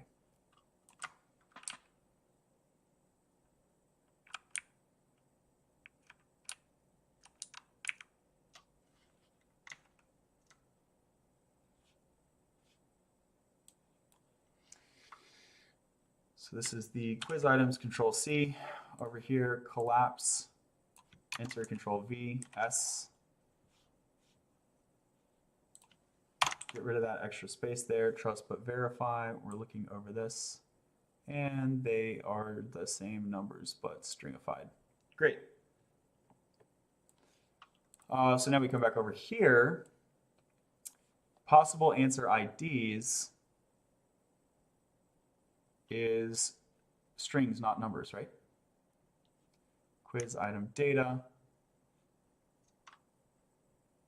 Possible answer input IDs. Okay. Now we have possible answer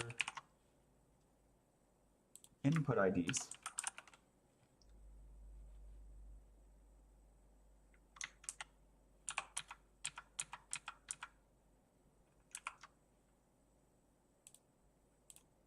Cool. So we update those names.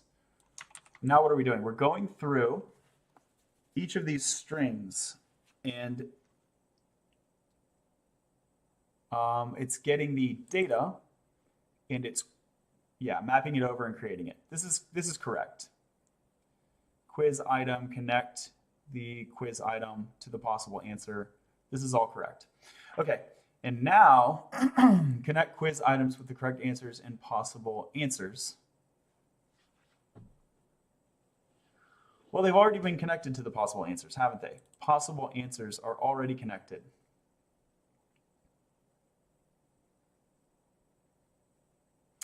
Quiz item update. Okay, so it's a bidirectional relation. It's updating the other direction. Cool, that's fine. So the possible answer already knows their quiz, but the quiz doesn't know their possible answers, which is a little bit hilarious. So we don't need to parse the int anymore. Correct answer ID is already a string, so we get the correct answer. Cool. Now, so we updated it with that. Are we going to do 2 rounds of updating? I don't think I need to. Should be able to do this in one move, if I'm not mistaken. So what is this talking about? Possible answer input IDs.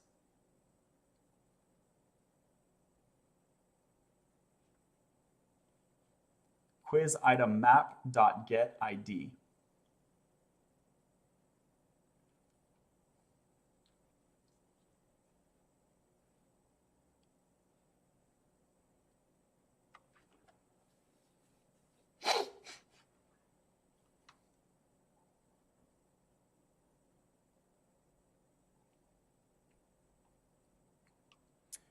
Why is it picking 0?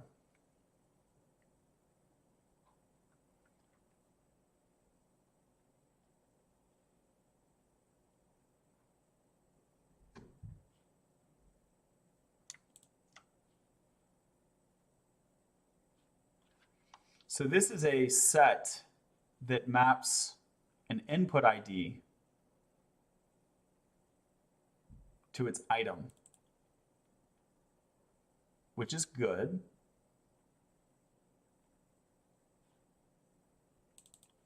Now we're going through the items. Possible answer input IDs, possible answer input IDs.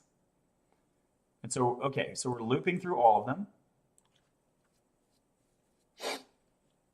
Quiz item.update. Oh, okay, because they're saying there may be no correct answer. I'm gonna actually guarantee that there is a correct answer. And if there's not, I'm gonna throw new error. Super mean question with no answer error.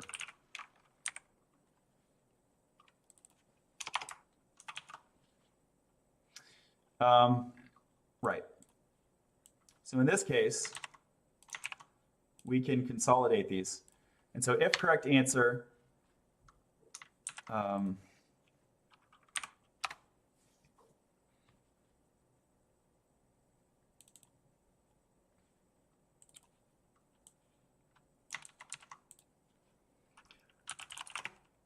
possible answers is possible answer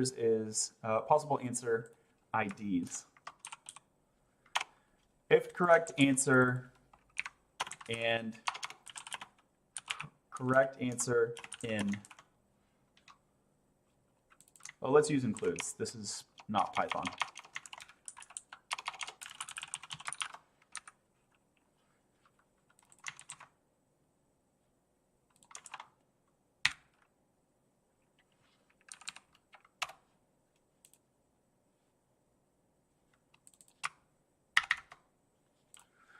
Okay, so we have a correct answer. And possible answers includes correct answer dot input ID.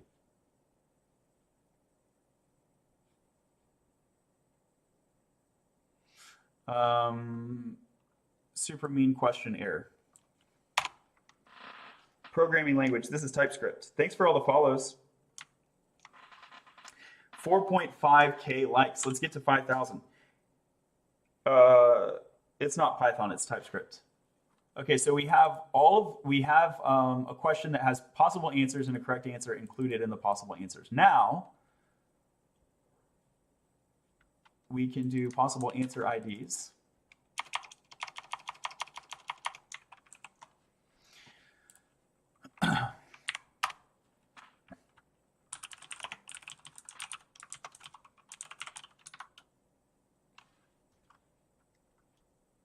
Now we can do this.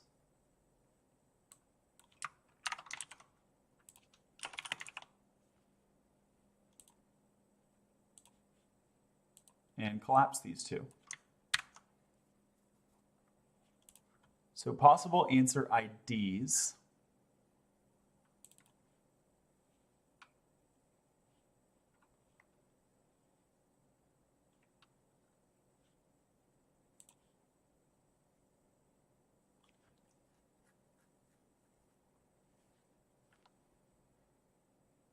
But that's backend, right? Yeah, this is backend. Yeah, this is a seed file. So it's weird that it's in the UI folder. I agree. I talked about that earlier in the stream. This is actually a full stack app, not just the UI.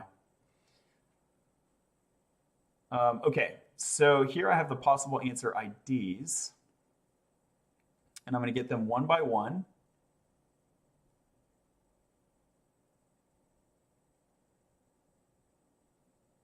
Bro, what is all of this? Why can I not just do this? Why can't I just do that?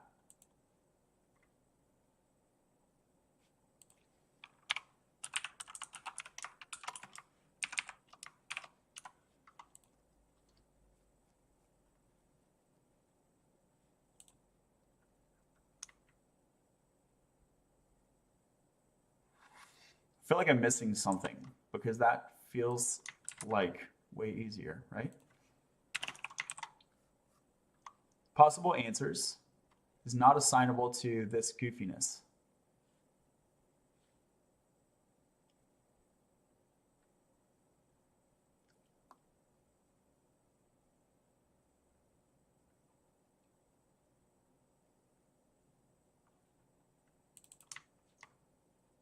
Okay, let's put the type on there explicitly so we can check this out. Control C.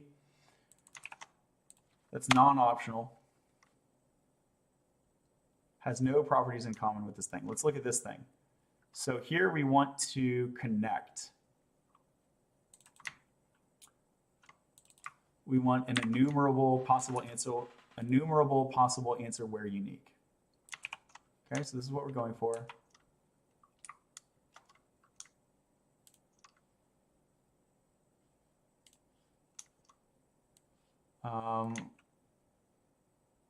Okay, here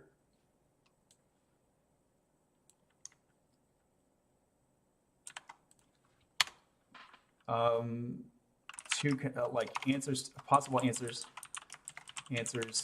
to connect.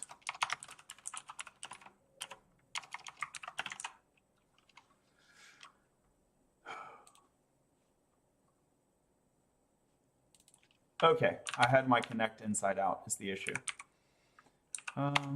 Yeah.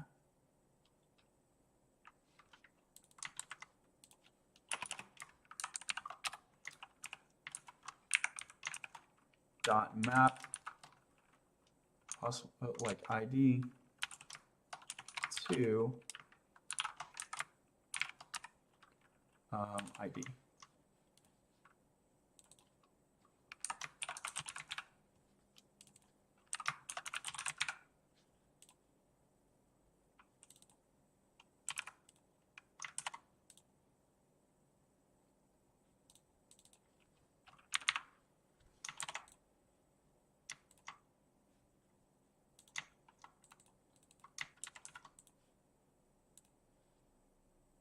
Oh, and that ID is supposed to be a string, or it's supposed to be a number. Yeah, so this is the input ID.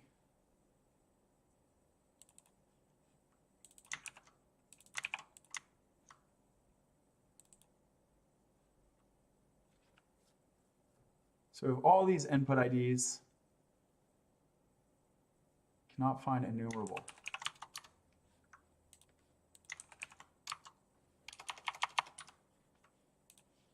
Did I like spell it wrong or something? Enumerable. It's right here. This is in the Prisma client. So prisma.enumerable.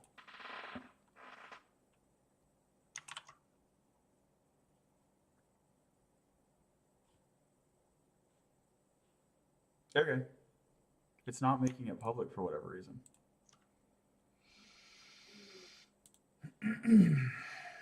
That's a bummer. That should totally be public.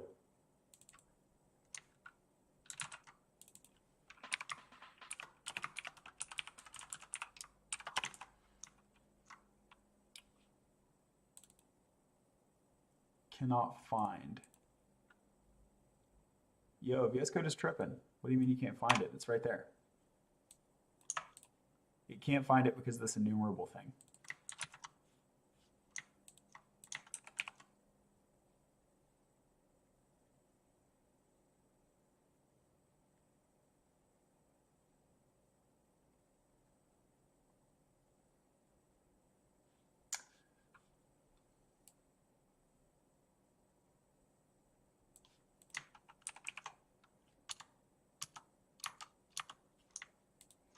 Why can it not find enumerable?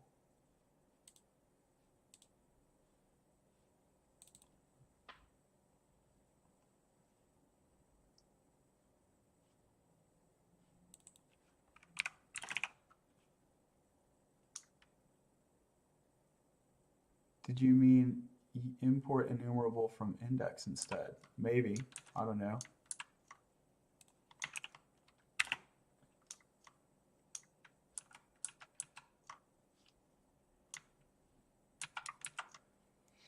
Okay, I can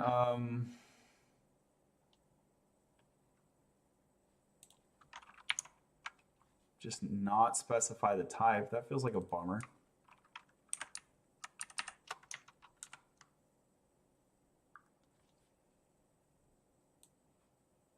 Maybe I can do it like this. It's an array of these guys, huh?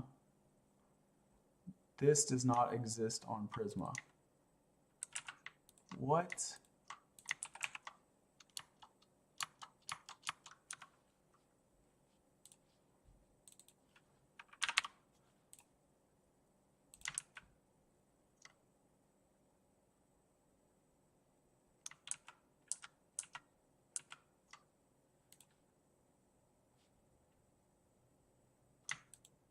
It's working. What do you mean it doesn't exist? Use any. Oh no. I could never.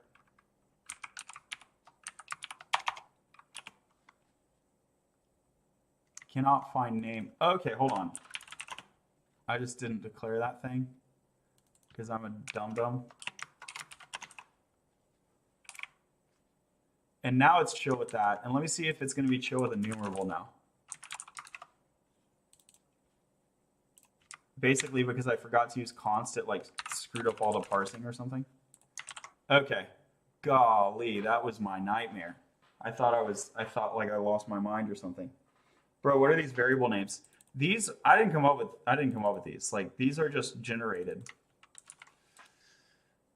So at least they're standardized. Okay, so this is looking good now, but does it work? Will it cook?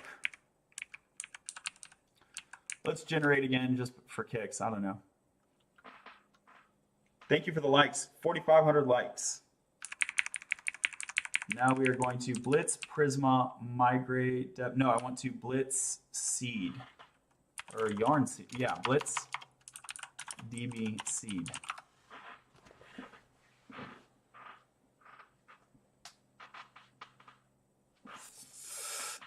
Super mean question. Maybe I should have some more identifying information for the super mean questions.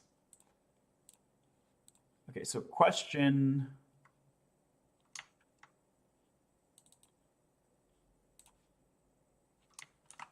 Super mean question error. I love this error. You can't change my mind. That's a great error name. So here, yeah, let's get the input ID. So the quiz item.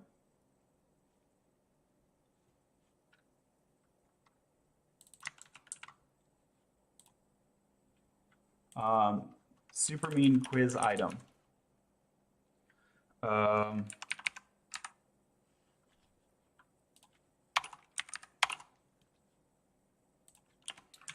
with input ID, quiz item, input ID.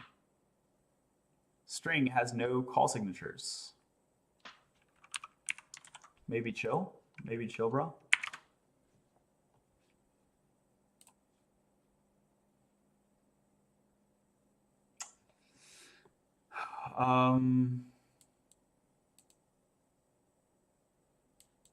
Unique constraint failed. Yeah, because we got partially through a seed and then we failed, right? So let me go look at my database. I bet it has some information. Quiz item. It logged me out. Bummer.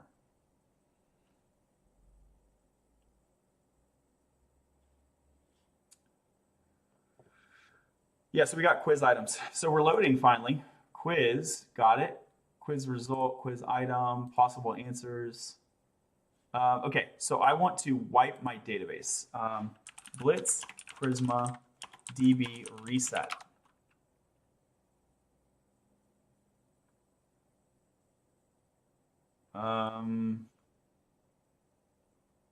Blitz Prisma DB obliterate. Blitz Prisma DB RM. Blitz Prisma DB reset. I thought that was a thing. Blitz Prisma migrate reset. Oh, geez. It's literally all magic, y'all. It's literally all just knowing the right words. Are you sure you want to lose all data? Fucking nuke it, bro. I'm sick of that data. That data was bullshit. That was some shit data. Some shada. I hate myself for that. Okay, sorry.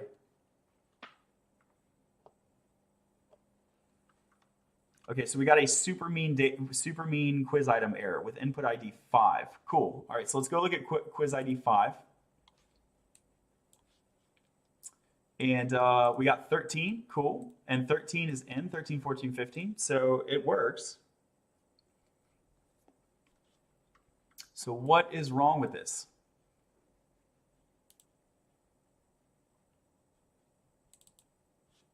Is there just not a 13 down here? 11, 12, 13. Here's 13.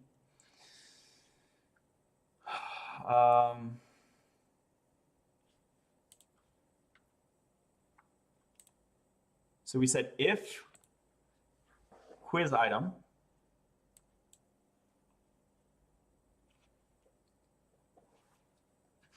has a correct answer, it does. And possible answer IDs. So let me throw a debugger in here. It's time to debug. If you got that reference, spam the chat.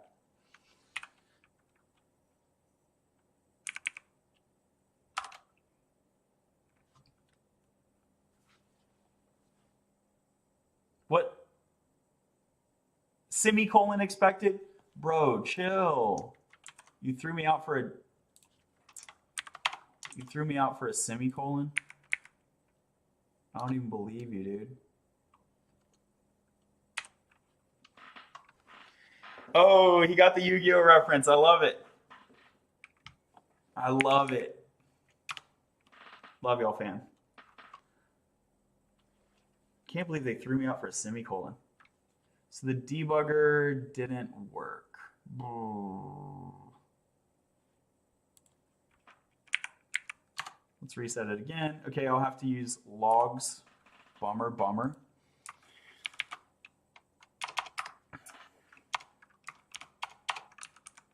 So here we'll console.log the quiz item. And we will also do the correct answer, possible answer IDs. What else do we want to know? We want to know the, pretty much that's it, right? Like maybe the quiz item map. No, I don't care about the quiz item map. I care about the correct answer. Okay. And that's broken syntax. Gosh, I'm bad. Okay, here we go. Let's read some logs. The best part of development is reading logs. Super mean. Oh, I should log before I throw.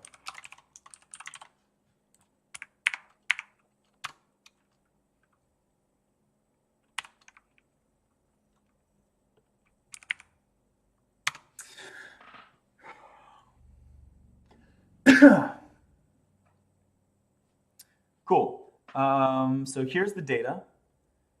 So the correct answer is undefined is the issue.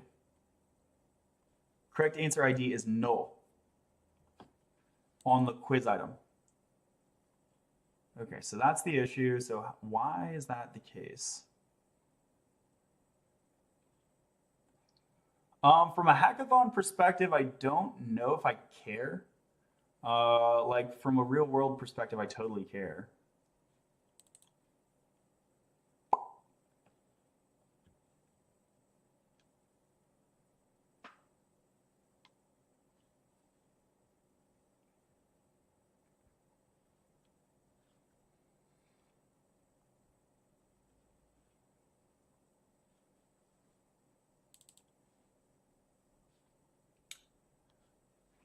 Okay, seems like create input. Yeah, seems like this quiz item map is relying on that quiz item having the correct answer. And that's not going to be the case yet. Correct answer ID. Yeah, so this is not right. Okay. Okay, so here we need to find the correct answer differently. So it's going to try to get quiz item data. Quiz item data is coming from the map. We're looping through all of the quiz items.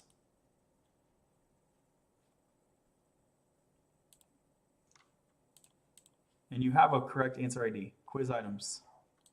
You have a correct answer ID.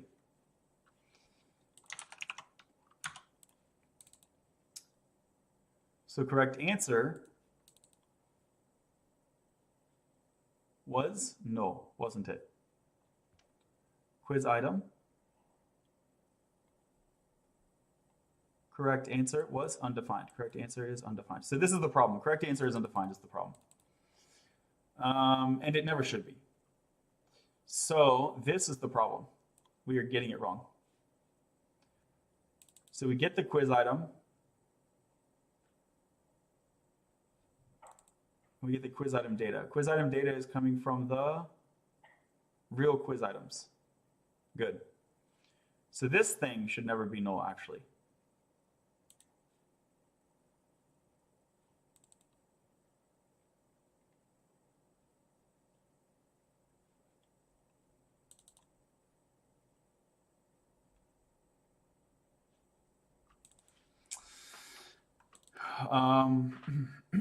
So we want to find the possible answer.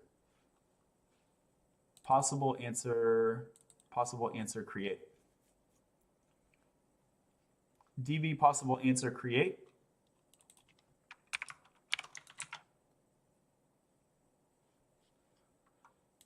And so let's do it like this. Const correct answer is await db possible answer dot find first, where the input ID is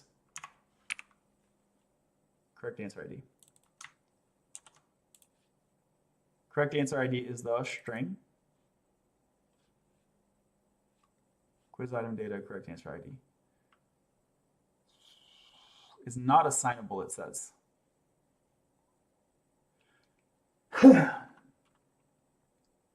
Even we can find unique or throw. Find unique or throw.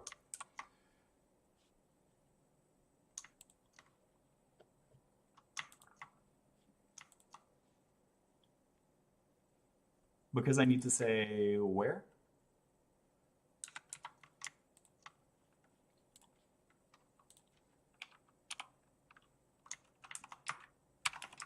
Is that the issue? Okay, because I need to say where. Fine. Okay.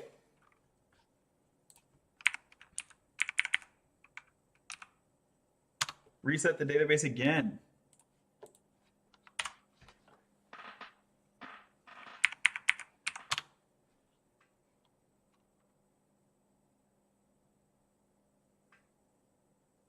And now we're done seeding.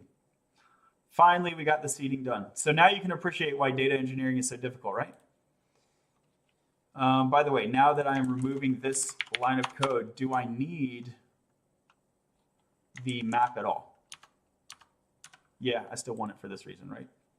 Okay. The Barrow Monkeys says hi. Hi, how's it going? And then here we will say feet working seed. So the last thing to do is we want to be able to get a user to pass a quiz. So we've seeded the database, and now I'm in the UI, so I will blitz dev.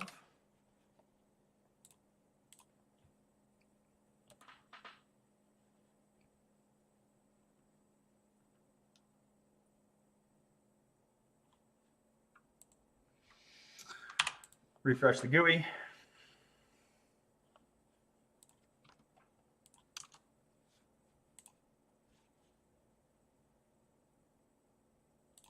Can close some tabs here. Okay, so here it is. Welcome to rect. We have the flashcards. Sign up to get started. Sign up, login. View my public profile. It's going to take me to create an account. I already have an account. Let me log in. Oh, no, I don't have an account because I wiped my database. So here,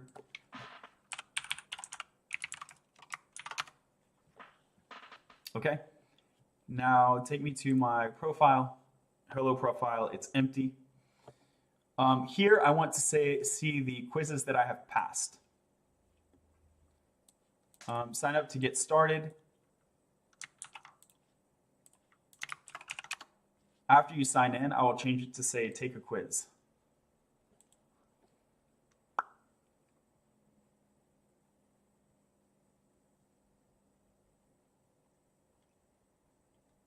So I'll put this in a suspense, I guess.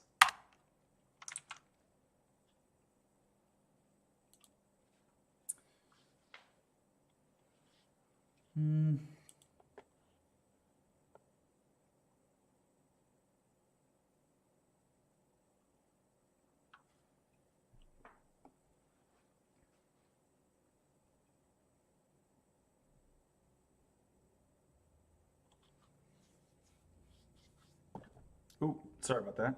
There is no way this is a coding live. What do you mean? Yeah, it is.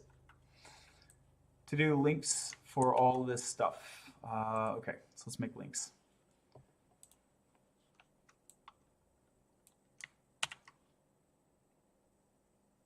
Really, yeah. Sign up to get started should be, and it should be a suspense.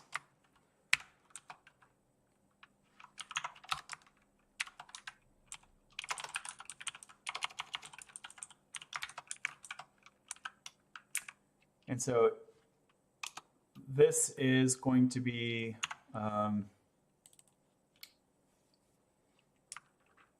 it's going to be the sign up call to action if you're not signed up, and if you are logged in, it's going to. So this is going to be the do a thing, or this is going to be the main call to action, component. Okay. So here is the const main call to action, and then we will have the const logged out call to action. So the main call to action will fall back to the logged out call to action.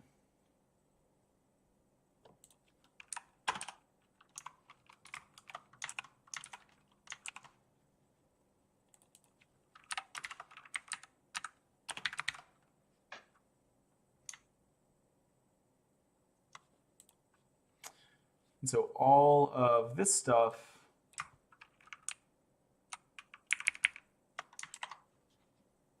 is the logged out call to action. Do a fragment there. That empty tag is called a React fragment. Okay. And the main call to action, this is the main call to action. Do a fragment here as well. Thanks for the follows. Okay, so here we'll have a different H2. Start studying with rect. Wow, it came up with that on its own. And then we'll say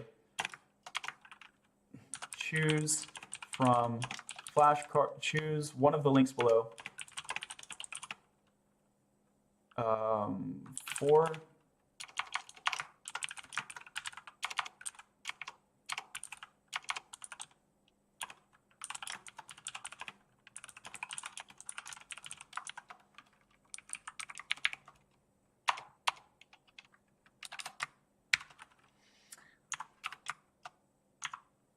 Look at this thing. Dude, this thing is crushing. I don't really even know what it's doing, but it's kind of crushing, isn't it? Robots run the world. La la la. I don't know what's going on. I'm just letting the robots run the world.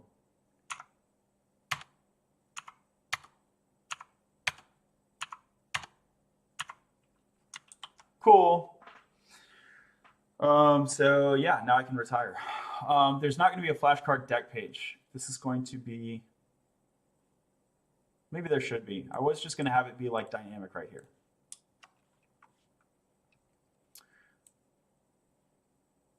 So there's the flashcard deck. Then the chat is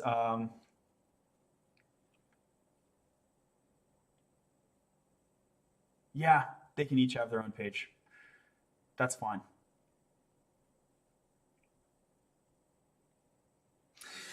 Okay, so let's make a page for each of them. So over here, we're on the pages, and we have profile, user ID. We are going to make, let's blitz generate. Kill the server and run blitz generate.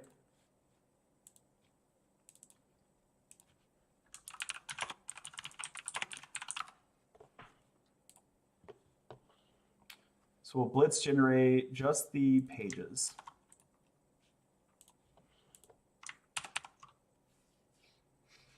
Command line sticking, so I'll trash it. Open a new terminal in the rect cdui tab, enter. We're going to blitz generate pages.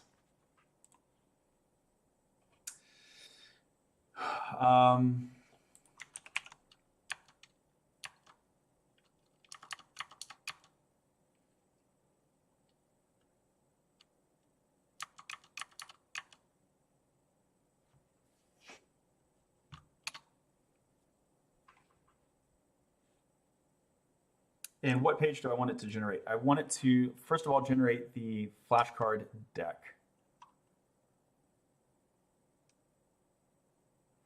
Really, these could all just be like dynamic components on the main page, but that feels like. So let's, before I jump the gun. So chat page is just going to tell you how to go use GPT. Profile page is a page. Those are not the 4 pillars, though. The 4 pillars are flashcards, quizzes, slides, and ChatGPT. Slides and ChatGPT are both just text instructions. The flashcards and the quizzes. Yeah, so I think it makes sense that there is a quiz page.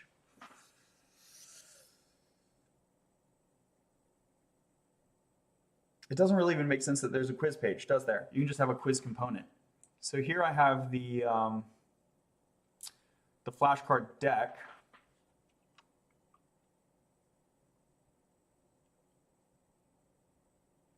Yeah, I don't want to make a bunch of pages. Undo, cancel, cancel.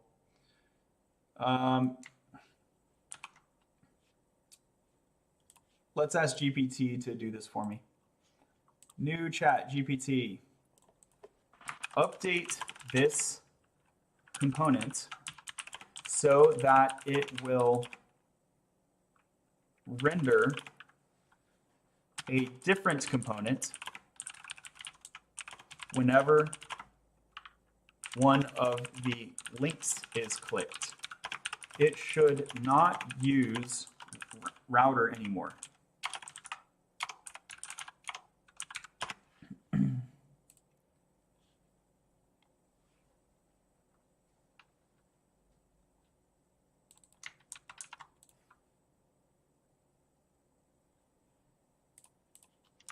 if the link containing the text flashcards is clicked, then show the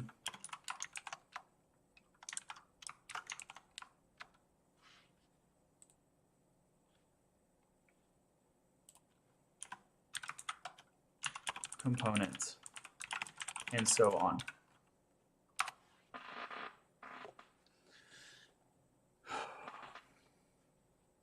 Okay, so here we're going to do on click handle link other component, flashcard deck, other component.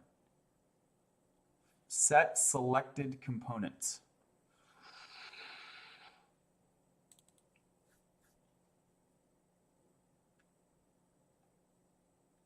So it's using a text enumeration pattern, and I think that's okay.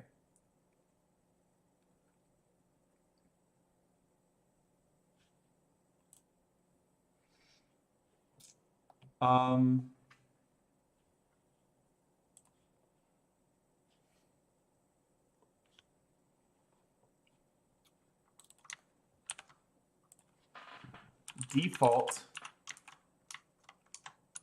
to the value flashcards and enumerate the possible values as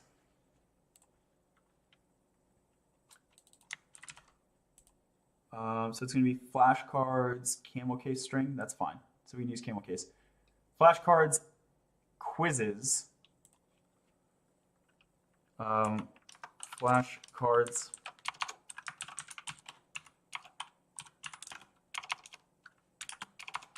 quiz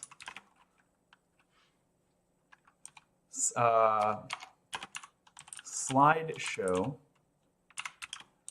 and flashcards quiz slideshow and chatbot or chat assistant.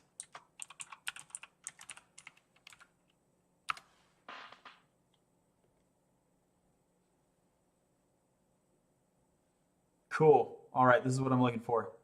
So this will be, it's calling it navigation. I don't want to call it navigation, but I do like the idea of extracting a core component. So let's do core components. We'll do a new one here. And this is going to be called tool container.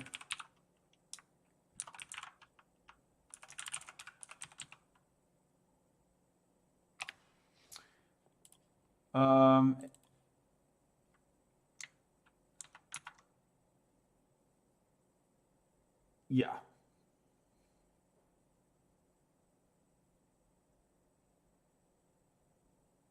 Let's just call it the main call to action. To have the H2 and the P in their own component, it doesn't necessarily make sense. So here we'll call this the main call to action.tsx.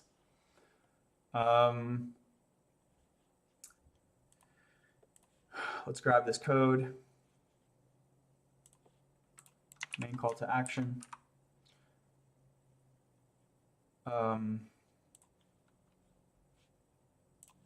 We're going to move the H2 and the P over there, H2 and the P, and then otherwise get rid of this component. Save that. Here we have this. We'll need to go make these other components. So currently I will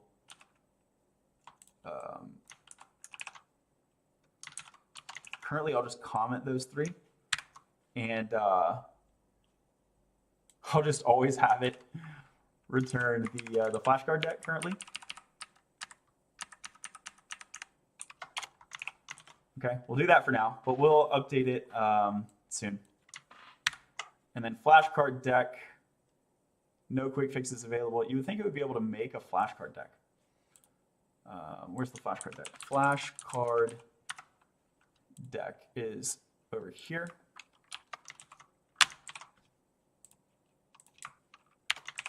Import flashcard deck from source components. Yeah, I actually like using the full path like that. Control click, clickety click. 5.6K likes. We're over 5K. Thank you so much. Okay, now let's go get this main call to action and import it.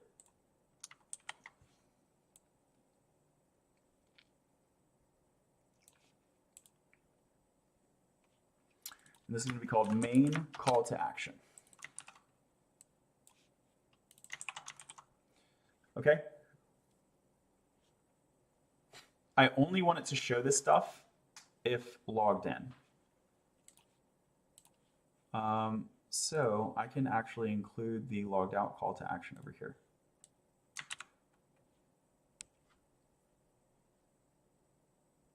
So we're going to suspense fallback and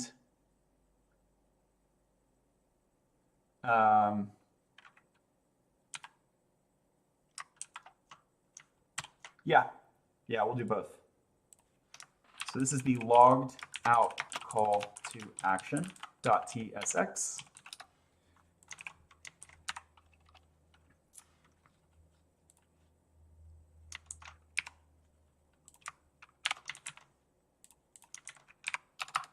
Export default logged out call to action. Could not find thingy. Yeah, that's fine. I don't care. So here,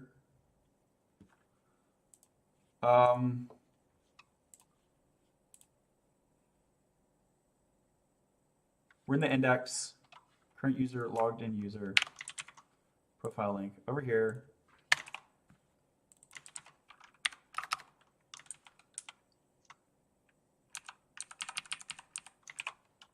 So if there is a current user, we'll do that. Otherwise, we'll return the logged out call to action. Cool? Cool. I think it's cool. Do you think it's cool? See in the chat if you think it's cool. But look at the guy and the names he gave to the folders. Yeah. Wild. Tooltip. It's a wild folder name. Profile, auth, API, layouts, pages, styles. Just absolute crazy talk. Test. Xander says cool. Xander, my boy. Thanks for like, oh, we're over 6,000. Y'all are awesome. Scary names, I know. Don't let that word pages scare you. If style scares you, I kind of understand it. CSS is kind of gross, isn't it? Okay, so we have this situation where if you're logged out, it's going to show a different call to action.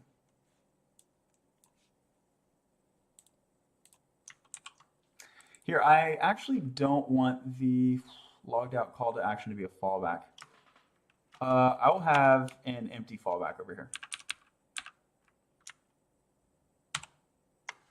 Cool. So let's blitz dev.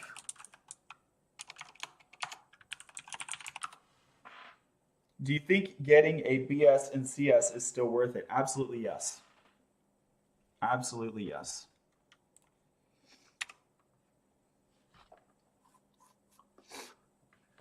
Cool. So welcome to React, or welcome to rect. Start studying with rect because I'm logged in. Let me log out. So this looks great. It shows this. Now we're going to log in.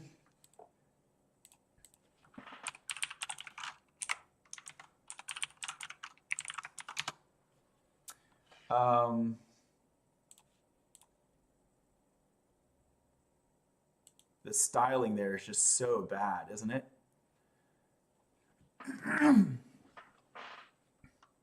Okay, so we confirmed that the call to action is changing correctly. Start studying. So the call to action is changing correctly.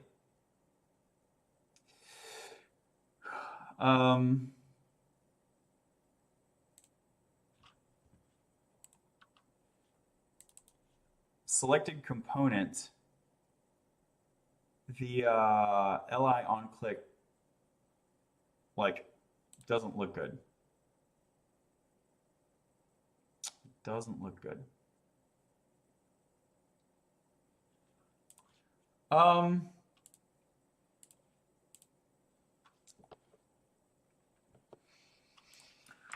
Bro, these li elements look silly. Can you make them look like awesome link buttons? Use some color, but don't get crazy. Don't import an external dependency, please.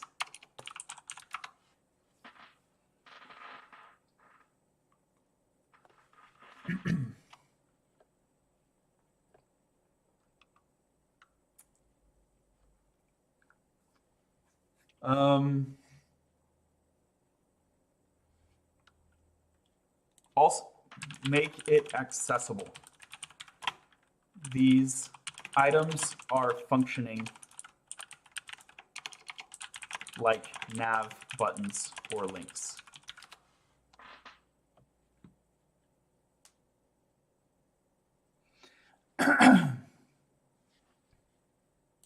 So let's go ahead and commit what we have, and then we can do a different commit for that. Logged out call to action doesn't need to be here, so we'll do a sort. Main call to action is working, okay? Sorted import, and this looks good, and this looks good. Bam. So this is feat main call to action.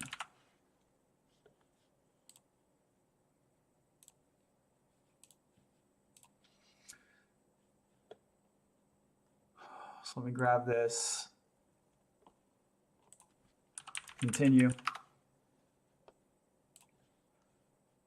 Here is the main call to action. Right click, close all the others so we can focus on this. Control A, Control V. I don't want to Control S yet because that'll wreck it. Grab this, and then it goes all the way to the nav list. List style none. I like it. I like that list style none. Thank you.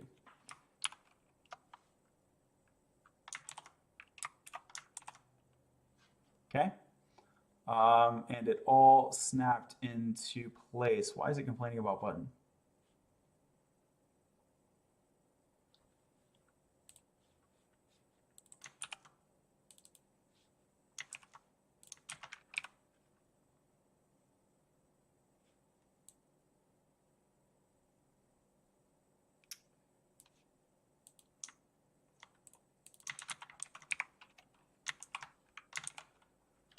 Then we'll export the default as well.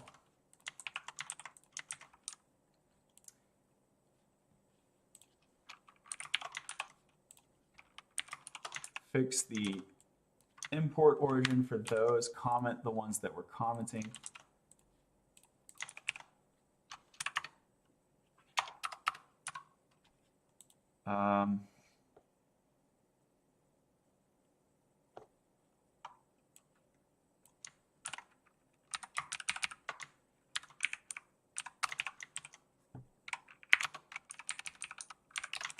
Cool. All right, so this is pretty much how it should be. Yeah, hey, look at these. Ah, let's go. Let's go, green for go. For how long do you work on this project? I've been working on it for like 8 days. It's a hackathon. Here is the open source repository. Why am I programming while I'm watching him program? That's a solid question. So come over here to the GitHub, hit the star button like that open source project, and you can read all about it. So we're doing an AI-based hackathon, and here it be.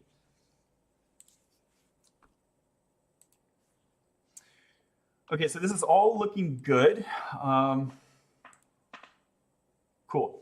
Now I need to do the quiz and the chat assistant. So those will be pretty easy. We'll do those first. So here's the main call to action. I'll do a new folder, and that is call to action. And we'll put these both in there.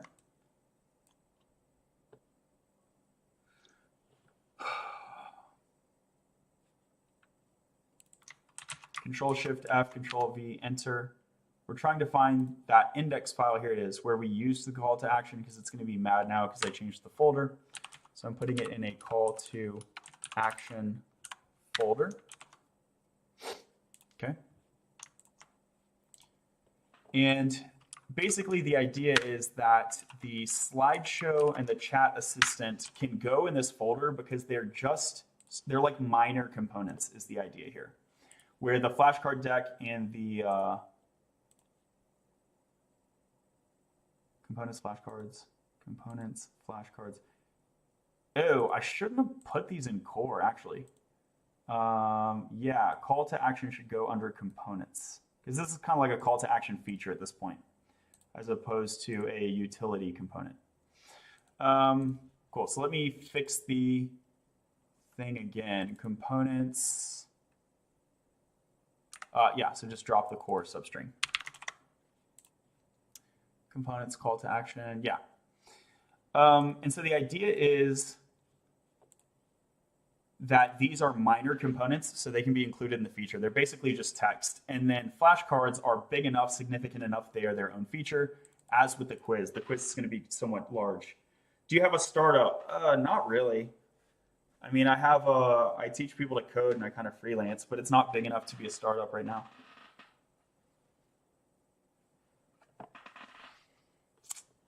Okay, so we are going to Control A, Control C, and we're just going to make 3 of these bad boys. So new is quiz.tsx, and new is slideshow.tsx.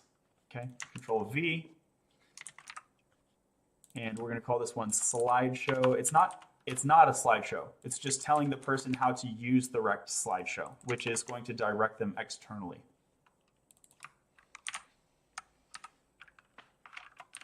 Generating a slideshow with rect.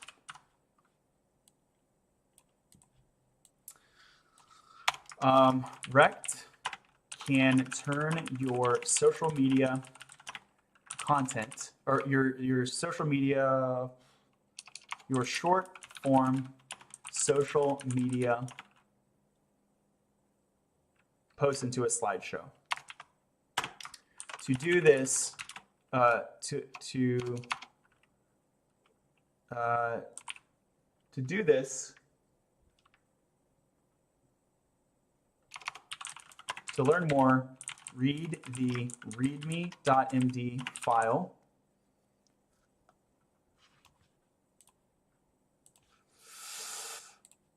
And you can see how I'm just kind of like taking a like a cheat code out, basically.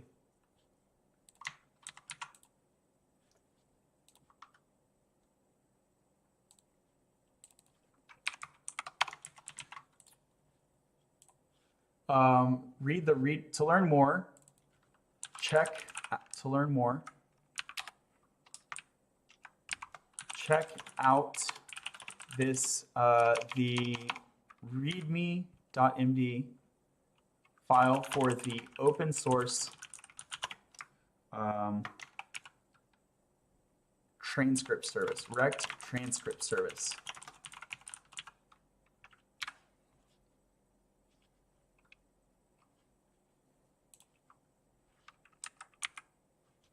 Let's say this readme. And then here we will do an anchor.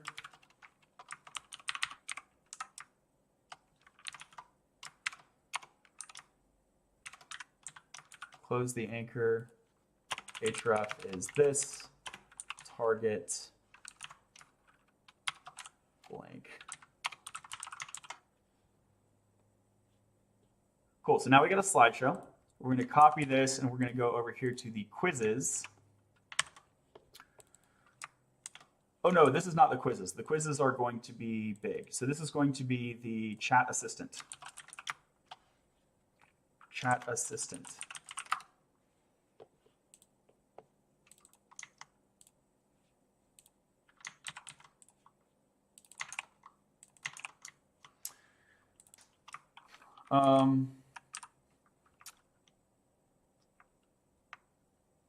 Rect custom chat assistant.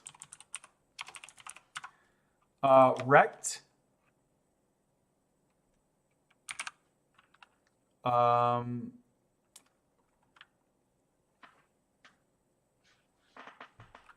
provides context to Chat GPT.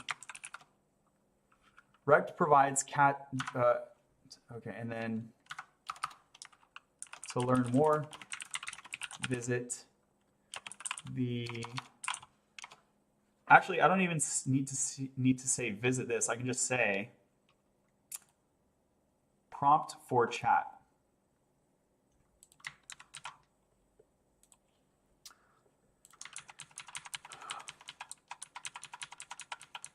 Rect can turn your short form content, short form social media posts into a chatbot.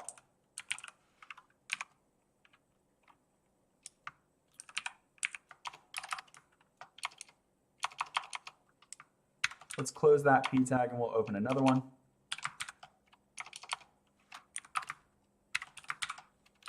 To do this, simply paste the prompt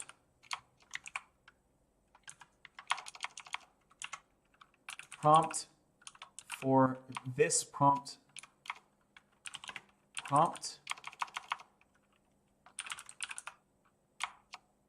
for chat file into Chat GPT. Chat GPT will load relevant information into memory and will then be able to answer your questions with this context included.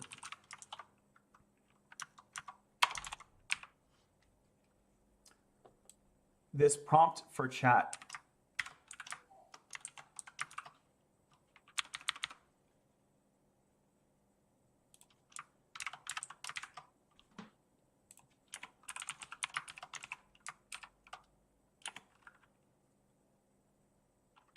let's target blank.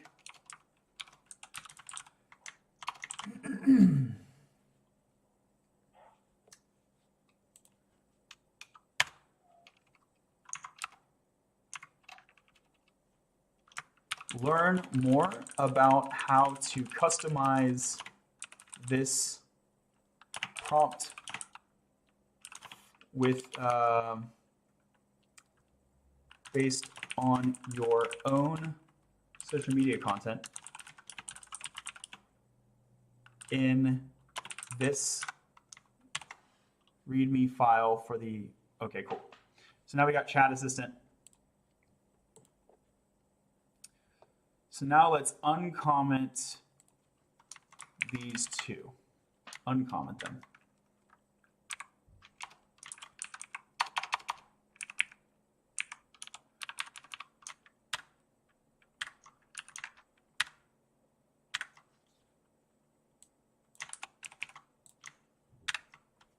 So the only one we're kind of cheating on now is the quiz.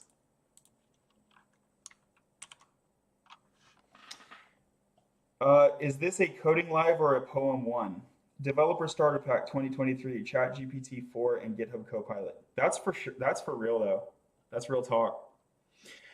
Hey, if y'all go to YouTube or Twitch, link is in my bio, and you can see the full screen. I'm trying to get to 1,000 followers on YouTube, so I'd really appreciate it if you check that out. It's the same username. All right, let's see what this looks like in the UI now.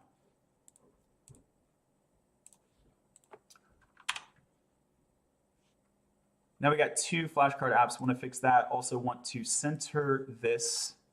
Can I just do a margin auto on it? Nope, margin auto is not working. We'll dive into the UL. How about if I display flex? And then what if I margin auto now? Justify content, center. Cool, that's what's gonna work. So let me go fix that, and then we can do some margin bottom. One rem. Yeah, that looks good. Where's that component? That is the main call to action. We're right there. So we're going to go up here to the, what, the UL level was it? Yeah, here's the UL level. And I have a class name there, navlist, already.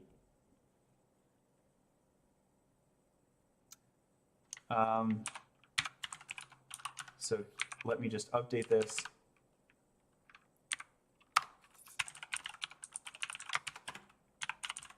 Okay, margin bottom, run one rem. What else did we want to do?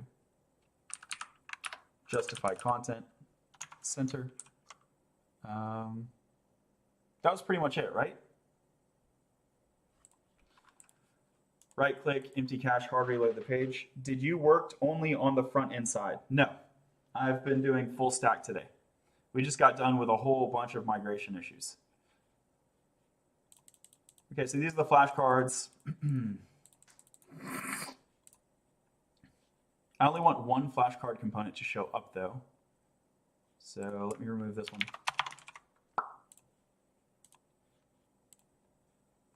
Cool, so I can log out.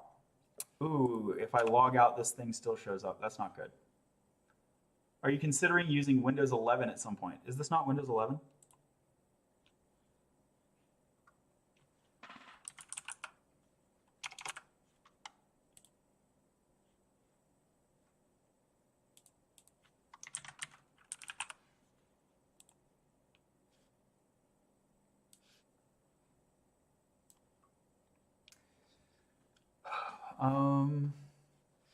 Oh, this is Windows 10. The times keep changing, don't they? I mean, I might use Windows 11. Hold on, is that a joke? Windows 11. When did that come out? I feel like I just upgraded.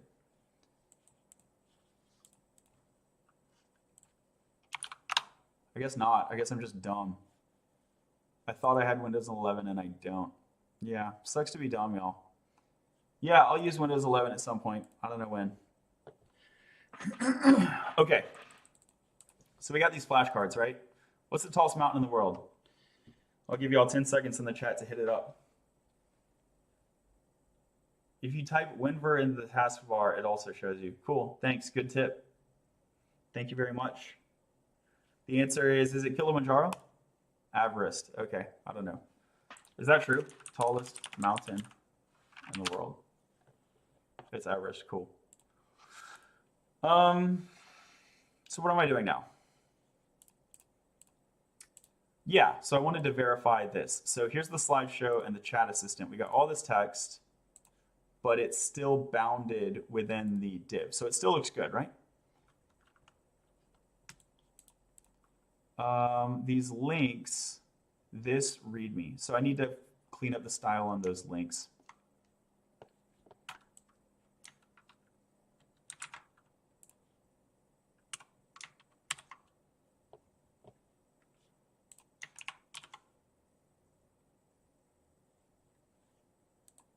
Okay, simply paste this prompt.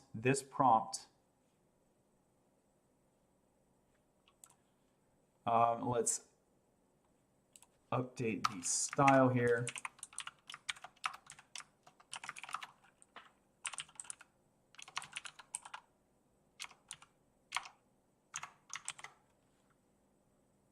Why is it mad about that? Can't find.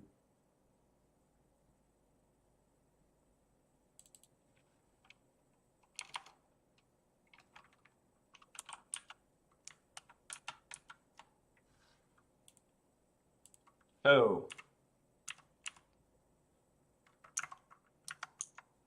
I'm getting the syntax for this wrong. Yeah, it needs to be like this style. Okay.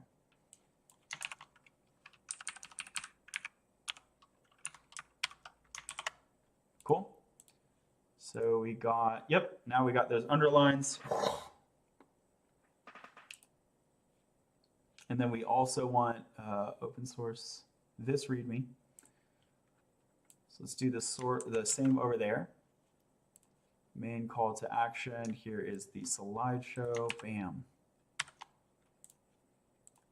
Grab this space.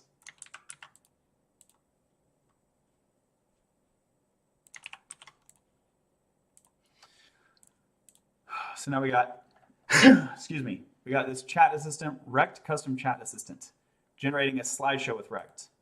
quiz we need to fix, and then flashcards.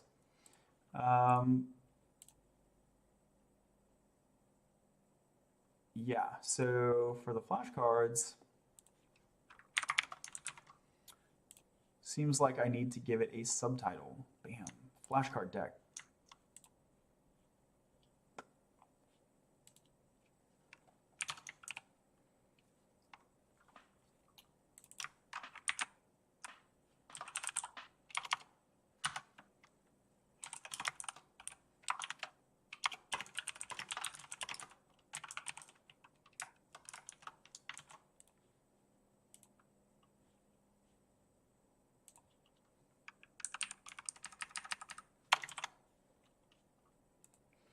Study it with flashcards, quiz, slideshow. Okay, so we've done everything except the quiz now, right? So let's get this ready. So this is feat, everything but quiz.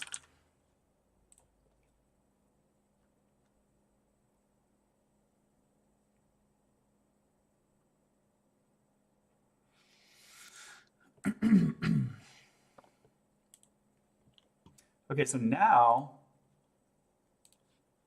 maybe my quota for the Smart GPT-4 is available. Whoa, ChatGPT is dead. Oh no! Let's do a new chat over here. We'll use 3.5, it seems fine.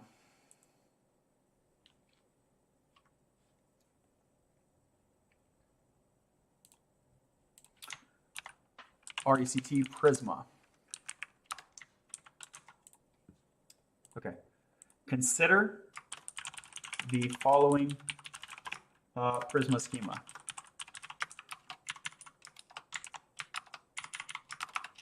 Please create a TypeScript React component for use in a Next.js and Blitz.js codebase. This is a quiz component. This component should display the quiz name and the possible answers as radio buttons. Ugh, you never know if it's going to take it too literal. Watch, it puts the quiz name as a radio button. As radio buttons. Let me tell it what form I'm using so it doesn't screw that up. Packages, form. I am using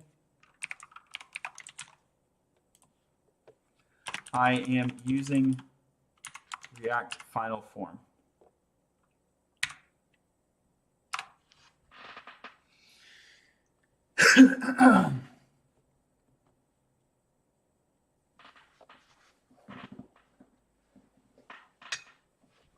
Okay, so let me copy this, and it's going to say quiz component. Cool. I don't know why you don't just call quiz component's fine. I don't know why you don't just call it quiz. Call to action flashcards, new folder, quiz. Okay, and this is going to be quiz.tsx. We're going to rename it from quiz component just to quiz.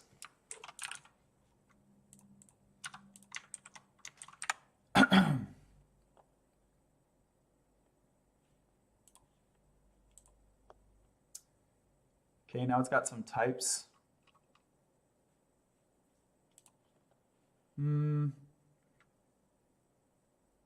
Okay, it's getting those from Prisma. That's okay.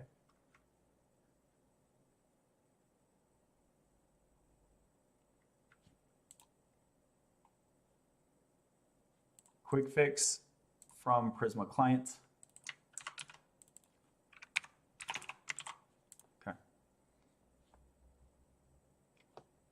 Quiz.quiz items.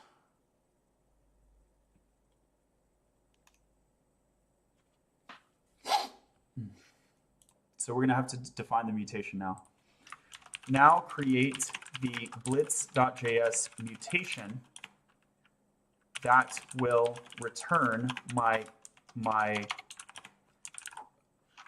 okay, change this component so that it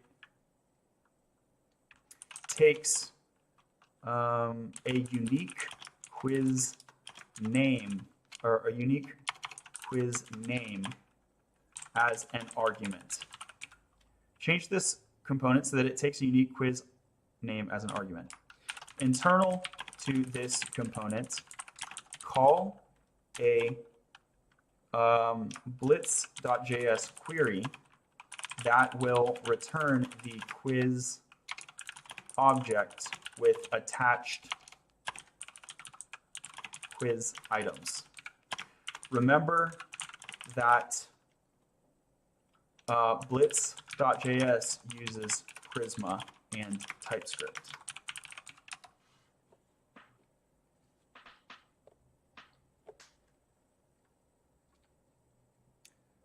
Sheesh, it's cooking, isn't it? So here's the quiz form again.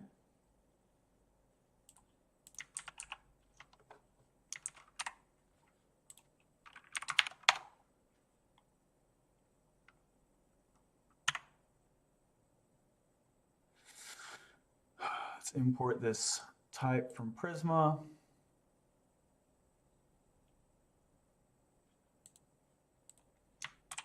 Cool, we're saving it.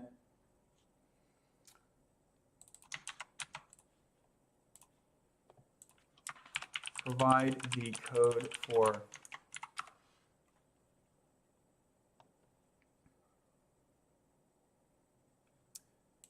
cool.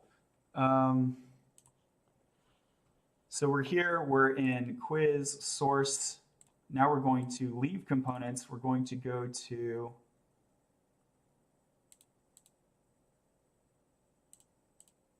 a new folder here. And this is called quizzes. So the convention is to use plural for whatever reason. This is get quiz by name, new file, get quiz by name .ts. Okay. Export default async function. It's using the context session. Yeah, this is correct. So it's even using the Blitz conventions appropriately. That's awesome. And then is my path correct here? So this is app queries. We're not using the app folder. We are in source. I guess I could have, yeah. I don't know. You could organize it either way, right? Source queries, get quiz by name. I just said quizzes.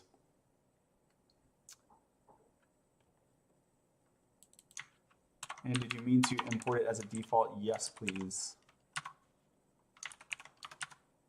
Okay. Block scoped is used before its declaration.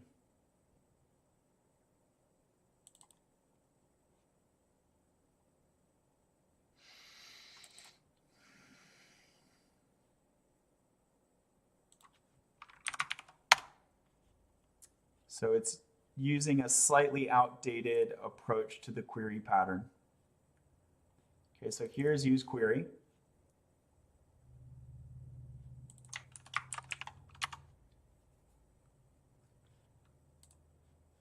So you can see this is the way to do it now.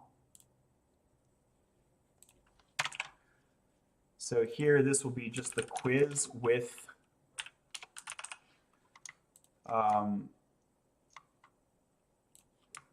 items, quiz with items. I just call it quiz. Technically, it's the quiz with quiz items. Vim is better. Nah. Is this Java? It's TypeScript. Multiple people on the project or only you? Only me. There was one person that dropped like a snippet in Discord Oh, hey, someone pulled up to Discord. Great. Um, okay, so there is this one other person who might get named on the team. Um, so shout out to them. Land32 on Discord.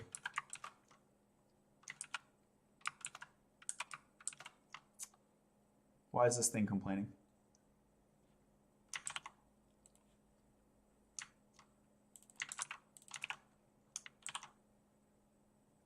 So this is a quiz with quiz items, right? We don't need this. Like, yeah, I don't need any of that. Quiz, set quiz, I don't know what's going on. Set loading, bye. That should all be abstracted by use query. Okay, so now I got the quiz, if loading. Here I'll just say if not quiz. Which really, I don't need to say that. Quiz.quiz items.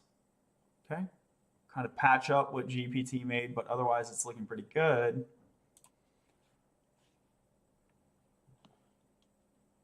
Thanks for the follows, y'all.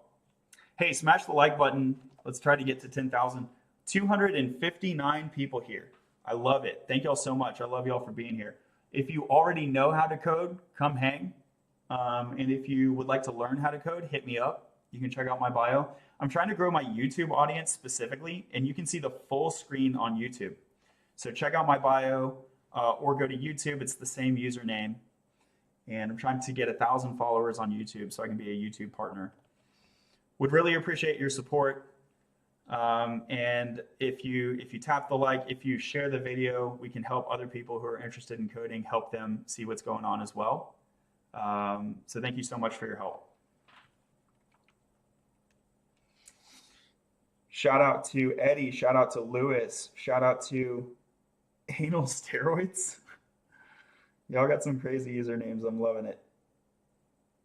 I gave up coding course last year as it got too difficult with the amount of time I had available.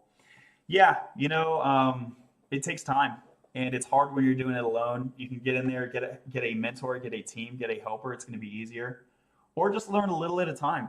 Some people have different learning styles. Some people, the boot camp life is chill, and they can learn in 3-4 months, 3, 4, 5, 6, 7, 8 months. Some people, boot camp life is too rough. Like, it's not easy, right? And so maybe they want to learn it over the course of 2, 3, 4 years. And that's what a degree is for, but then also not everyone has money for a degree. So, but you can still learn low and slow. How much experience do you have coding? I've been coding for like 10 years. Is there coding in cybersecurity? Yep. Thanks for being here, y'all. Okay, let's see if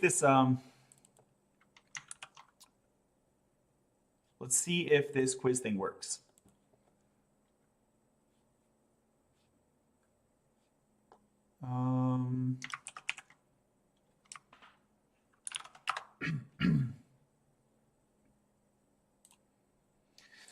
Somehow it's mad at the index file. I'm not sure I understand that one. Let me try and just refresh the page. Maybe something got goofed up. Okay, yeah. Sometimes if you're like typing and saving and Webpack is trying to watch you and keep up, sometimes it just slacks off. Okay, so these are all good, and now we want to try to get the quiz item working. So we are in the main call to action, close, right click. We're going to uncomment this. And now we are going to let VS Code find where it goes. So it goes in the quiz area. I actually want to specify the full path. So I'm going to replace the / with source components. Control-Shift-P, TS hero to sort my components. And you can see it nicely alphabetizes, and then it groups the ones that are in the same folder compared to those full path ones up there. Is this TypeScript? Yes, it is. What is Blitz for? Never used it. It's a Next.js wrapper that helps you focus on code instead of worrying about conventions like prettier, editor config. All of those details come set up for you. And then it also has a code generation tool so that you can create full stack backend and front end with a single command. Kind of like if you've used Laravel or Rails, where you can generate your API through a command line and you can get the create page, the edit page, all of that stuff with authentication checks out of the box. It comes with all of that. So it's Next.js on steroids.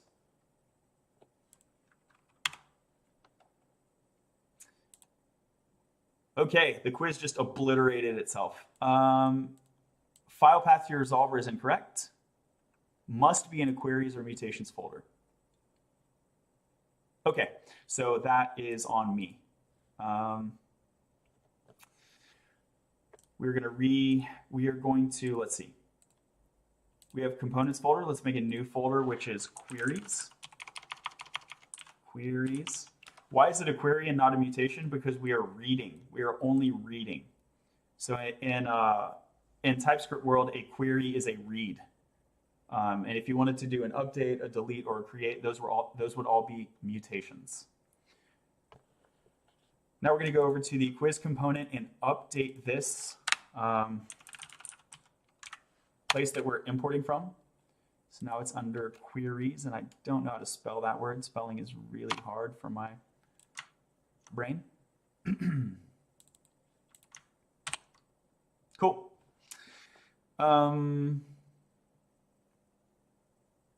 Yeah, I mean, this looks pretty good, right?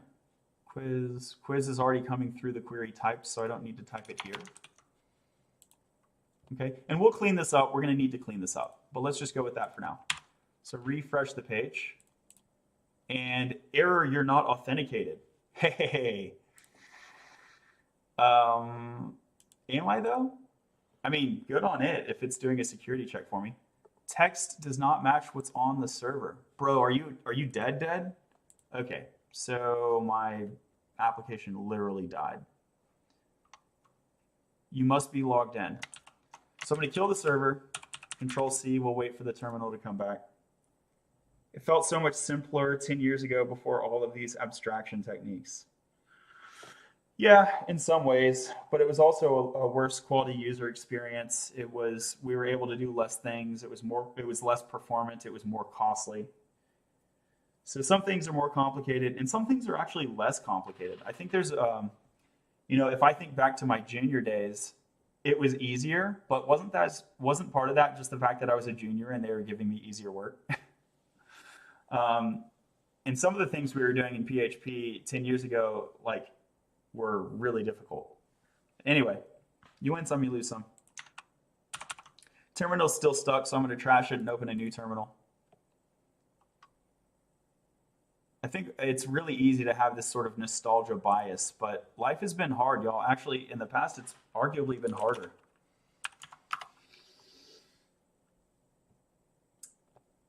Seeing this hurts my brain. Same, bro, same. Okay, so we're going to blitz dev, kick that server back up. All right, we are going to go to the home page. Now you see I'm not logged in, so I should actually not even see this thing up here where it says flashcards quiz. Let me go to my index file. So yeah, something happened such that a user could improperly access the authenticated experience, which if y'all are security folks, you know that that's kind of scary. Luckily, it's just a hackathon. Okay, pages, index. So here's the index. So we get current user. Current user, we're over here.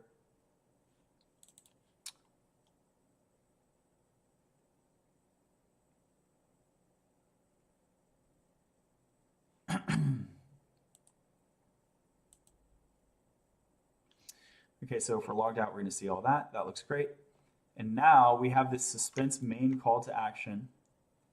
Yeah, so this is the bad part. This is the bad part. Oh, I guess I wiped it out when I was taking things from GPT. Okay, because I never really told GPT I was doing this, did I? Okay, so here we are going to get the current user. import from the correct hook location. So now I got the correct user. If there is a logged in user, we will show them this experience over here. Otherwise, I want them to see the logged out call to action.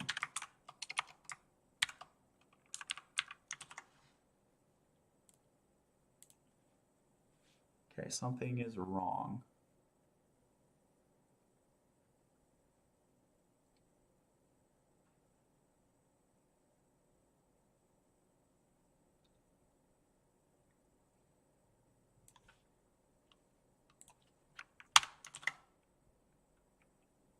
Oh, this needs to be a colon. Sorry, ternary syntax. There you go.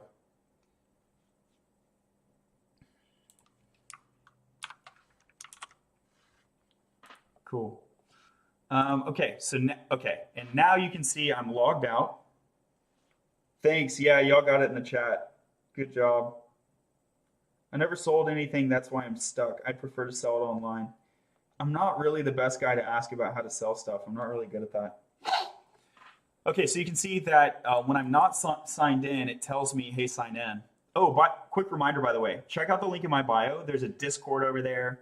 You can pull up on the Discord. You can go over to YouTube or Twitch. That would be really appreciated. Okay, so yeah, let's sign up. And I already signed up, so let's log in. Now I'm going to log in.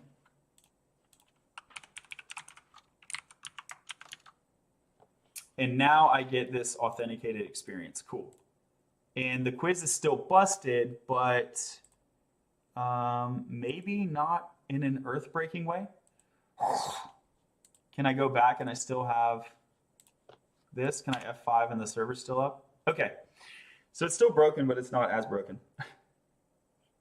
Have you thought of creating projects on WSL? Yeah, I used it when it first came out and I didn't have a good time. But apparently it's better now, but I just haven't gone back. So I'm going to stage that main call to action. And now let's go work on this quiz component. So I'm going to right click and close this.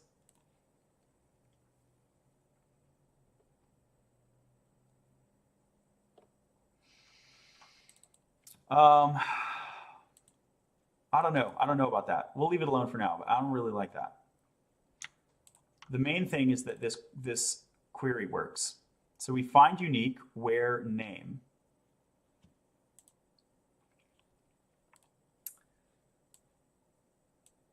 Argument needs at least one argument.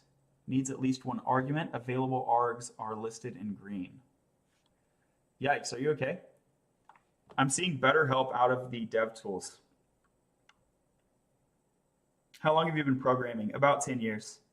Yeah, thanks. Yeah, you got it. Over 8,000 likes. Thank you so much. Let's try to get to 10. So name ID or input ID. Yeah, we need any of those. And I want name, right? So here's name. Find unique where name. So is name coming through falsy? Is that the issue? Oh, yeah, that's the issue. So I'm not actually passing it a name right now. And I'm also calling it quiz component when I want to call it quiz. So both of those are going to be big problems. Control Shift F, left angle, Control V to drop quiz in there. And we can find where this is being called. And we see, hey, you need to give us a name, dude. Quiz name equals, what do I have in my database? Let's go check. I think I only have one. Control P, RECTBE, quiz. And so this coding project's name should be the only one available in my database. I'm going to go ahead and eagerly drop that string in there. But let's verify on the database side that I have a quiz. Let me refresh and it logs me out. I got stale on Supabase. Hey, how's quiz coming along? We're getting really, really close. For real, for real, for real.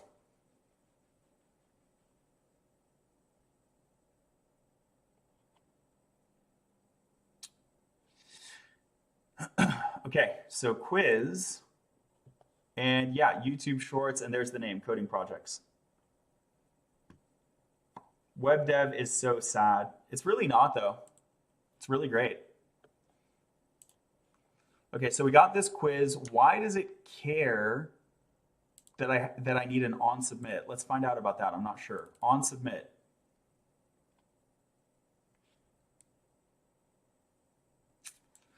Okay, so it's thinking my main call to action page is going to handle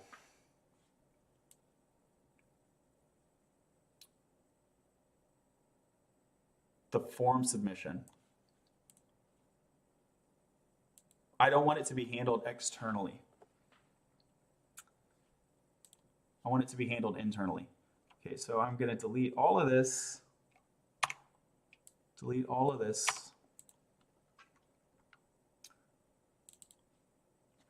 And this will not be to do. Here I will just make a function called onSubmit.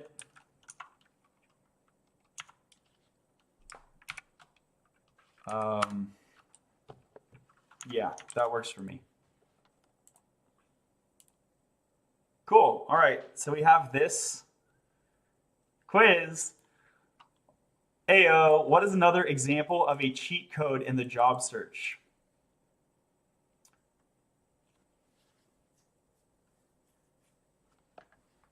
Volunteering for tech events, creating a blog to showcase your work, or strategic communication. Ooh.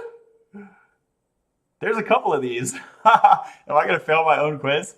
Creating a blog to showcase your work is kind of a cheat code. I'll go with strategic communication. Actually, creating a blog is included, arguably, in strategic communication.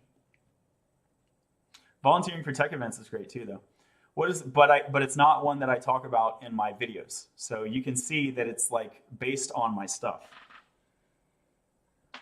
So what is the first type of coding project mentioned? What's the most basic kind of coding project, y'all?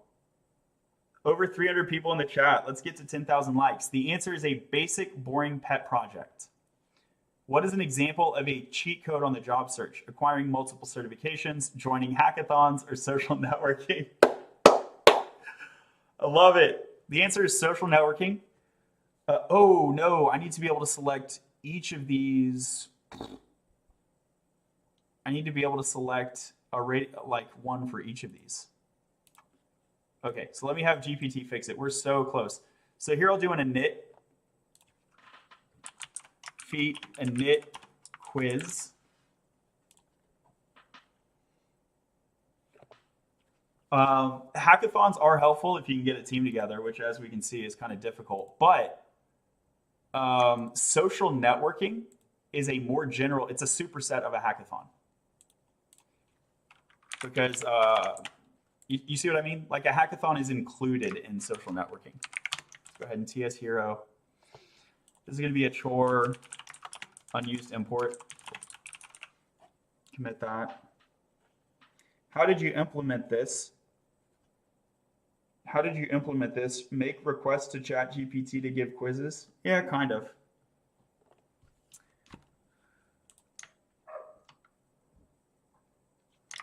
Oh, use effect and use state are still here.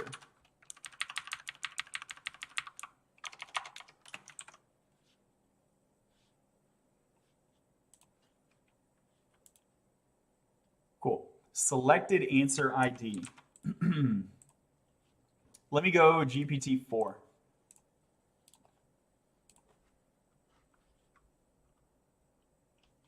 Consider the following quiz component.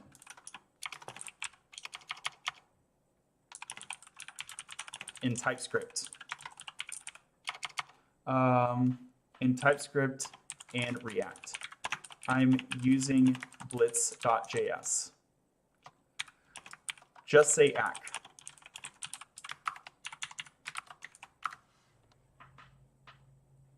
Cool. Lucky you got GPT-4. Yeah, it's really helpful. Especially in like trickier places like this. Control P, RECT, Prisma. Okay.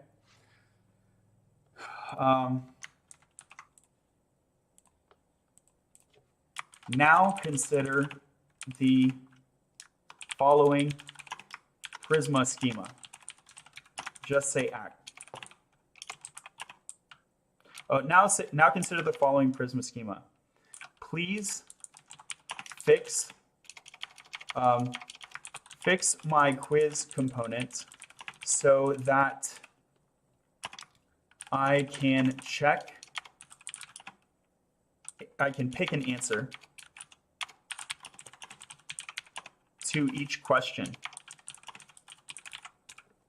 Currently, I can only pick one radio button across all questions.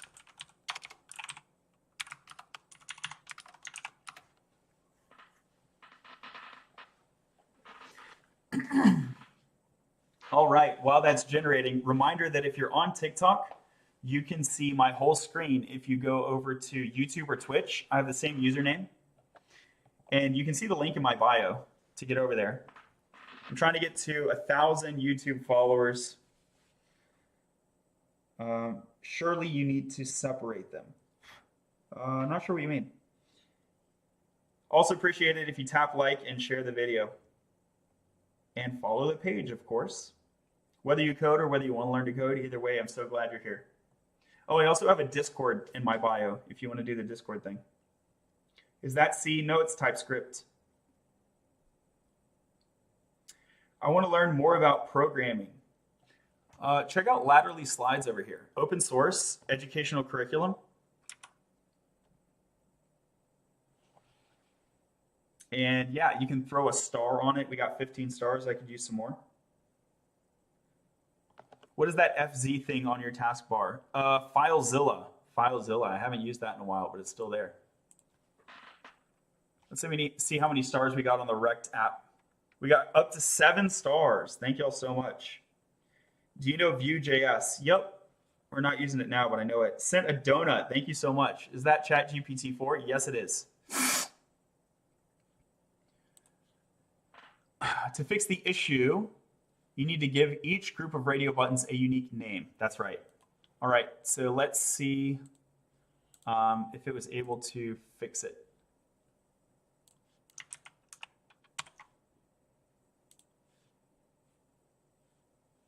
Cool. Yeah, real clean fix too.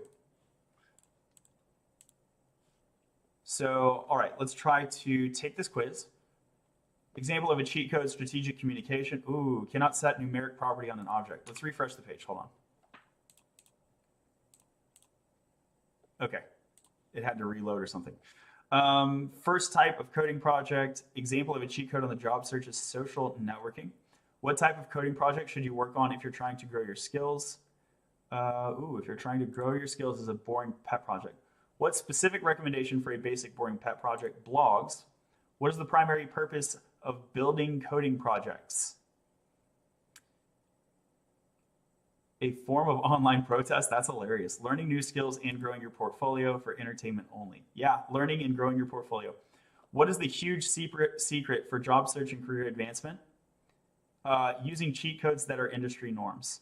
What type of coding project should you work on if you're trying to show your skills? Create a game or an animation, design a web app. Trying to show your skills, you want to help someone else out or solve their problem or solve your own problem, for sure. Which resource is recommended for open source educational curriculum? Laterally Slides, and it's spelled wrong. Oh, bogus. Although it might be free code camp, we'll see. Is it encouraged to use cheat codes in the job search? The answer is yes, although it's like, the answer is yes. All right. And then we get the log over here. 1, 2, 3. Okay, so cool. So it's logging.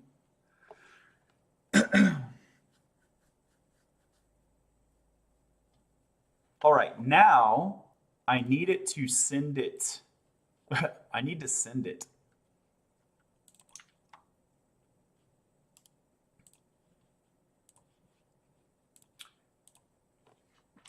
Now create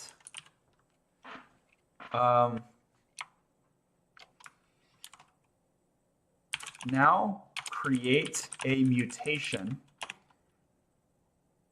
that creates a result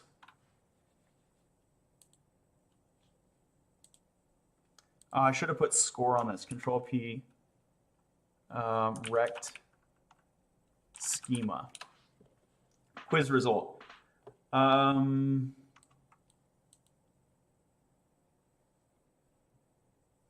Boolean. Let's add score.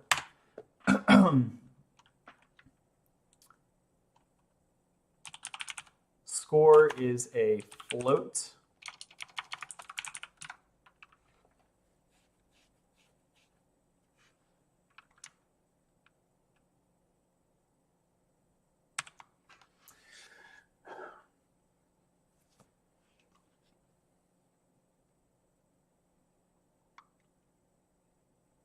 And we can just do like 75% for now, or 70% for now.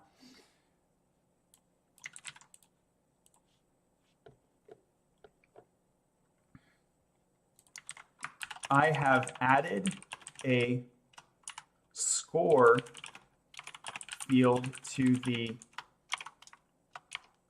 quiz result model. Please create a mutation that calculates the score, which is the percent of correctly answered quiz items. This mutation should associate the quiz result to the logged in user and save the record to the database when the quiz form is submitted. Hello from Uganda. What's up? What's up? Sequelize is better. Get out of my chat. No, it's not.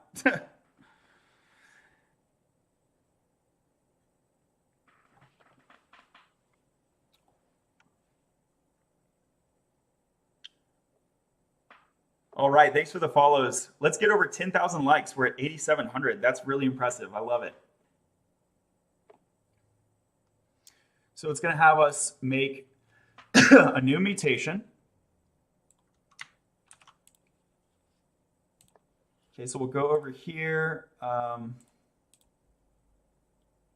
Components, pages, queries. Now we're going to have source folder mutations. Here's a new file. Quiz. Oh no, it needs to be a folder. Sorry, quiz results. Okay, and in quiz results we have a new file, which is, what is it called? Submit on quiz results.ts. New file. Submit on quiz results.ts. Not on, just submit quiz results. That makes more sense, doesn't it? Submit quiz results.ts. Let's copy this. Paste it right here. Ooh, why is it all commented?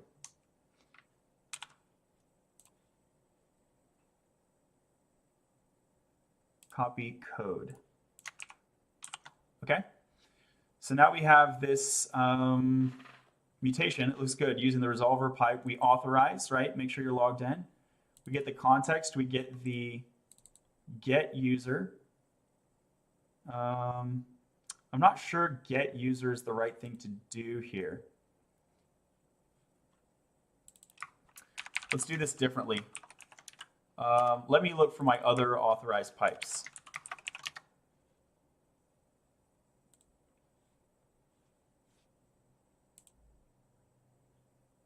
Just looking up some reference code.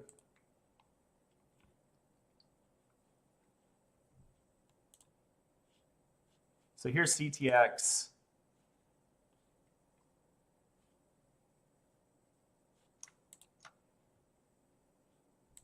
That's one thing we can do, is we can just strongly type CTX. That'll give us some better info. Hover over here, quick fix, import from Blitz. Oh, we should import from Next.js over Blitz when possible, by the way.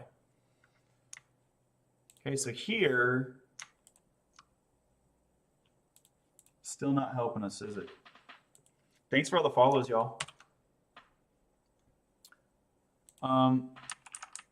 Let's CTX and see what's on there.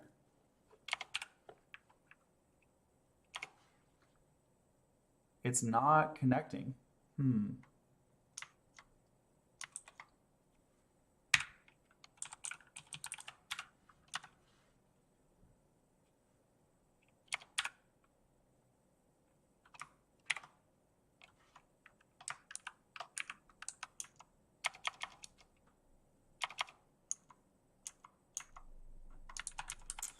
How do I cycle through? Oh yeah, how do I? Hey, what are you coding? Some sort of quiz game in JavaScript? Yeah, it's not a game, but it is quizzes. Cycle through Copilot suggestions. Option bracket or alt bracket. Okay. So here, okay, it gave me my actual context this time. I guess VS Code was lagging. So you see, I can do user ID, but I want to get the user. Let's see, what do I actually need here? I guess I just need the user ID. Yeah. So where do we, so here's the user ID.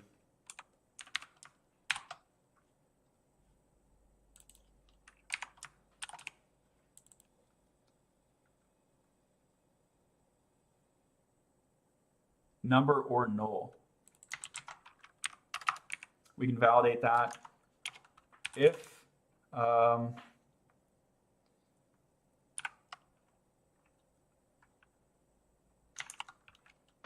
user ID is null, throw new, and I want to use a authorization error. Authorization error specifically. Cool.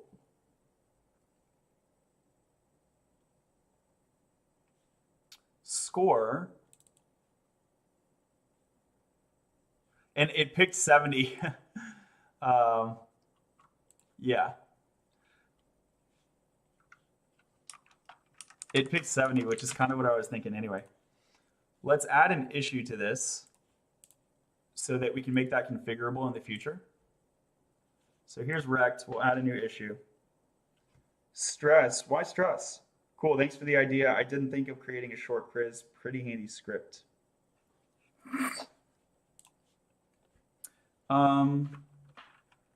Configure pass score by quiz. Right now we have make it dynamic as a quiz property. What is that autocomplete function? Is it Copilot? Yep. Thanks so much for the likes, y'all. 8,800. Let's try to get 10,000 before the stream's over. Correct answer count. Here's the length.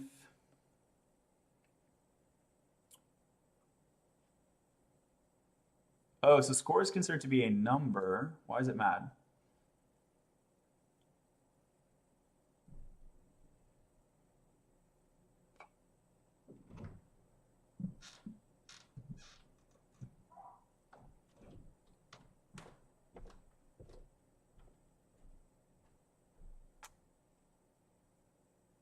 I don't know why it's mad. Quiz results.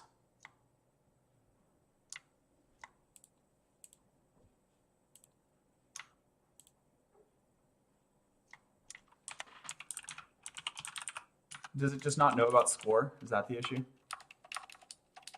Yeah, okay. Let me kill my server. I think I need to regenerate my type definitions.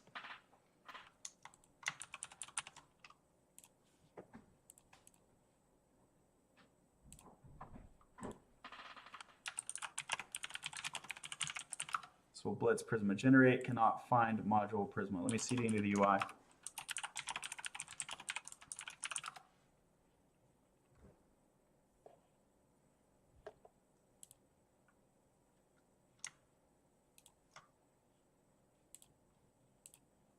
And now it's happy with score. So it was I needed to regenerate my Prisma client. Let's blitz dev.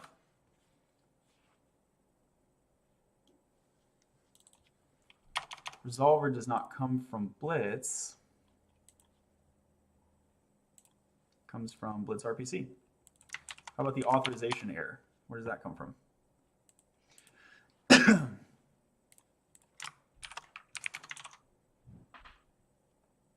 Okay, so these are looking good. Quiz item correct answer is possibly null. Well, it shouldn't be.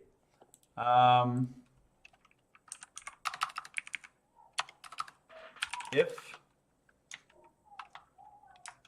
there's no correct answer, throw new. I like what I call it, which is like the mean, super mean quiz item error.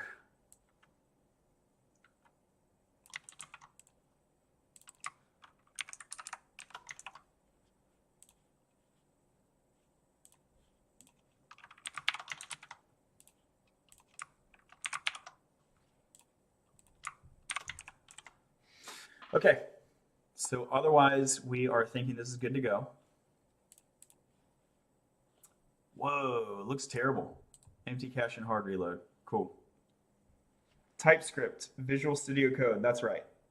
This guy's actually good. Thank you so much. Is this GraphQL? No, it's using Blitz.js query, which is similar to React query, which is like kind of similar to GraphQL, except it's not.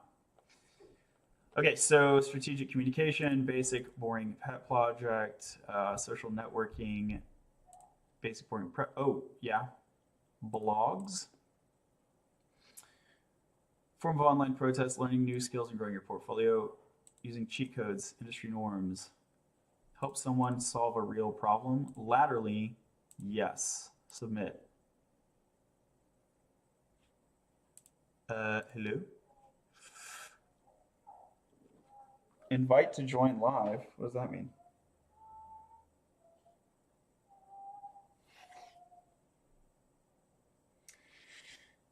Why using this GraphQL-like thing that is like but isn't? Because it's the Blitz.js framework and because it's better. It's better. Okay, so that's getting the quiz. So we didn't actually hook up the submit.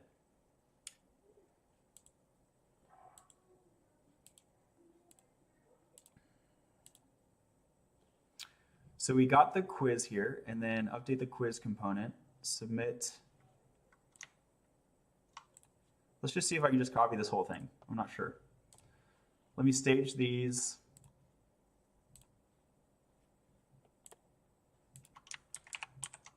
Ooh, yikes.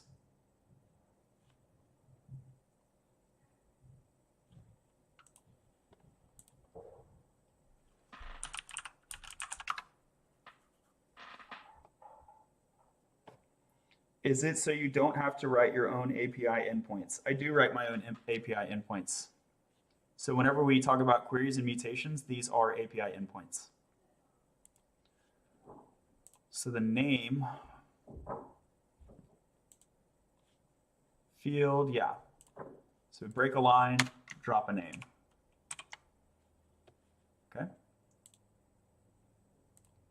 And what are we doing here?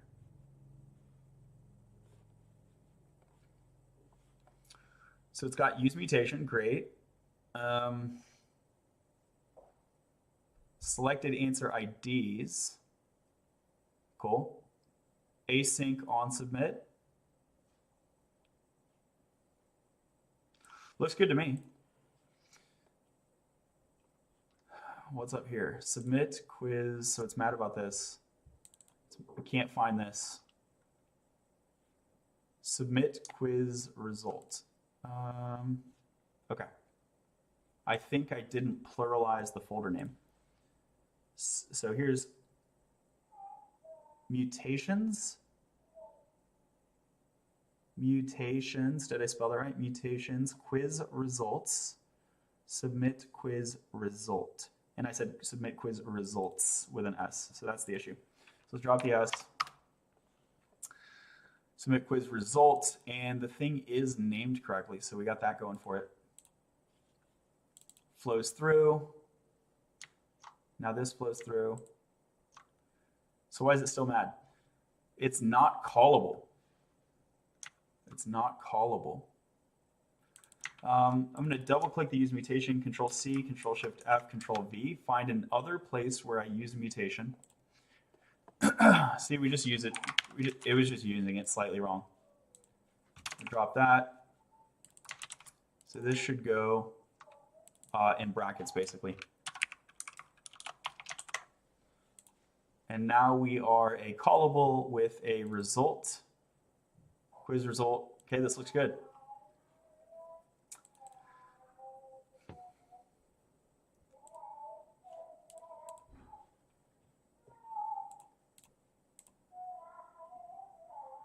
Expected object received array.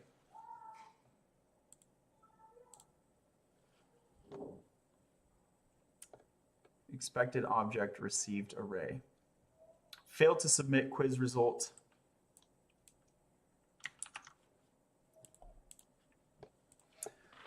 I see an error.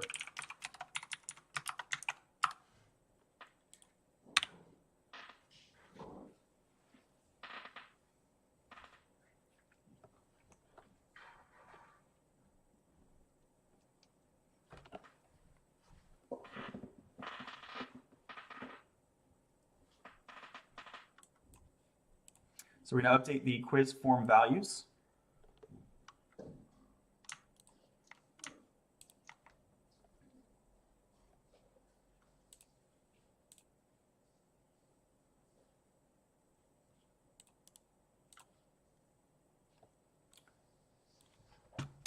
Right there.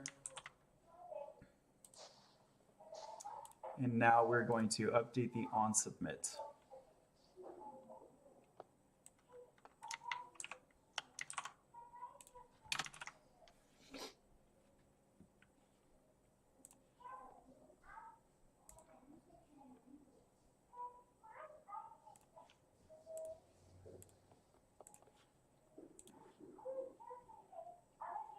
Score does not exist in the current database.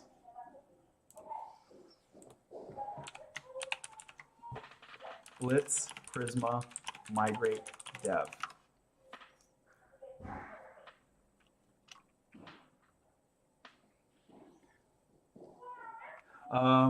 Quiz result has score.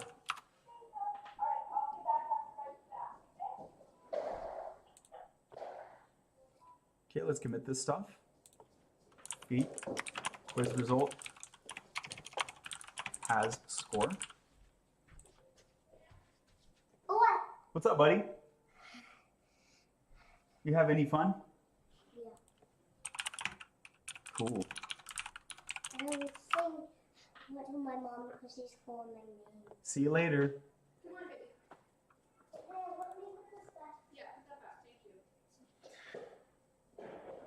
Imagine he was able to write those codes first time with no errors. That would be something, wouldn't it?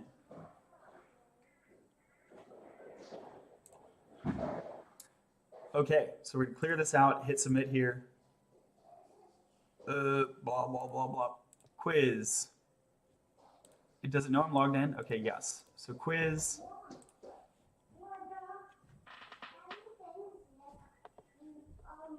Queso Love. Hey, you trying to battle? What's up, gang? No, not really. Battle. No. Oh, my bad, bro. All right, man. Talk to you later. All right, man.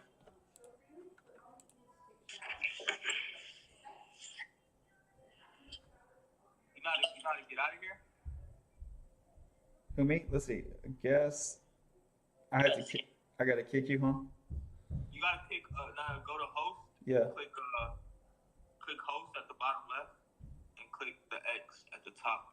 I see it, y'all. Have a good one.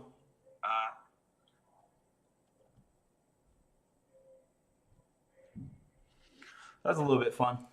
I don't know about battling though.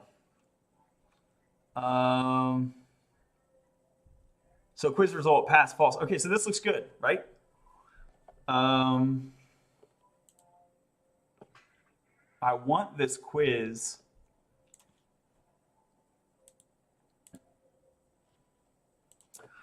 update the following component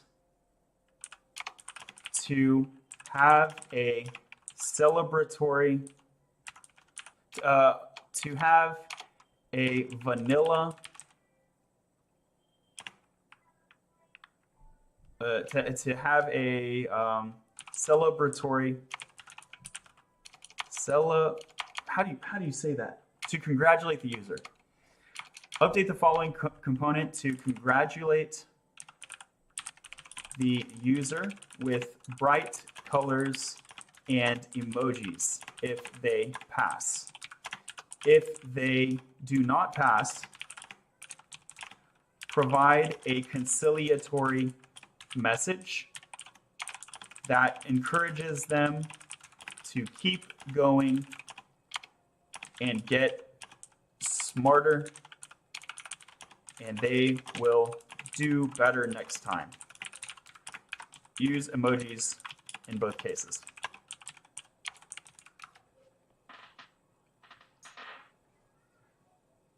So random. Yeah, it really was.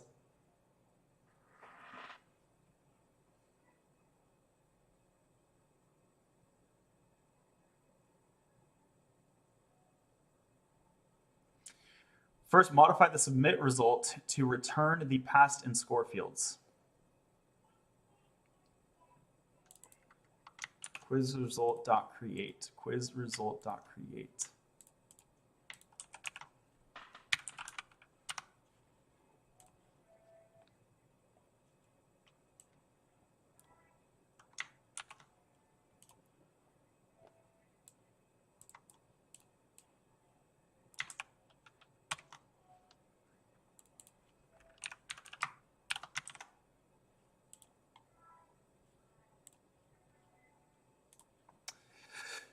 Next, update the quiz, add a use state hook. Cool.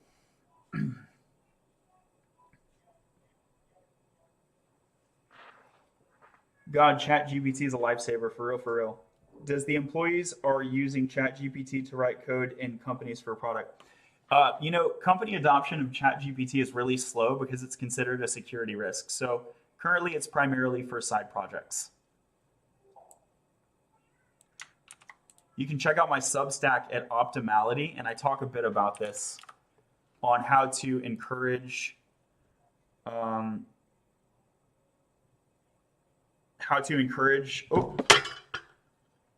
my phone. Sorry about that, y'all. How to encourage companies to adopt GPT technology.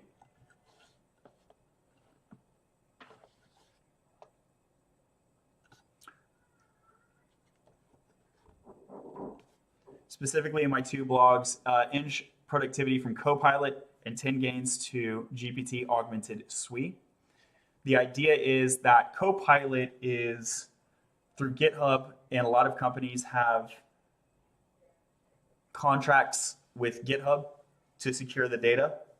And so GPT through Copilot, Copilot X specifically, which includes GPT-4, Copilot for Business, Copilot X, and GPT-4 is going to be an easier and more secure way to convince many companies to allow access to GPT-4 for their employees instead of trying to get them to let you use ChatGPT. Although you never know, like maybe some companies will allow ChatGPT. So we're going to paste over the on submit. Okay.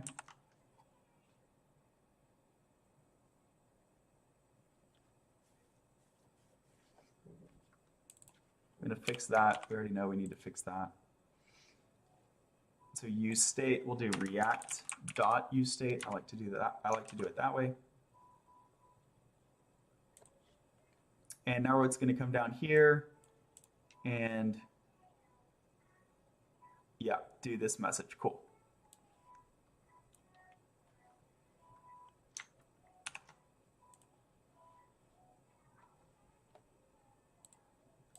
So I'm going to just wipe it, enter twice, up, paste, save. Whoa, what happened there? Something really goofed. So we got the result. I wonder if it got truncated. It looks like it did fine. Oh, no, it did get truncated.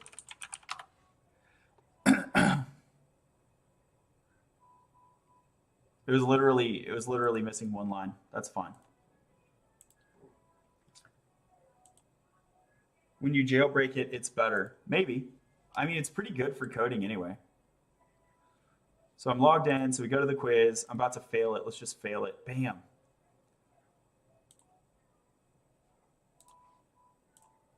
Oh no, I hit the logout button. That was really stupid. My bad.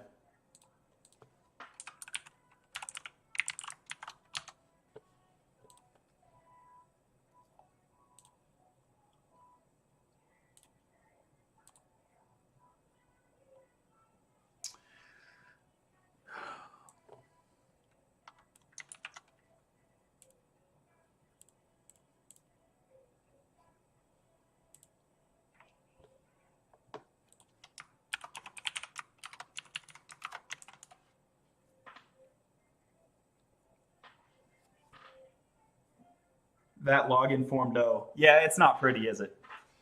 8,900 likes. I know we can get 9,000 in like 10 seconds if we want to. The real question, it's not even a question if we can get 9,000 actually. The real question is if we can get 10,000. Let's go, let's go. Road to 10,000. On submit, okay?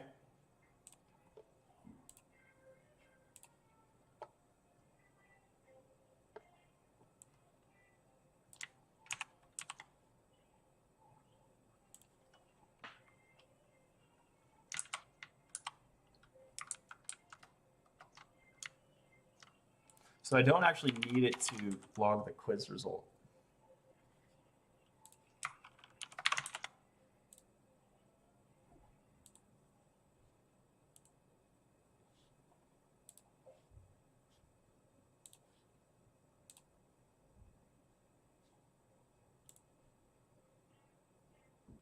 I got a score of 20. It worked, but it did not.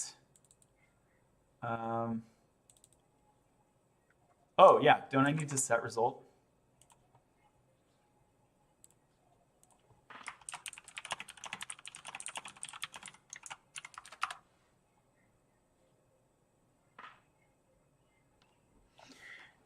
I got a donut. Thank you so much. 9,600. 9,700. Oh, we're cruising. We're going to get it for real.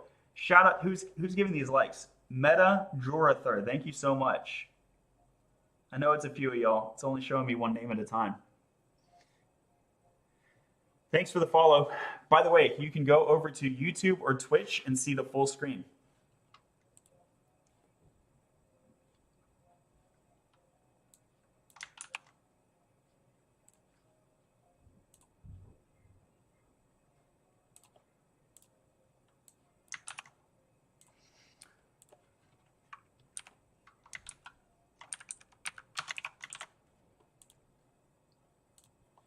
Okay.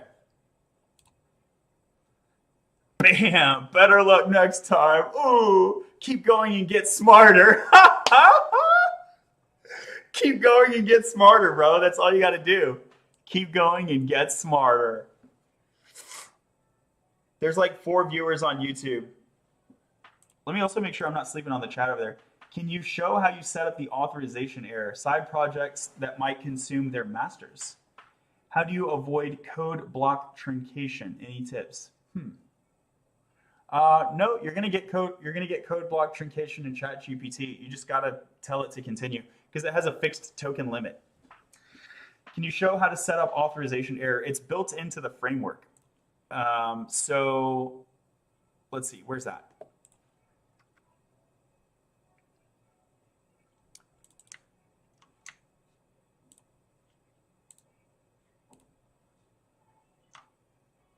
So yeah, just import it from Blitz. It's up to the developer to use it appropriately.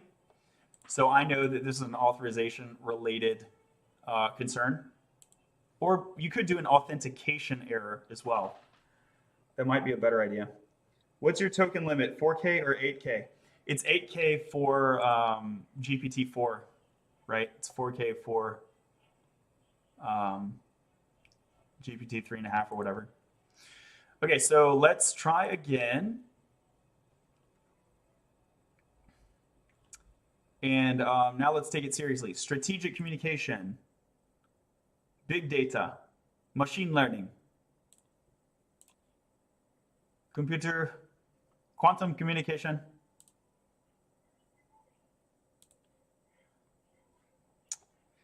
What is the primary purpose of building coding projects? Learning skills, grow your portfolio. What's the huge secret? Using cheat codes that are industry norms. What type of coding project should you work on if you're trying to show your skills?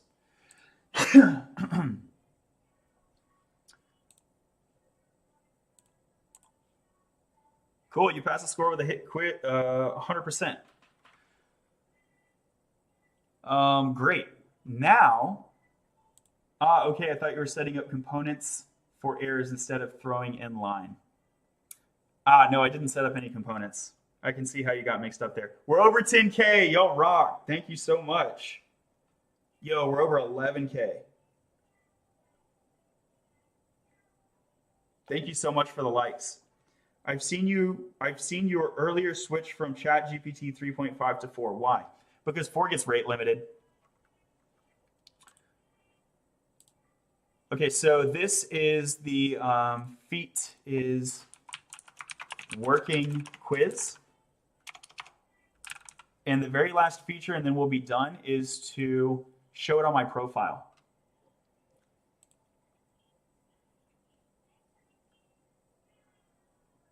Users, this is going to be components. Where's the profile page? Flashcard, call to action. Oh, it's under pages, isn't it? It has its own page. Pages, profile, user ID.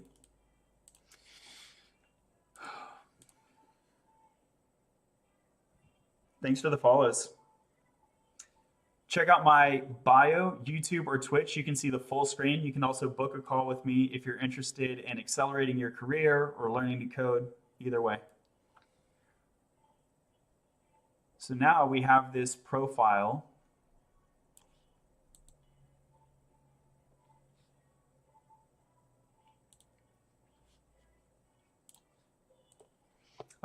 Write a query that gets the list of quiz names that a given user has passed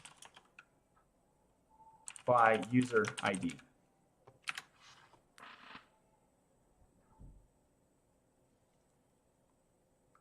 When is your lives? They're sporadic. Get past quiznames.ts at queries quiz results. So we go over here, queries. We're going to have a new folder, which is quiz results. And this is get past quiz names. Get past quiz names.ts. I think I hit the zoom button. Oops. All right, so we copy this.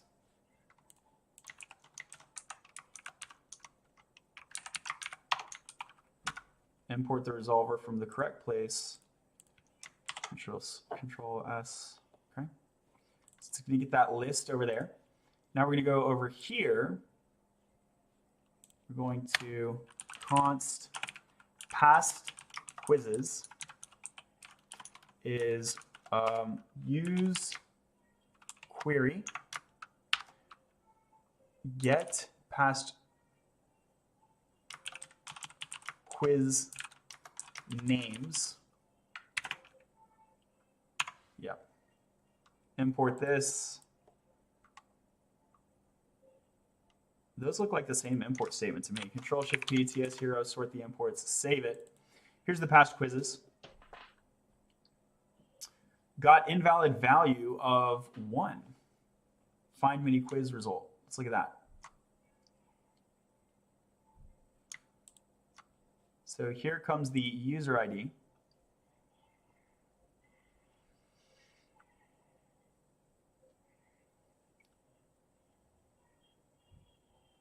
Why is that invalid?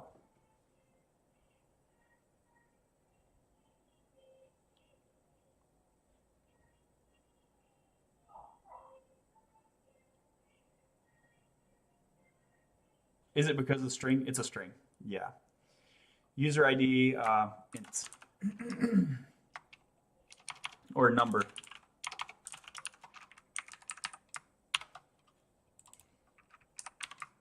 So when it comes in off the router, it is a string.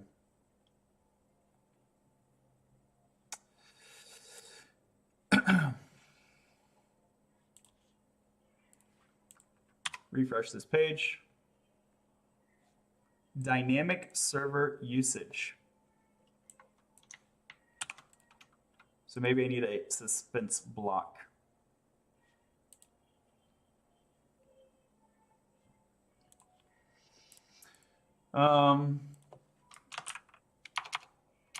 When I use this in my Next.js page component as a query, I get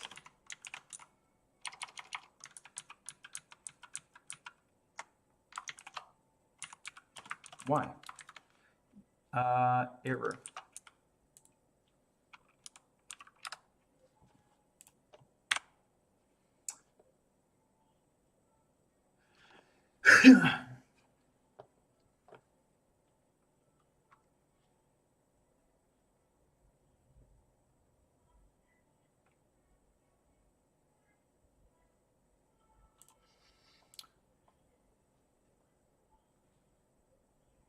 Get past quiz names. Get past quiz names. And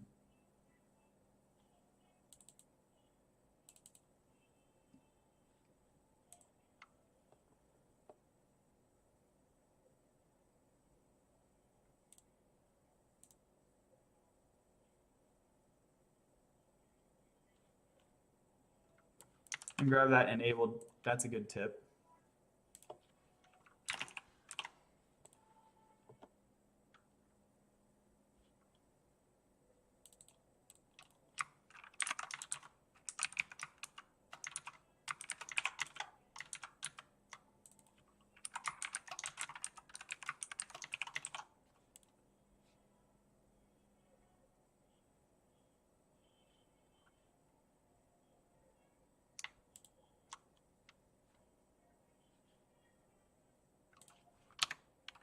Pretty sure you don't need to import React FYI.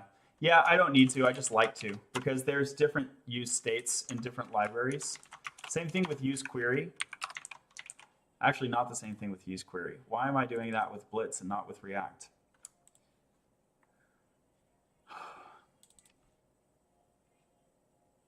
See, I got functional components. I might need use state. I might need use effect. So I just bring in React. Argument of this type is not assignable. Get past quiz names. So we're getting it.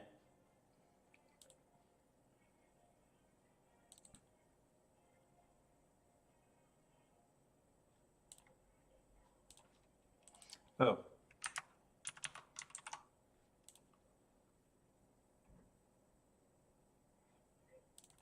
I guess I can just do this, huh?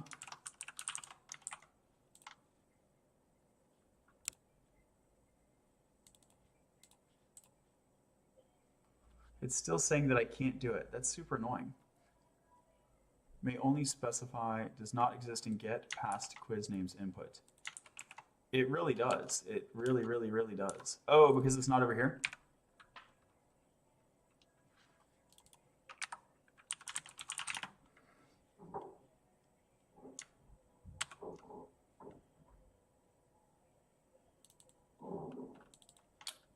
Enable versus enabled. Yeah, good. Technicolor Pirate, good catch. I want to know the project name. It's rect, R-A-C-T. Check it out. Open source, fully open source. Smash like if you like open source. I appreciate y'all being here. Quick reminder, you can go over to YouTube or Twitch, link in my bio, or search the same username, and you can see the full screen over there. Is that TypeScript? Yes, it is. Thanks for the donut. I have a question. Does it matter which IDE I use for a specific language? Yo, bro, you go to college? Yeah, I got a PhD. The IDE does matter. There's a few good ones. It's not like there's only one good one. I like VS Code. There's a few other good ones. IntelliJ, JetBrains is good. WebStorm. I would suggest that you want to stick one that supports Copilot, though. You can also use, there's some stuff like Vim.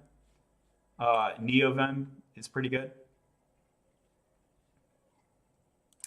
Okay, so yeah, it's flowing through now. So is it working now? Profile 1.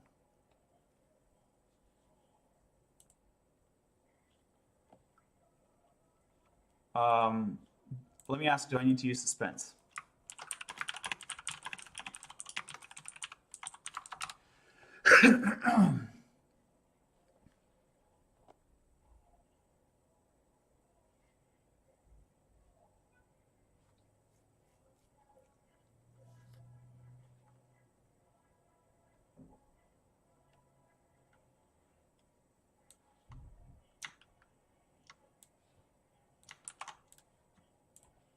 So let me go over to my page. Okay, this is the user profile page. Past quizzes. Export default.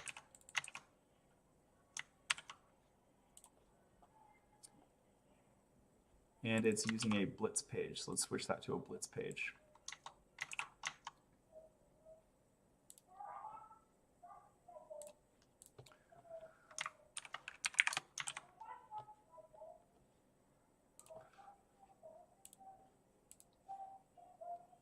Layout is not defined. Okay, let's import layout.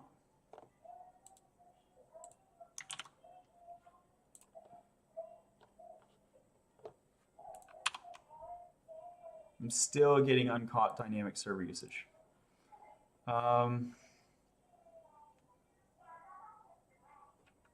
Yeah, so let me throw this in a suspense block. Let me open a different page. I can use my login page, for example. No, reset pass. Where's one where I'm actually...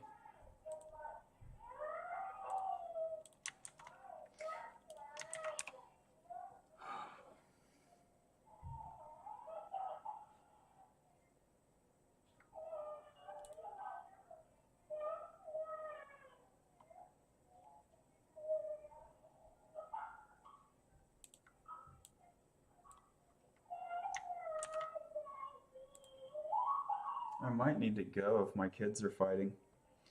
What's your typing speed? I don't know.